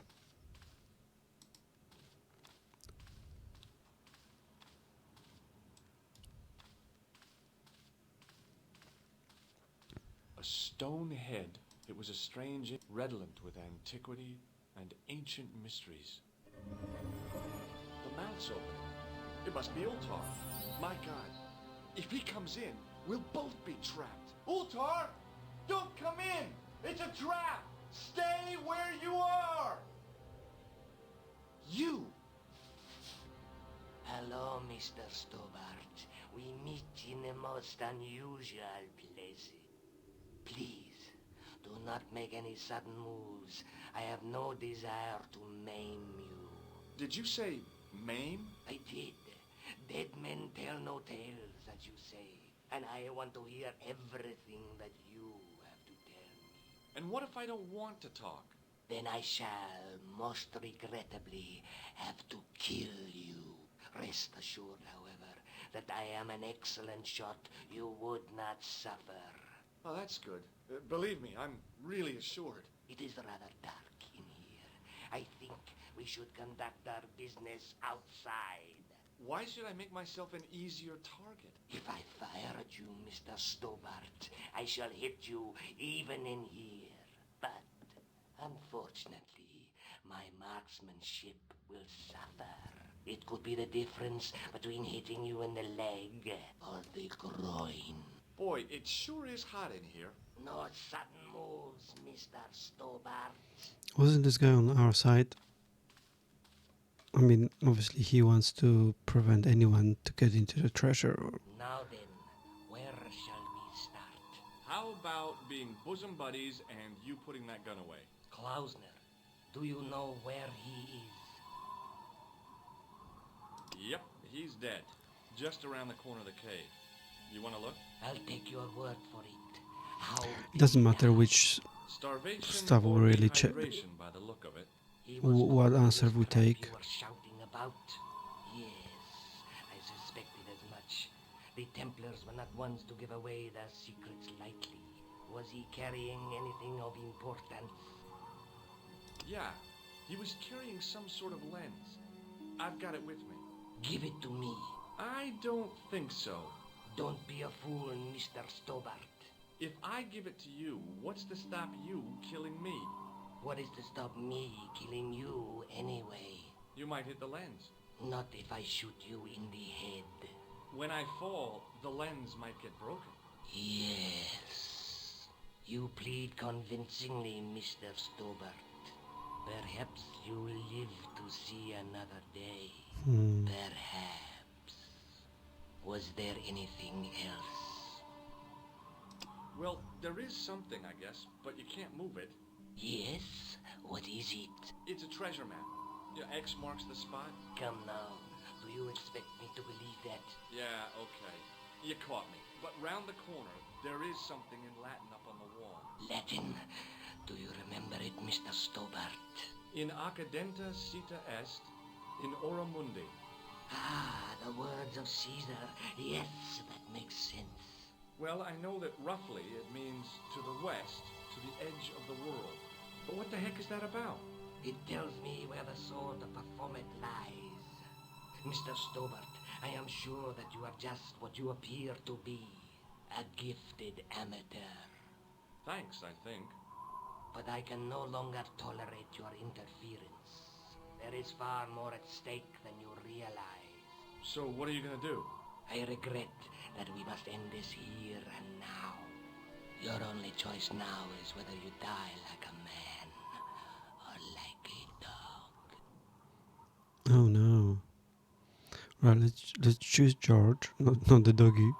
Okay, you're the boss. I'll take my medicine. You are an honorable man, Mr. Stobart. A rare breed. I should like to shake your hand. Yeah. Well, what the heck? And let's choose the hand buzzer. Ha! What? Did he just jump off the cliff? Okay, that was lucky. Luckily, the canopy on Ultar's truck broke my fall. Thank goodness for that. The worst part of the experience was Ultar's driving. What about the lens? Is it still in one piece? Oh, yeah. Well, it's good to see you again, George. Really? Well, I have to say, I'd have enjoyed Syria a lot more if you'd been there. I wouldn't have been And she didn't move at all from the plan on apartment. your How own. nice. He's traveling all around the world. Ireland, Syria, you name it, and She just sits there, mate. Alright, there's nothing here really to do. Let's go back to a museum. I'd better get back to the quest. I keep forgetting what the museum is. Here. Enter the museum and ask this guy Lobinu about the manuscript. Hi, Andre. Hello, Georgie. Where have you been? Nicole said you were away. I just returned from Syria. Syria? On the trail of the Templars? It's a long story, but I found the bull's head. It was referred to on the manuscript, remember? Yes. What is it? A secret cave built into a high cliff face. In the cave, I discovered a map bearing a phrase in Latin. In accidenta cita est in ora mundi. The island of Britain. Lies at the edge of the world, to the west. Strange. That map seems to contain a series of pointers. Like I said, it's a treasure map. Let's talk about this manuscript of him a bit. I'd like your opinion on a medieval manuscript. Vraiment? Do you have it with you? No, it's too fragile. And besides, there are certain people who'd stop at nothing to get their hands on it. Intriguing. Do you have a copy of the text? There isn't much. Only a few Latin phrases. I was kind of hoping you'd help decipher the pictures. Without seeing the manuscript, that's a tall order. Just tell me one thing. What does the image of two men riding on the same horse suggest to you? The Knights Templar. Does the Templar seal appear on this manuscript? I'd love to see that for myself. The manuscript is being looked after by a friend. In Paris? Yeah.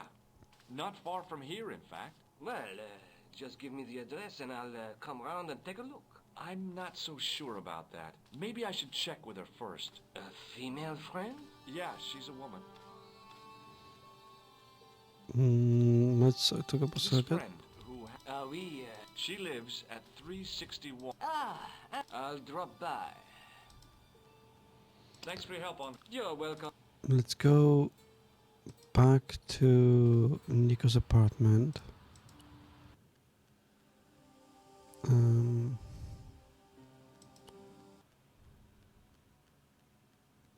Hello, George. Talk about this by the guy. way, I had a visit from Andre Lobino. Oh, yeah. I hope you didn't mind me giving him your address. Not at all.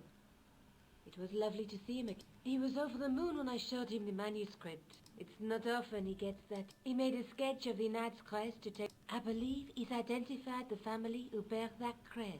I sure hope so. Well, so I have to now go back again to museum to actually speak with the guy. So let's go back and forth a bit here. And let's talk about that manuscript. Hi, Andre. Hello. Hey, Yeah. Ooh, quite a fun... I didn't expect anything quite so... sexy. I hope you're referring to the manuscript. Oui, of course. What did you make of the manuscript? It dates from the time of the Crusades. We guessed that from the Templar seal. It's a story and pictures like a modern-day comic book. What story does the manuscript tell? I don't know. It was probably produced for the tourist market. Tourists? Oh, oui, pilgrims in their thousands on their way to Jerusalem. The tourist trade is nothing new, you know. It's been around for centuries. Ever since Joshua made a packet selling souvenir bricks from the walls of Jericho. Have you deciphered any of the images on the manuscript? There's very little I can be sure about. The slang of the bull could be a reference to Mithras. Who's he? A Persian god, almost as popular as Christ at one time. The only thing I can be sure of is the knight. He's Spanish. How can you tell that? The writing on the shield, the reference to Ave Maria. No self-respecting knight from Northern Europe would have borne a coat of arms like that. Can you identify the knight's coat of arms? I already did, Georgie. He's a member of the De Vasconcelos family from the Costa Calida. Were they famous? No. They're not mentioned after the 15th century. Oh. The spotlight of history moved on. They are probably long dead. Okay, that should add us a location Thanks for your help, to the Andre. map. You're welcome. So let's check that out.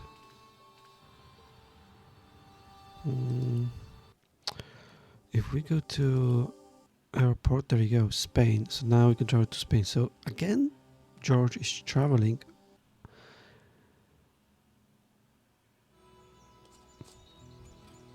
I mean, obviously he's a main character, so he will be traveling the most. But still, that's not really his quest. He just picked it up. He was just the guy in the coffee shop drinking his coffee when everything happened. But there we are, in Spain.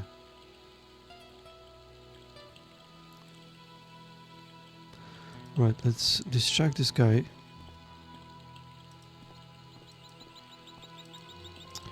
And in order to do that, we need to use our high pressure pump, this pump here, on the hose.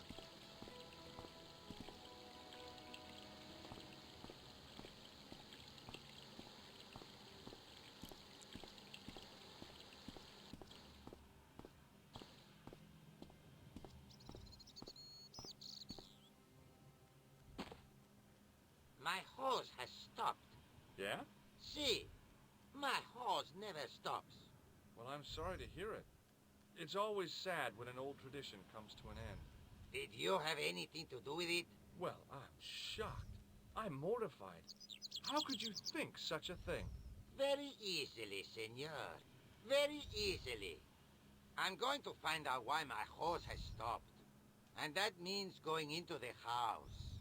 You are not, absolutely not, to go in the house. If you do go in the house, I will set the dogs on you.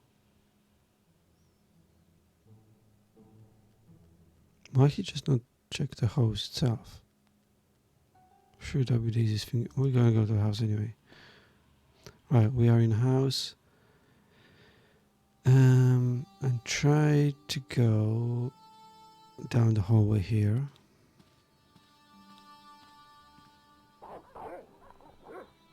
Quickly hide behind this armor.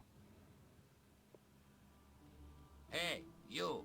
I know you are there, American. All right, you dogs. I'm coming.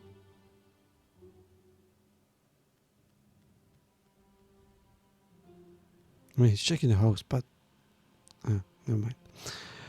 All right, let's go upstairs. Now he's gone. Madre Dios, who are you? My name's George Stobart. I'm sorry to burst in like this. You must leave at once. You're not wanted here. Please, if you'd just listen a minute. Very well. State your business, Senor Stobart. There's been a series of murders, part of some conspiracy. Anyway, the trail led me here. Here? There is nothing for the outside world here. Over 600 years ago there was. What do you mean? This whole thing ties in somehow with the Knights Templar. The Knights Templar are dust. They had a secret that was so important, they went to a lot of trouble to hide it. I do not see what this has to do with my family. Your family had a strong connection with the Templars, right? I believe that they have planted some clues here. Why should I believe a complete stranger who barges into my home? Just let me have a look around. If I find nothing... You'll be spending the night at the police station. Very well. Please, sit down. Let's ask her about the I know Templars. your family's involved with the Templars, but I don't know how. You should be asking how my family were involved, Senor Stobart. The Templars ceased to exist centuries ago. And as for De Vasconcelos, the line dies with me. I'm sorry. Don't be. Okay, whatever happened almost 700 years ago. So, if the Templars left any clues, they're going to be in stuff that dates back to the early 14th century. Obviously. So, What do you have around here that's early medieval? Early medieval. Let me think. Well, the house is relatively modern, a scant 3 centuries old. Or, of course, the chess set. That chess set is over 600 years old? It must be worth a fortune. Indeed it is. Not that I would part with it, of course. No, I wouldn't either. That's the sort of thing that gets handed down to your children. Sorry. Its value is less than you might think. The set is not complete. One of the pieces is a modern replacement. As to the original, it was lost a long time ago. Nobody has any idea where it is? No. The children had it when they were taken. Children? What children? All in good time, Senor Stobart. And talk to her about the chess. May I examine the chess set? Certainly. But do not move any of the pieces. Okay, thanks. Close up, the modern piece stood out like a sore thumb. There was something else odd about the set. All of the original pieces had irregular bases. My lady, I have to warn you, there's a... You! Why, I'll feed you to the dogs. Lopez, what have I told you about feeding intruders to the dogs? But, my lady... Never without my permission. Senor Stobart, if I find that you're wasting my time, you will be fed to the dogs. Now, I want to show you something interesting. Follow me.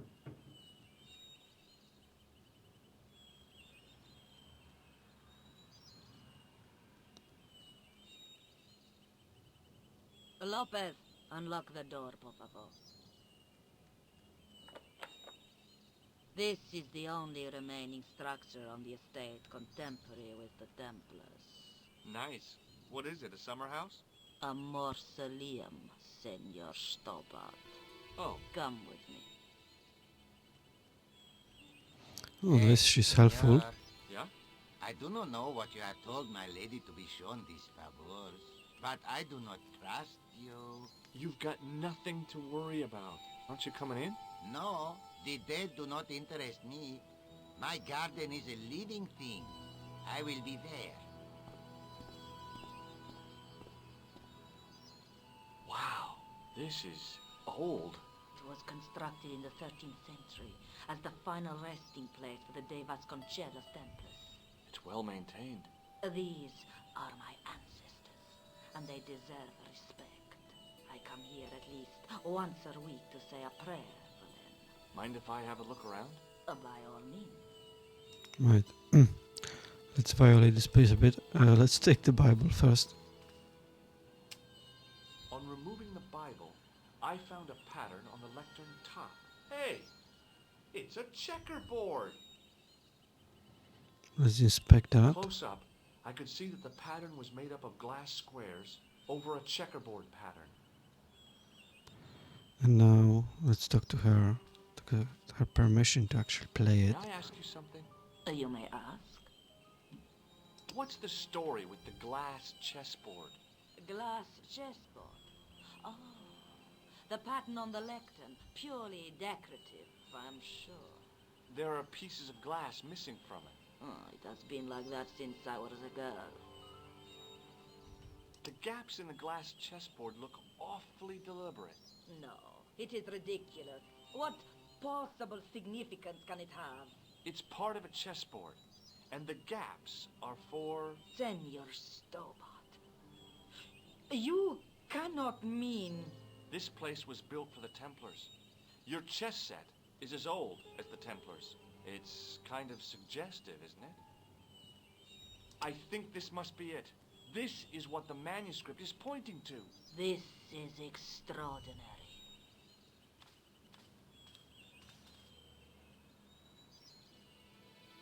Am I to understand that the Templars left a puzzle here? And in all of this time we failed to realize that there was a puzzle? It was wonderful to watch the Countess change before my eyes. Right. Well, no time for wallowing in self-pity, eh, Senor Stobart? This mystery has had a good long run, but it ain't here. And now. All those years of fatalism were falling away from her. Lopez! Lopez, put that hose down and listen. Go to the house and get my chess set. Yes, the old chess set. Now hurry. My, this is exciting, is it not? Don't get too excited. This could be a blind alley. Oh, I do not believe that for a moment. It's good to see you happy. Happy? You know, I think I am. Okay. And now we'll be able to solve the puzzle, I hope. Let's just ask her about the Templars again. While we're waiting, I'd really like to know what happened here. I mean, the curse and everything. It all began at the time of the Don Carlos. Don Carlos? Is he the guy who went missing?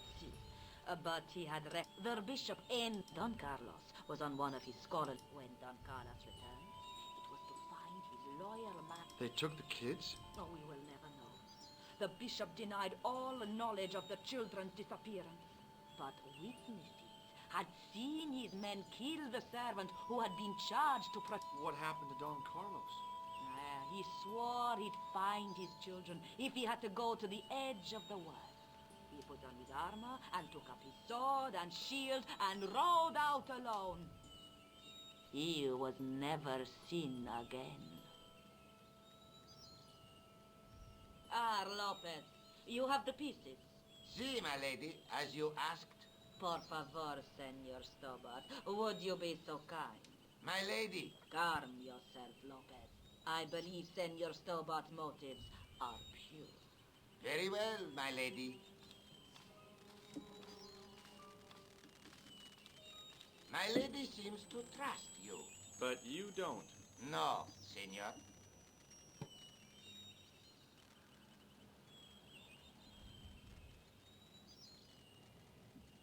Okay, there will be a small puzzle we have to solve now. Working quickly, I found which pieces went into which holes.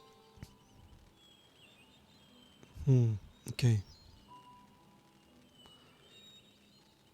So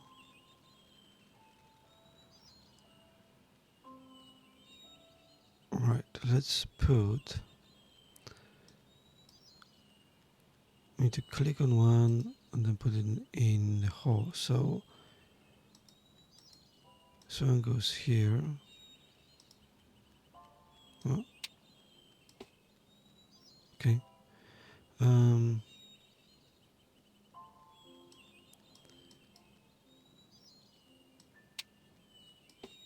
Here, then the pawn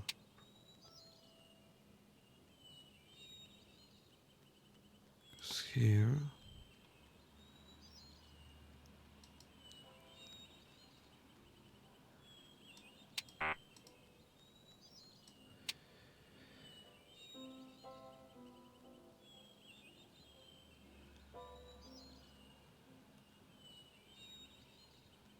Here.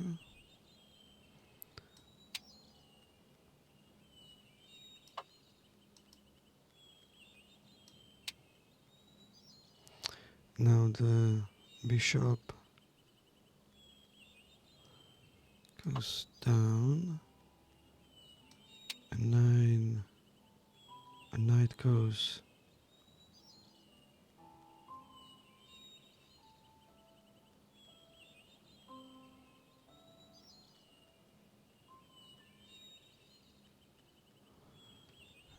here.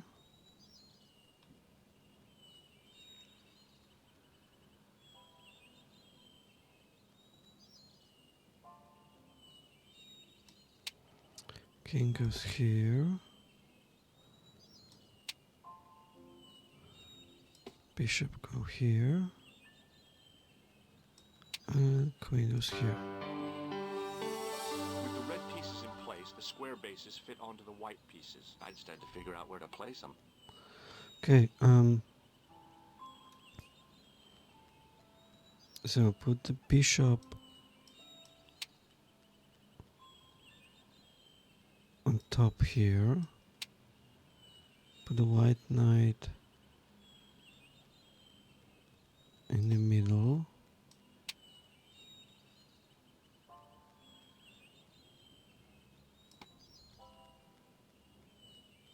Is that not correct?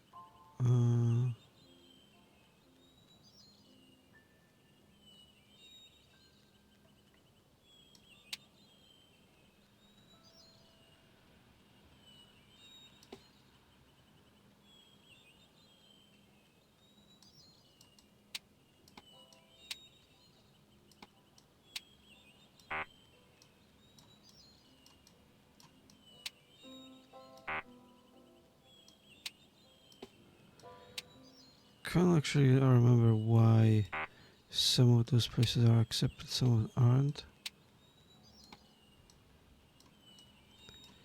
I thought that was the solution. No.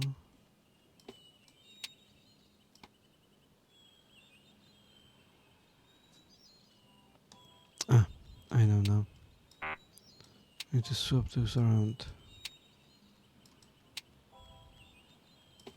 So put this one here and that. No.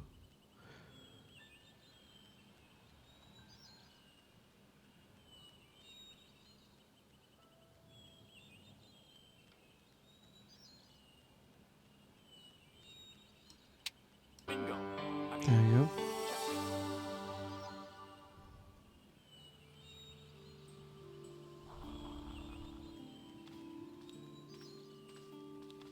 Senor Stobart, look! What is that? It's not the Holy Grail, is it? No, Senor Stobart.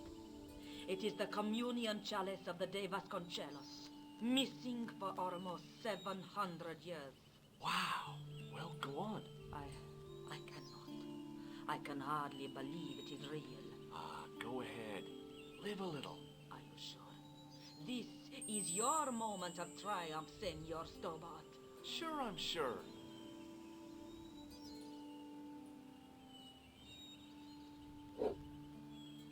The possibility of death traps only occurred to me a few days later. So the curse of the De Vasconcelos is lifted? Oh no. The Countess was thrilled to find the lost chalice. But there's still the riddle of the missing knight. Well, you can forget about that now and get back to finding the Templar's secret.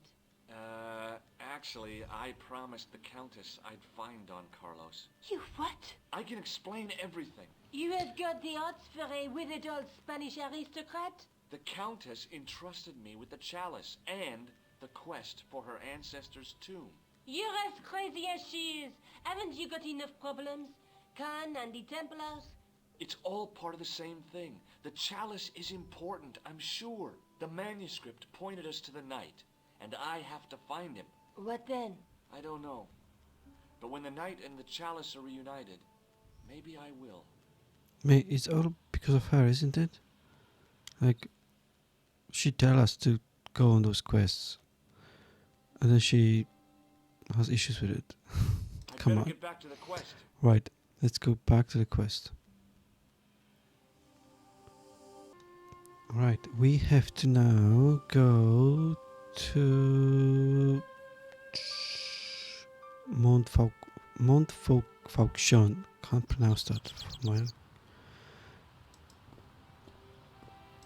And enter the chapel. Just go towards the right.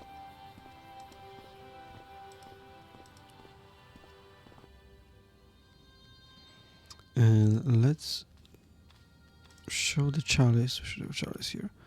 It's the priest.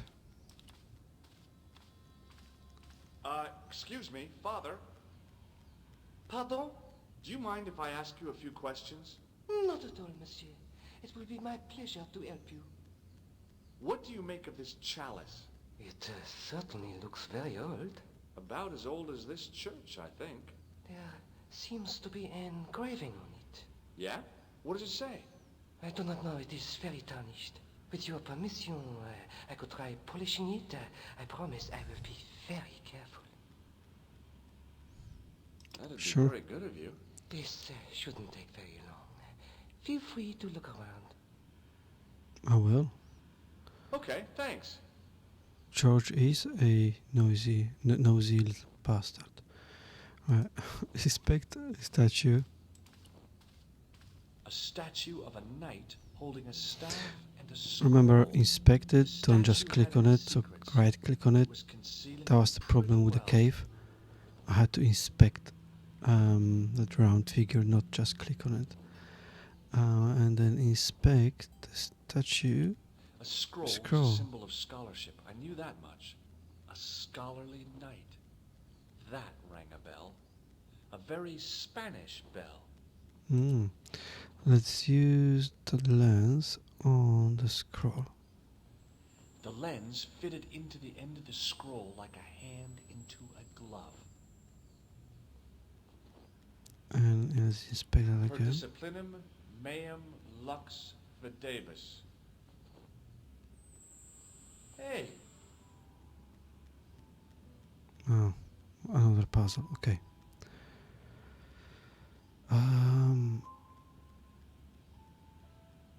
So let's move this ring number 1 to about 2 o'clock position. Ring number 2 to about 7 o'clock.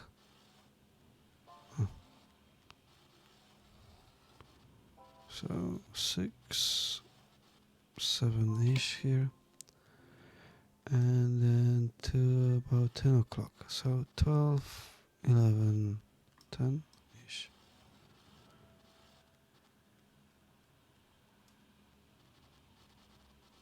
Well, doesn't look good at all. Oh, did I mess up the numbers? Ah, my bad. Okay. So, number 1. So 12, 1, about 2 o'clock here. And number 2 is about 7 o'clock. So 6, 7-ish here.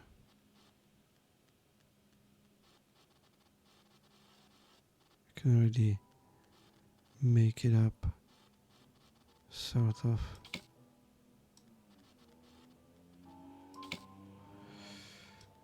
Things to be straightened up a bit.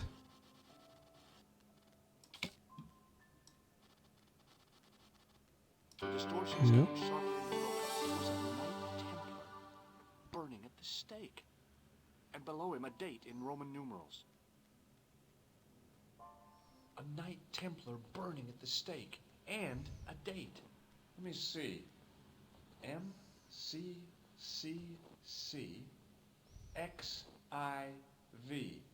That's 1314.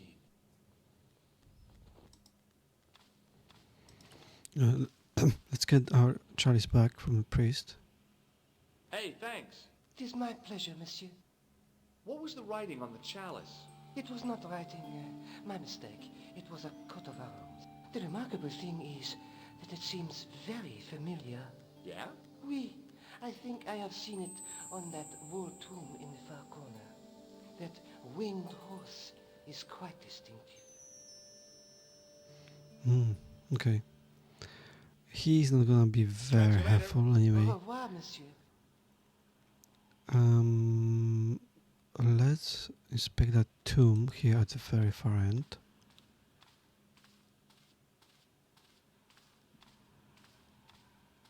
Now that my attention had been drawn to it, there was no mistake. There was no name on it. But the coat of arms was undeniably the Pegasus of the De Vasconcelos family. I'd found the last resting place of Don Carlos. My eye was drawn to the biblical references carved into the edge of the tomb. Hey, maybe these biblical references mean something. Okay, so a jumble of letters are carved onto the side of the Knight tomb. You must look for and highlight a number of biblical verse references comprising of a name of a book followed by a chapter and verse in Latin numbers. Yeah. Okay. So in the row 1,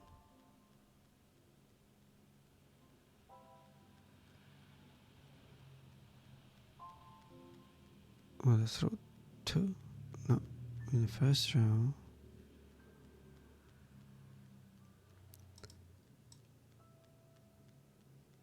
just like that, I guess.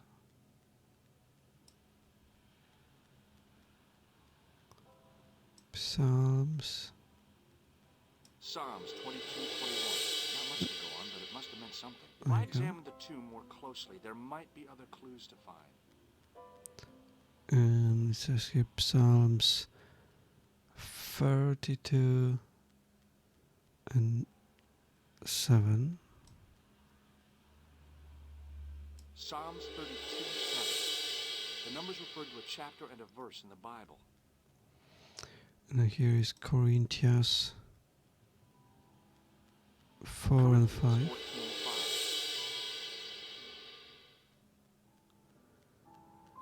And also there should be one more.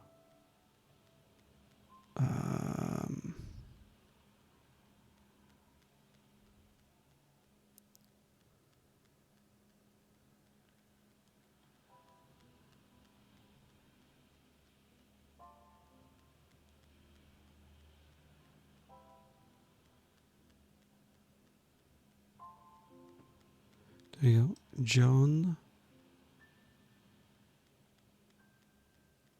4:11. There were no more references to find, but a series of Roman numerals ran around the plaque. I made a note in case they meant something. Psalms 32:7, John 4:11, Corinthians 1:4-5, and just one more, Psalms 22:21. I may not be perfect, but I've got a memory like a steel trap. The chalice had led me to these inscriptions, but it looked like a happy coincidence to me. After all, the De Vasconcellos arms were already on the manuscript. Note, I was still convinced that the chalice had some significance all of its own. Yeah, it must have. I think. You probably remember we were in this big church and we found some more information, and now we have to go back to the museum.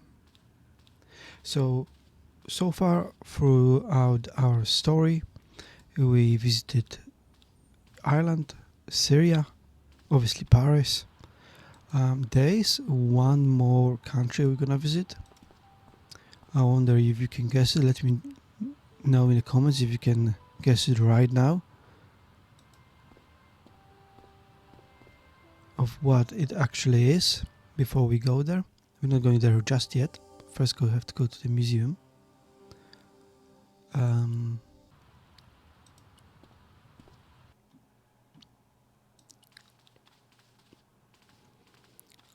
Hi, André.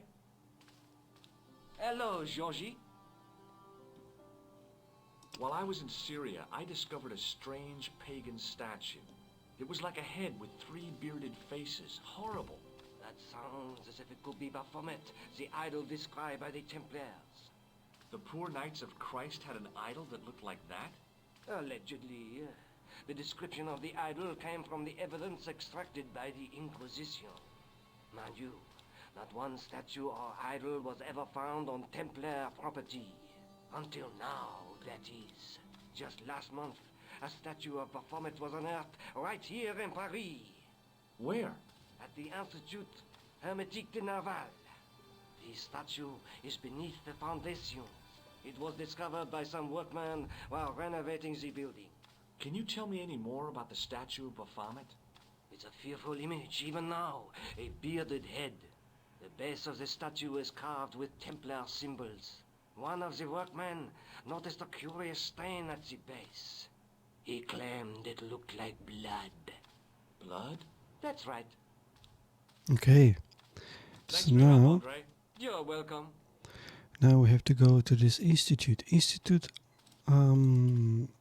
Hermétique de Nerval. I think that's how it's called, pronounced. Which is, there you go, Site de Baphomet. It's the same thing. Right. First, let's enter the institute straight away. And let's try to... The doorway was full of assorted old tea chests, cardboard boxes, and so on. All empty and all uninteresting. Let's try to access this door on the right. There was a closed door with toilet scratched into the cheap veneer. That door is locked, monsieur. Well, let's speak to him about the toilet. Hi? Excuse me? Oui? I'd like to use the washroom, but the door's locked. Oh, that's no problem. You can have the key. Thanks. That was easy. And now we can unlock the toilet with a set key.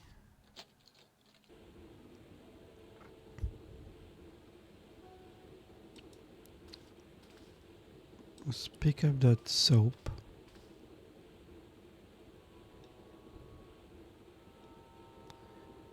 And now let's use this key ring in the soap. I could make a copy of the key.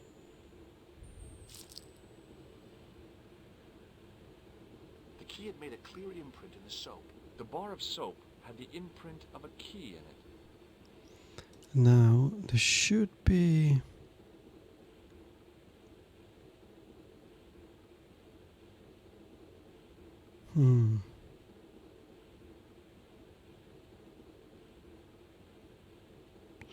I think we forgot to pick something up.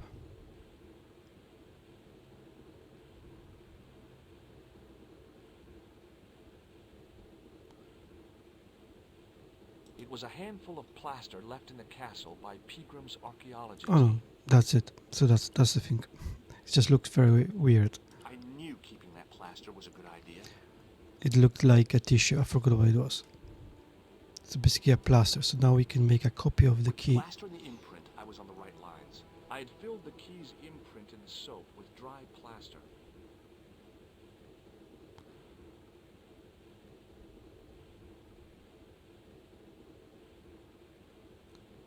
Okay, and now You can't make a cast without wetting the plaster. need to wet it. But wet plaster alone does not make a cast. I used the dryer to speed up the process.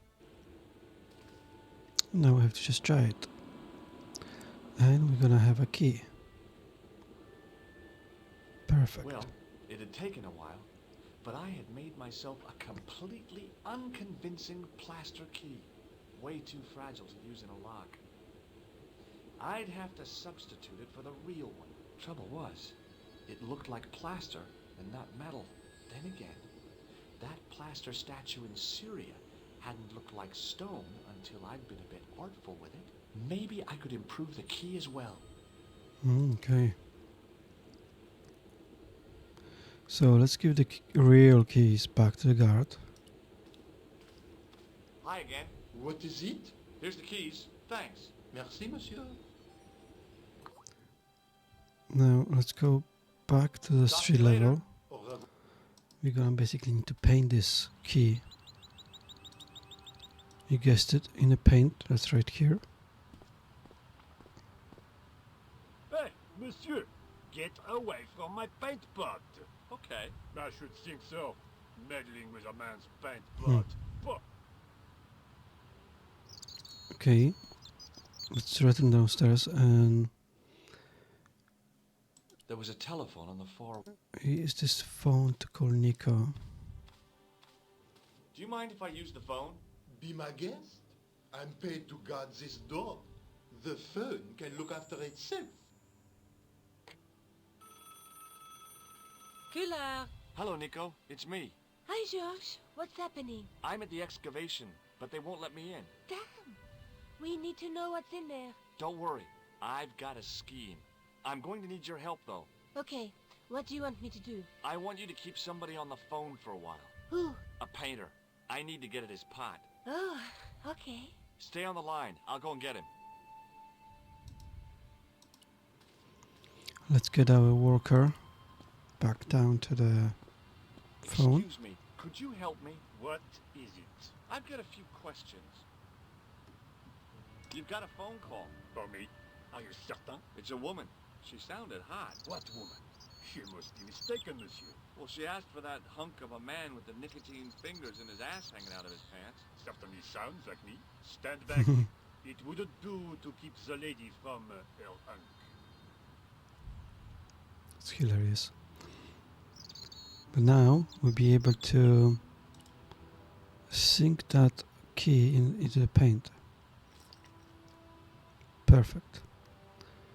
Okay, let's go downstairs.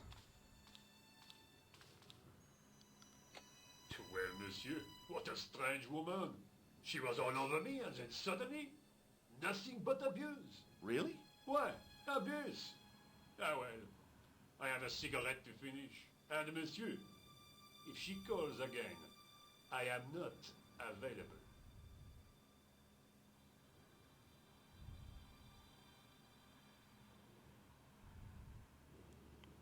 Well, let's investigate this thermostat on the wall. A thermostat was mounted over a radiator. The radiator was pumping out heat as the thermostat was cranked right over to full. No wonder it was warm in here, even with the door open to the chill of fall.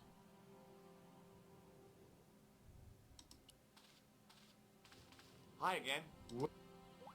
It sure is hot in here. I have to have the door open to allow the workmen access, so why not? I turn the heat up. You could wrap up warm. I have my gloves if it gets cold, but why bother when it's warm anyway? That's true. We need the key I again. need to use the toilet again. Again? Already? I have this problem. How technical do you want me to get? Never mind. Here's the key. But before we go there, let's operate the thermostat.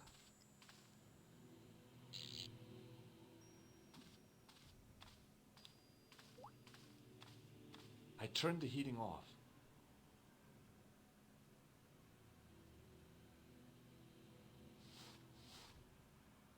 As I'd hoped, the guard put his gloves on.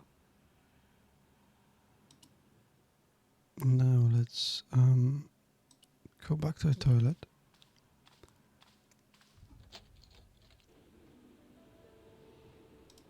And let's swap this key around. Now, I'd substituted the fake key for the excavation key. It looked okay, but felt false. We can give the key back to the guy. Hi again. What is it? I held my breath and hoped that he wouldn't notice the substitution. Here's the keys. Thanks. Merci, monsieur. Well, because he's wearing gloves, he didn't notice the substitution. Talk to you later. Au revoir, monsieur. We're gonna need Nico again. Hi, Nico. It's me again. I'd guessed. What do you want this time? What did you say to the painter? I shan't repeat it, George. Look, I need to get the guard out of the way. Could you call back and ask him to get the painter again? Okay, I'll call back soon.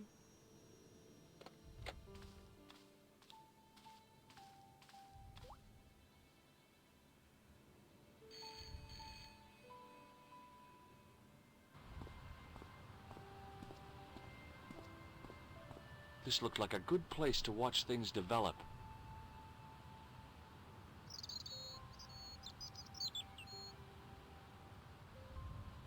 Hey, you! It's the phone. Yeah, who is it? How should I know? What am I? Your social secretary? It's not a chick, is it? Yes, it's a woman. Are you going to answer it? Does she have a warm, sensual voice like molten chocolate? Yes, she has a really sexy voice. Now get a move on. I'm not talking to her. I can see that. You're wasting time talking to me. No, you don't understand. I refuse to talk to her. You refuse? You refuse? I'm wasting valuable time. Don't make me laugh. Your time valuable? You just stand around all day. I have a highly responsible job. Don't me, you elephantine oaf. My job is important. Impossible. They would have hired somebody competent in that case. Meaning what?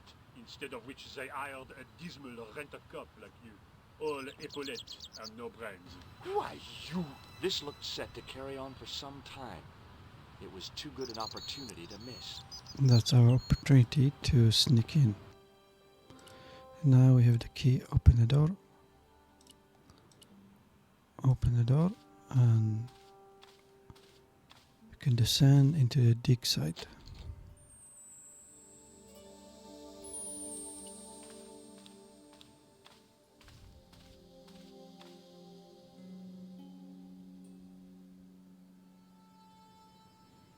Okay, now you can use the chalice on this statue. There was no doubt about it. It was the same sort of idol I'd seen in Syria, Baphomet. The Templars had certainly been through here.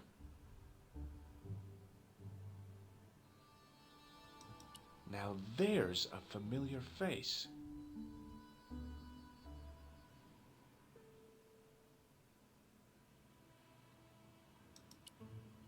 Close up, the pattern didn't make any sort of sense.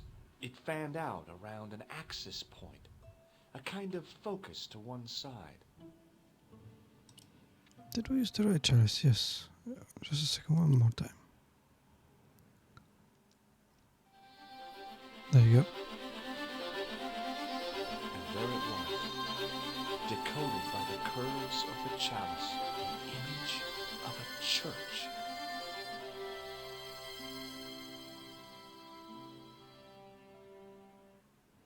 We had to put that chalice on the bottom of that statue. I found out what the chalice was for. You've solved the puzzle? Yeah, there was a distorted picture at the Baphomet site. When I viewed it in the polished surface of the chalice, it changed. What did it show? A picture of a church with a square tower. Is there something going on between you? What business is? We agreed on this. Yeah, but... So get... There's nothing I here. guess I'd better return the chalice to the Countess. Hurry back, Georges. He has to go back to Spain. When listing the countries, I actually forgot that we went to Spain. Went to Ireland, Syria, and Spain. There'll be one more country. What a real proper traveler he is. So we back at the villa. But this time we don't need to do all that things that we had to do before to get in. You can just walk in.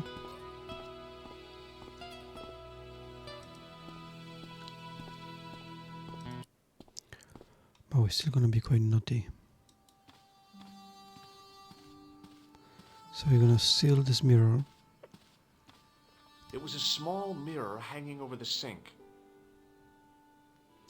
Because we need that later. Let's go upstairs and talk to the Countess. Senor Stobart, oh, what a pleasure. Please, sit down. Hi, Countess. The pleasure's all mine. I've brought back your chalice. Why? You've had it cleaned.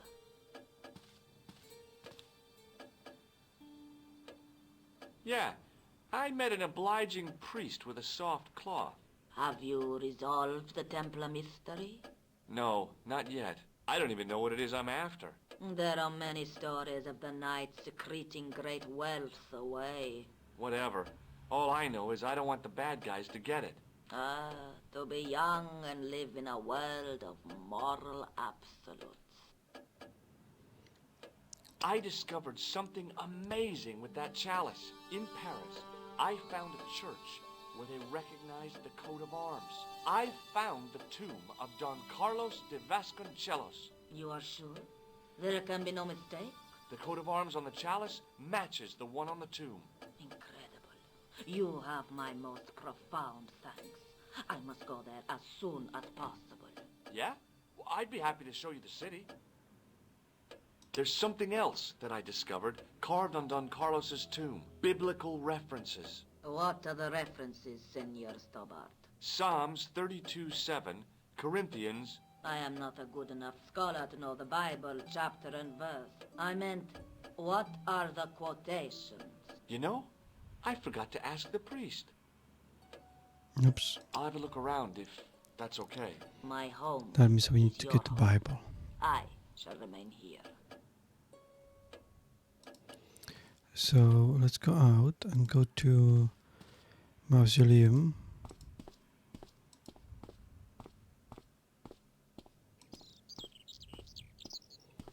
Just ignore this guy. Mausoleum.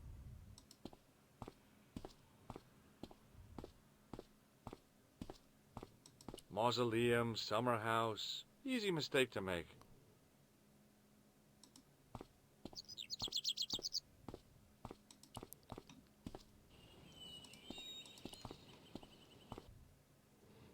Take the Bible.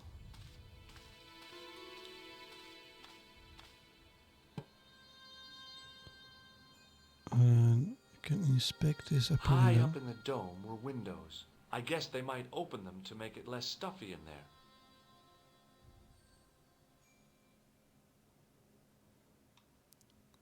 It was a rod with a cone and a hook on the end. I guessed it was for snuffing out the big candle in the chandelier. Okay. Let's combine this tissue with this big stick.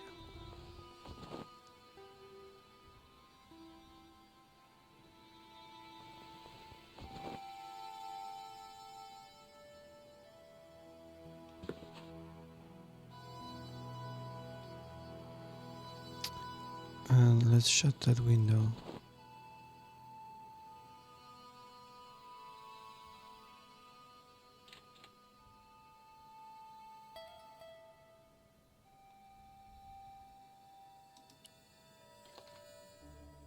We need to do this action with the tissue first, otherwise he's not gonna shut the window. So let's combine this again so we can ignite the lamp.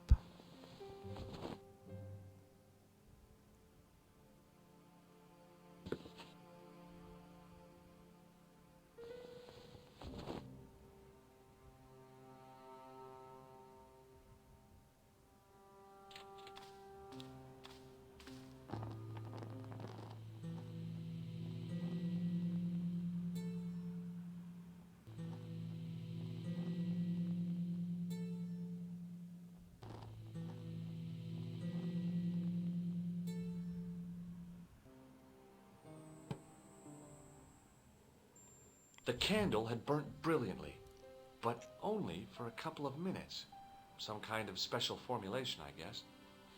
And had yielded up this. A complex shape expertly cut in stone. I figured it was some kind of key. Great, so now we got this little key. I can go back to Countess and show her a Bible.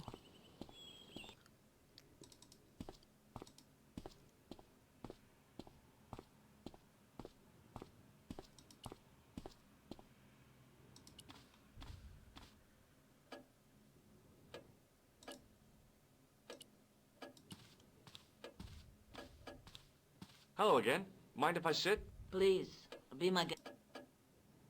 Here's the Bible from the mausoleum.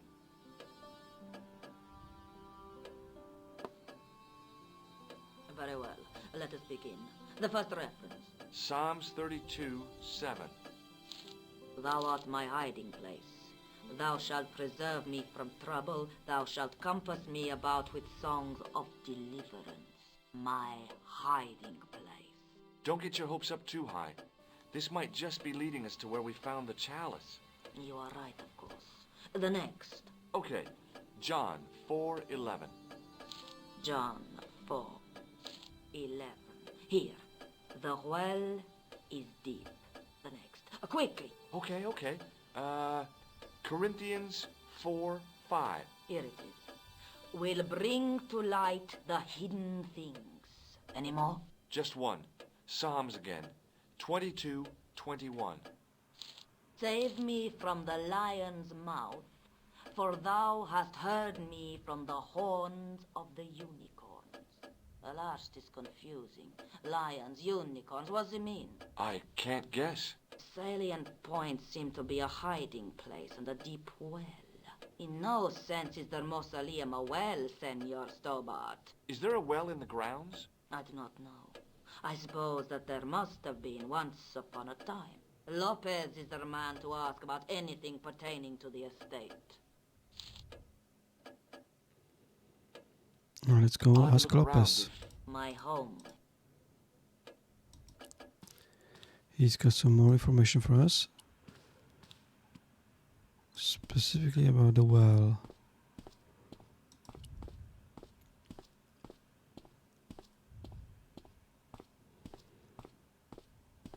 He's got very large legs compared to the Hi torso. there, Lopez. How's tricks? Senor Stovat, I feel I owe you an apology. No, you don't. I was impolite on our first meeting. Look, Lopez, just forget about it. I came on like a snake oil merchant. I wouldn't have trusted me in your shoes. You do not understand. Finding the chalice has given my lady a new lease of life. It's a marvel. She smiles, she laughs. The tradesmen are saying that she is on Prozac. You must know just about everything that there is to know about this place. See, I have lived my whole life here in the service of the De Vasconcelos. Do you know of a well anywhere around here? A well? Si, senor. This used to be a fortified villa. How can you last a siege without water? Great. So where is it? How should I know? The well was covered over in the last century. It was dangerous, you see. And you have no idea where it was? None. It was hidden even before my grandfather's time. Well, you must have a vague idea of where the well is. It must have been in the old house's courtyard, so that would put it around here. Here? Okay. Now, how do we find it? There might be a way. Let me think about it. Any ideas yet? We are looking for a source of water, see? Yes? For generations, the Spanish country folk have had a secret way of locating water, even if it is meters beneath the ground. Ah, you're not talking about water dousing, are you? Eh? You know, you get a stick and walk around until the stick twitches and dig there. Oh, you've heard of it. Yeah, I think most of the planet has. Okay, let's get a stick. Uno momento. It must be a special stick. A Y of hazel. Right. Do you have any hazel trees? See? Here. That is hazel. Which one is hazel? Oh, this one here. Okay. So we need... I went over to find a suitable stick. There wasn't a single usable Y-shaped branch on the whole damn... Which one did he actually show?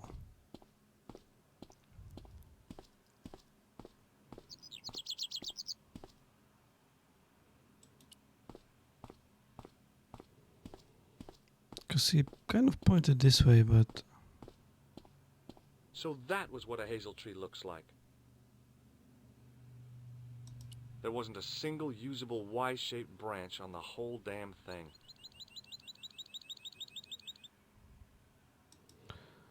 Okay, maybe there's some more...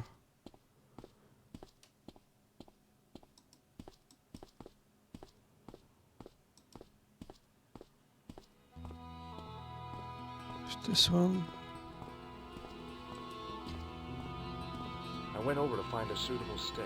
Aha! There you go. We got a stick now. Let's show the stick to Lopez.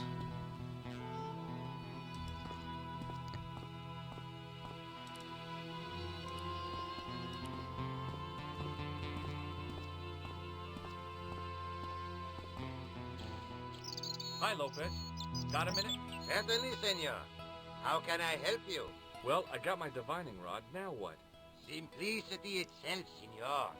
Hold the wand at the upper ends of the Y. Apply a little tension with your wrists so that the slightest movement of the wand tip is clear and walk slowly and steadily over the area. Sounds easy enough. We'll find this well in no time.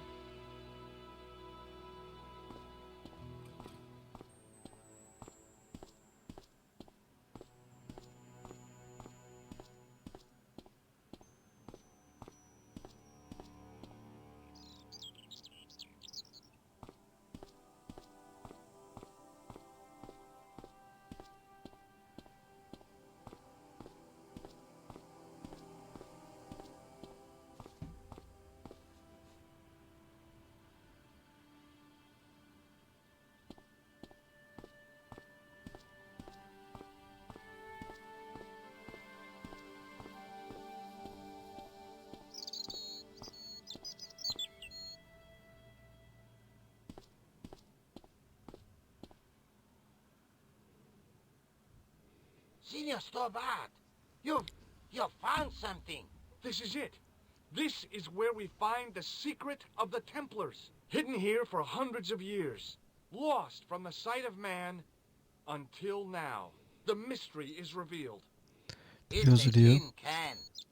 I've been walking up and down with a twig in my Could have been hands, anything really. looking for a tin can. It had water in it. That's what the dowsing stick must have detected. I'd have to check with an archaeologist, but I don't think the Templars left that. In truth, Senor Stobart, the loan was laid many, many years ago. This can could date back to the Napoleonic Wars. Get rid of it and I'll try it again. Lopez threw the can away. It seemed to fall an awfully long way. The splash at the end confirmed what we both suspected. Well, I'll be a monkey's uncle. It has been here all the time.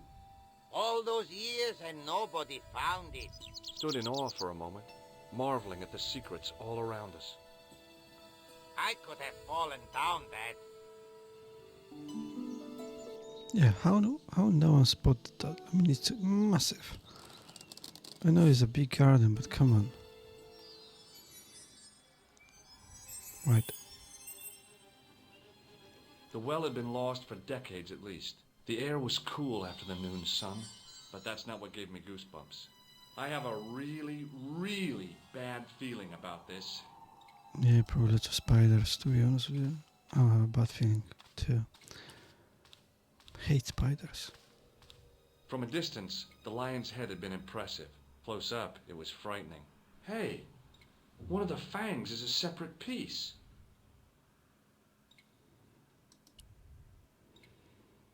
I could hear the sound of a lot of stone moving, and I knew I was in danger.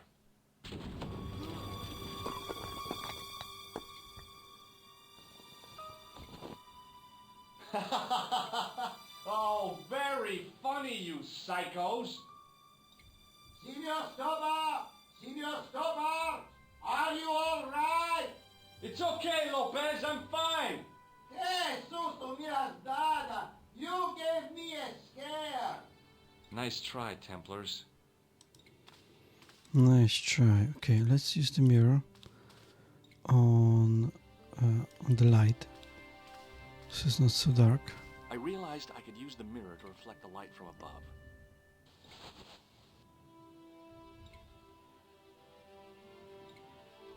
There, in the middle of the door, I could see some kind of socket. It looked like this wasn't quite the dead end it had seemed. Now we can use this figurine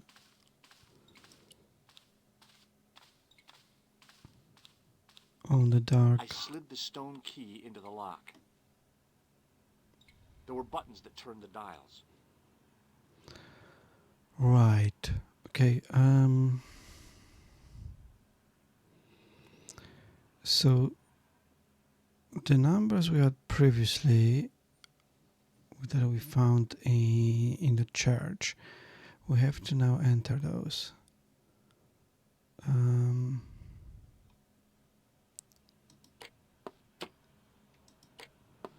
How does this exactly work?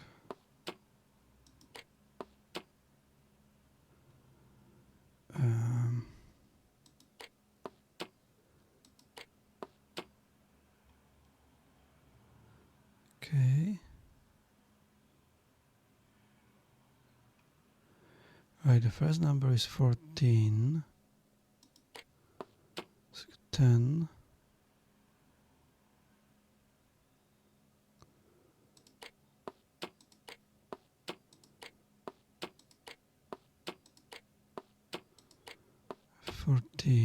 So that's 14, and press down. I heard the sounds of the lock moving. Either that or the wall was going to come down on my head. Okay. Next one was 27. So 20.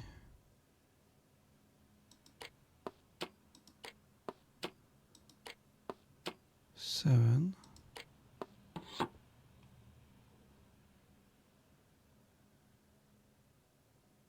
Now number 6. So we need to leave the top one empty.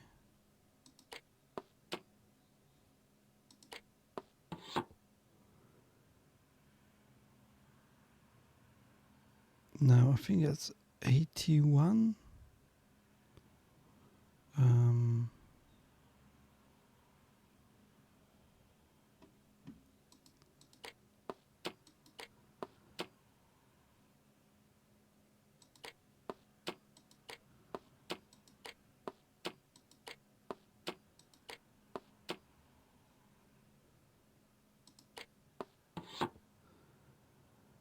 Now number 3.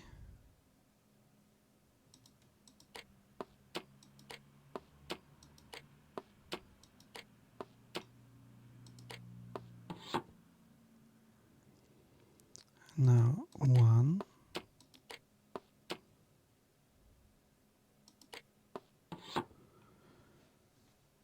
Now 17.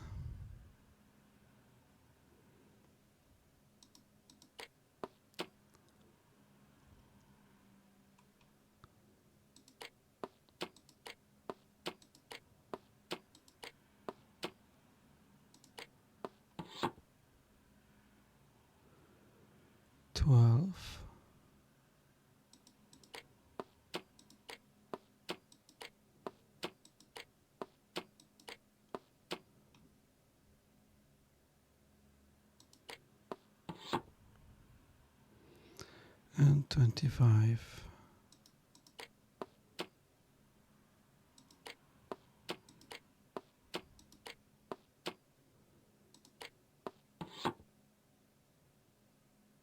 Did I not enter some of them correctly? I thought I did.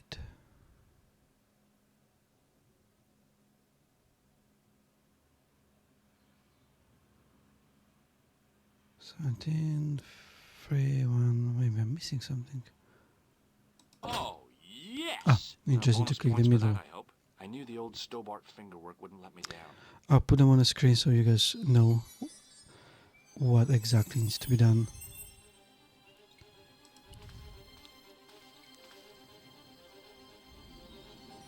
Ooh.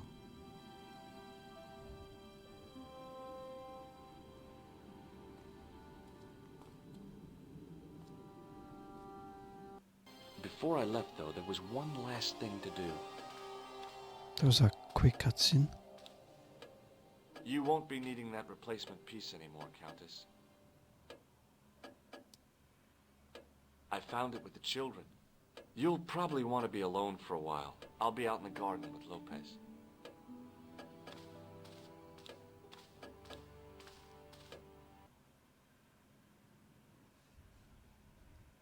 George, welcome back. Come in, Josh. It's good to see you again.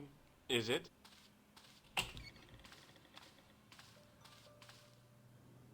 Sure. What did you find in Spain? Without Andre, we wouldn't have got this far, Josh. Yeah, I know. The clues led to an underground chamber at the bottom of a well. The Templars had left a tapestry showing a chessboard. The white pieces were vastly outnumbered. There was a stream running across the board, and a Templar knight on a horse. Does it mean anything to you, Andre? No, nothing. Maybe we should tell Andre what else you found, Josh. There's a map and a Latin inscription to the west at the edge of the world. Georges found that in a cave in Syria. Yeah, where the assassin almost killed me. Then we have got the burning of Jacques de Molay and the date, 1314. From the window of the church in Montfaucon Square, one of the few places where nobody tried to kill me. Then we have the image of a church that Georges found at the excavation. I don't recall anyone trying to kill you there either, Georges. And finally we have the tapestry in Spain. Did I mention I almost got killed there? Not yet, but I'm sure you're about to. It was only my cat-like reflexes that saved me from certain death. Cat-like reflexes, eh? And while I was risking life and limb, where were you, Andre? Getting your glasses fogged up over an Etruscan vase? That's enough, boys. Can we get back to saving the world? Of course. My apologies. He started it. Well, the Latin phrase are the words of Julius Caesar. He was describing the island of Britain. Are you sure? The map didn't look much like Britain. How come Caesar described Britain as being at the edge of the world? To the Romans, the Mediterranean was the center of the universe. Britain was a remote, unfriendly place, inhabited by blue-painted savages. It hasn't changed much. They've stopped painting Shots themselves blue. fired. Except when they go to a football match. They used an extract from a plant called woad, Isetis tinctoria. The Scots were using it until fairly recently in the wars with the English. Fairly recently? I don't recall the Scots being at war with the English. How recently are you talking about? I believe William Wallace's men used it in the 13th century. They might well have been using it as late as... You can't remember, can you? 1314. Ah, we're back onto that, are we? André, what is it? What do you mean? 1314 in Scotland. The Battle of Bannockburn. That would explain the stream on the chessboard. That's what a burn is. Right, Andre? As in Bannockburn? Right, George. And it gets better. Tradition has it that the Scots were helped by a shock force of, well, can't you guess? Knights Templar? Yes, a group of outlawed Templars. They are said to have turned the tide for the Scots. And it all ends at a church in the Isle of Britain at Bannockburn in a church. What are we waiting for? I'll call a cab. I can't go. Andre, you've been loads of help, but... What George is trying to say is that you shouldn't feel guilty. I was? We understand you've got commitments. But Yeah, listen, I think we he's have trying to to say hurry. something else. Let's go, George. We'll see it through. Oh, and, don't worry about us. Yeah, Andre. Right, and now we on a train to Britain. Okay. Let's try to leave this cabin. Where are you going, George? Do I need to spell it out? Don't snap at me. If you're going to take a leak, why don't you say so? Okay, I'm going to take a leak. What is so rude? L-E-A-K. Tickets, please. Oh, hi. That's a standard full-price peak return. Don't you have a senior citizen's rail card? I rarely travel by train. My ticket is perfectly Hello. valid, is it not? Well, yeah, but you could have saved up to a third of the cost. I do not need to indulge in puffling thriftiness. Blimey, you're a funny old bird and no mistake. Tickets, please, sir. Here.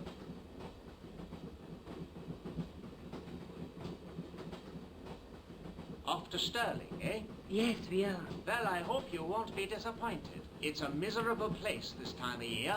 Still, there's plenty of pubs and a lovely view from the castle. Thank you.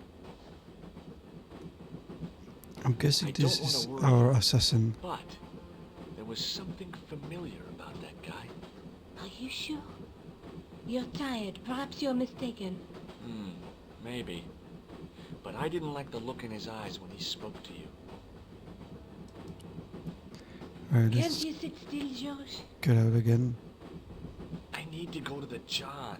While you're there, check out the buffet car, George. Unthinkable though it is, I am hungry enough to eat English food. Okay. Shots fired again.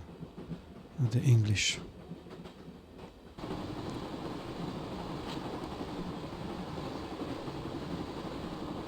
Alright, let's go left here.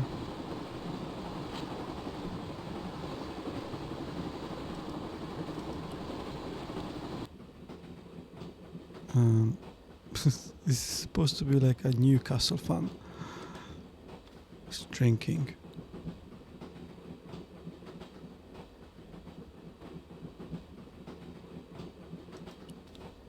You haven't opened that window, pal. Why not? It's freezing out. Leave it out. Yeah, I just want to get out. The windows seem to have been sprayed with... Oh, this way.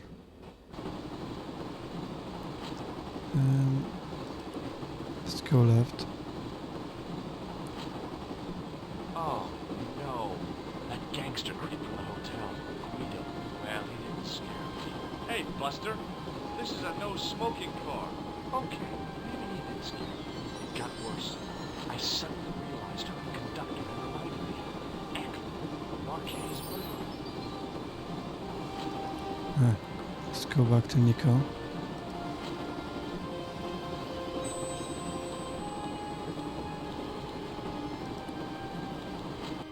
I should have known better than to leave Nico and the old lady alone.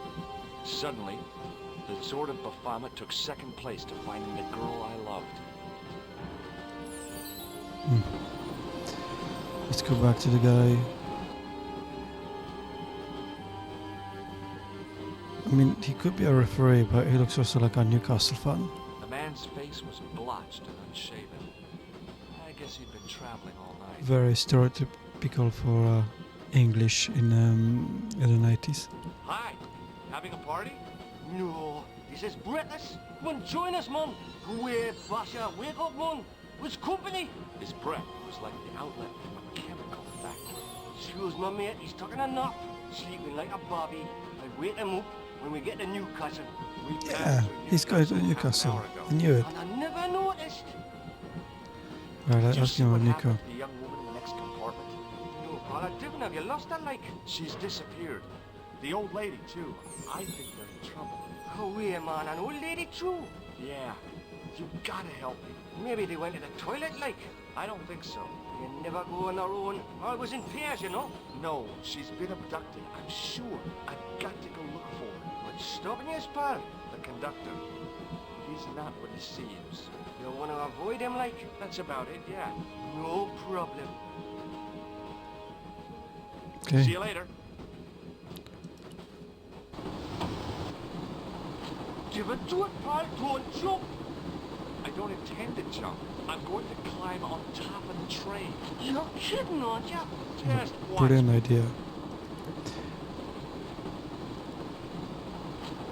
Hold on now, pal. I'll give you a hand, like.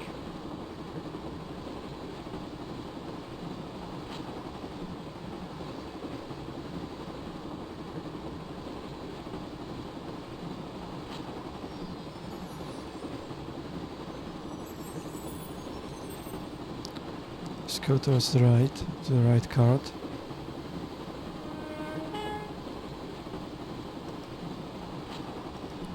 And down the ladder.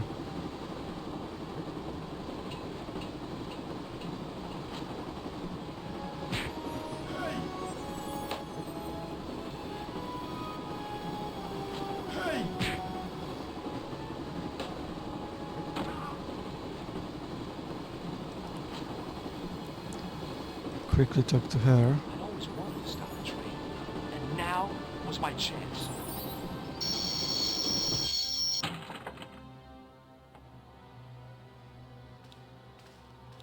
You saved our lives, but why? We were always on the same side. Stobart, different causes, but a common enemy. The Knights Templar? Don't call them that. The real Templars were a noble foe. These barbarians have no right to that name. These men are no better than dogs. What are the Neo-Templars after? What is the Sword of Baphomet? Not what you think, my friend. It is a weapon, yes, but one which our enemies will find difficult to wield. A double-edged sword. A power older than Dimolay, older than Solomon. We'll stop them. You and me together, and Nico. No, George. My journey ends soon at the Garden of Paradise. You're talking in riddles. Can't you tell me straight what they're after? The sword symbolizes a colossal energy caused by the alignment of the Earth's natural power fields. Which are focused at St. Ninian's. The energy endowed the Templars with the power which made them great. A power which made them charismatic to such an extent they could control the will of all around them. Okay, so we should be able now to Allah guide you to our enemies. leave this card. One last thing. What? What is it? He's dead. Alright, let's talk to Nico. Don't worry. I hadn't forgotten about you. Answer me this instant, George Stobart. I will. When I'm ready. That's not fair, George. No. You took advantage while my hands were tied. When Eklund pointed that gun at me, I thought I was gonna die. I thought of all the things I'd never What did he get to do? And kissing you Oh. was at the top of my list. You show that. Uh-huh. George, we've got to get off the train. Eklund could recover at any time. So what are we waiting for? Alright, let's leave through the left door.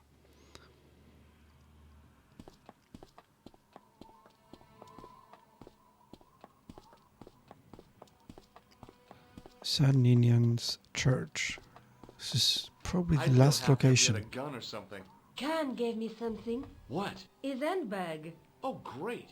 If we run into any killers, we can give them a good buffeting. Didn't he have any weapons? You don't know the half of it. This bag's full of C4. Wow. Why didn't you say so? Boy, we'll show them now. What's C4? Plastic, George. We're going to shop our way to victory? 2 kilos of plastic explosive. The detonator's broken now. No problem. We'll buy a box of matches somewhere. It doesn't work that way. It takes a small explosion to start the big explosion. Well, that's not much use then.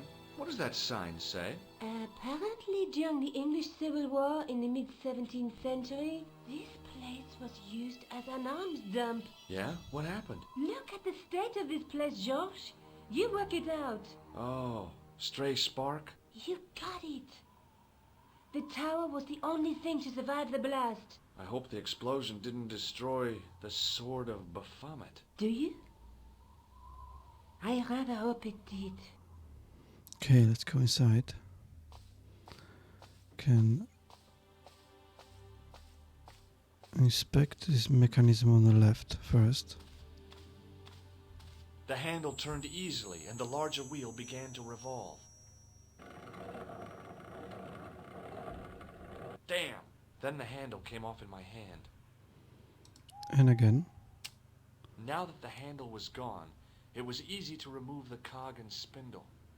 Now inspect this pile of rubble. I scrambled around in the rubble and found an old clay pipe with a broken stem. And again. Under one of the stones, I found a metal coin which was green with age. And again, for the third time. It was caked with soil, but what I Inspect that found third was pile. a small cog and spindle. Now we can inspect this demon statue. Okay, so let's put the small cog in Demon's left The cog eye. wouldn't fit that hole. Oh, left eye, sorry. The cog slipped neatly into the eye socket.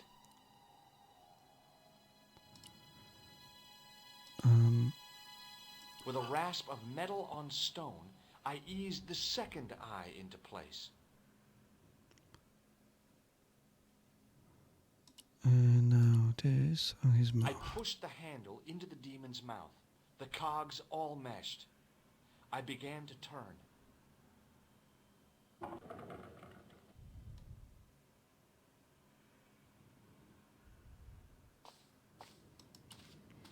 Let's enter this new As soon as I passageway. saw the flickering torches, I realized the bogus Templars had beaten us to the sword. But where were they now?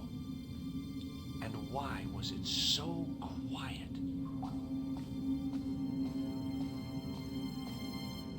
No, George! What? Leave the torch right where it is. In case you haven't noticed, the crypt is full of gunpowder. So what? Don't you... It's not a question. No? Actually, You good think idea. I'm a jerk? Don't be silly, George. I thought I heard something. Let's go past it.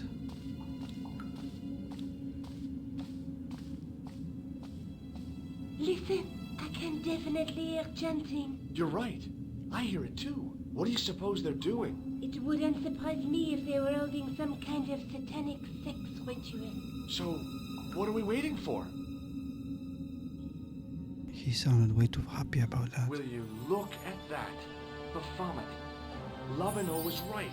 This place was ancient even to the Templars. This whole place?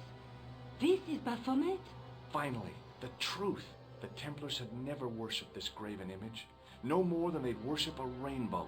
But, like a rainbow, they regarded it as a symbol of a covenant with God, who'd revealed this place to them. Rosso! Why, the double-dealing treacherous? On the contrary, Inspector Rosso has been the model of obedience, an important quality in a true Templar. Now be quiet and watch, if you wish to live much longer. Brothers and sisters, we are gathered here to witness the reforging of the sword that was broken. Here before God's sentinel, Baphomet, Grand Master and Knight of Baphomet, we salute and pledge our obedience to you. I salute you, gatekeeper of the temple. 7 centuries ago, our greatest weapon, the sword of Baphomet, was lost to us. Now we prepare to reforge it, to wield against new enemies. We shall lead the people to a new order, wherein all borders will dissolve. All will be united under the red cross of the Templars.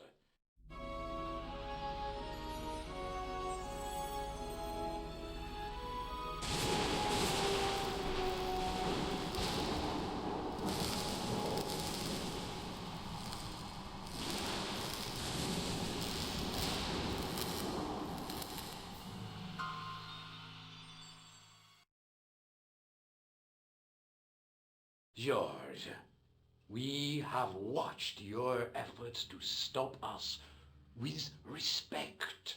But surely you realize that you have been misled by our enemies. Both of us want a better world. Fortunately, no harm has been done. We need determined, resourceful men like you. Join us, George. Join us in true brotherhood. Yeah. True? Wait. Brothers? What about Marquet? What about Pegram and Klausner? You didn't look on them as brothers, only as failures. 3 men dead, and you don't give a damn. George, you know that sacrifices are necessary. Every great undertaking. Join you? I'll see you in hell first. Ah, George, I had great hopes for you. C'est la guerre. Eklund, kill him.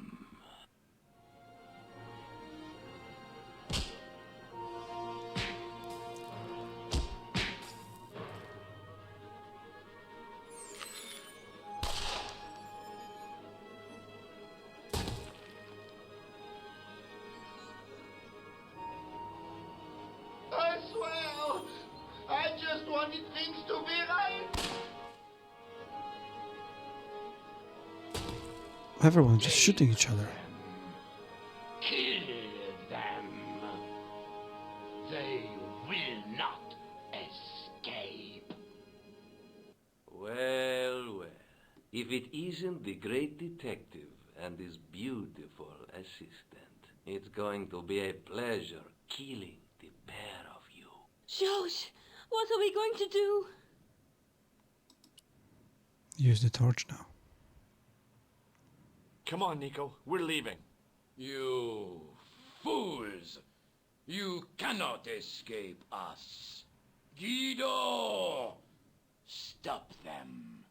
But master, the powder!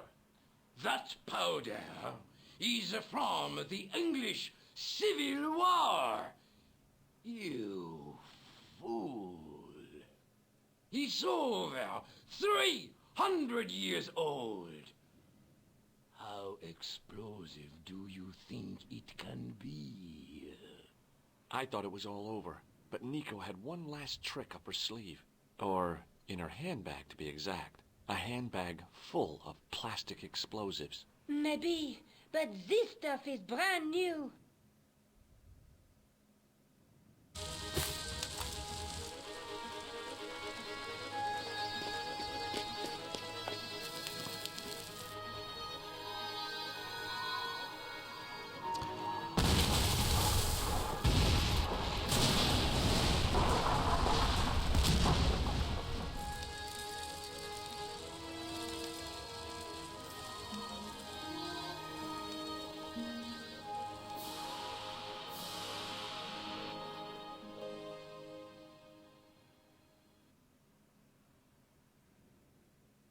Slightly anticlimactic ending, to be honest We with you. didn't stay long in Scotland.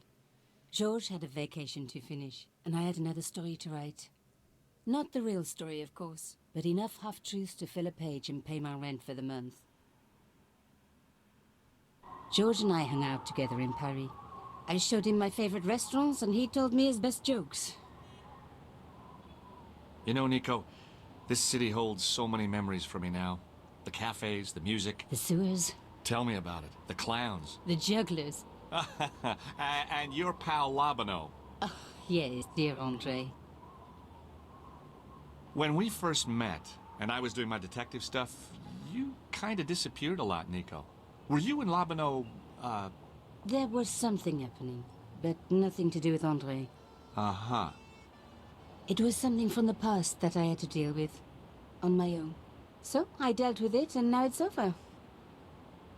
Hey, did I ever tell you the one about the old Irish couple in the lottery? No, but I think you're going to. Okay, there's this old Irish couple. They've been married forever, like 50 years, and they win the lottery. Hilarious. Alright, so that's how it basically ends. Alright, so that's it. Broken Sword, the Shadow of the Templars, Director's Cut is finished now. I hope you enjoyed this playthrough. Obviously leave a comment and like this video if you did. And subscribe to the channel for more retro playthroughs. What did you think about the ending specifically? I thought it was a bit anticlimax. It happened so fast I didn't even realize it's gonna end just there. One of the almost second to last cutscene was very static. There was nothing really happening except of the text, and then suddenly one guy got shot, another guy got shot again, and we just clicked on the fire or on the torch, and that's it, and the game was finished. Like, I don't know. But overall the game great. Obviously 1996, so you need to cut it a little bit slack, but great game, and I definitely recommend that game to everyone. Okay, thank you very much for watching. If you watched the whole series, thank you very much for time spent on it, and I hope to see you in the next retro playthrough. Thank you very much, bye bye, stay safe.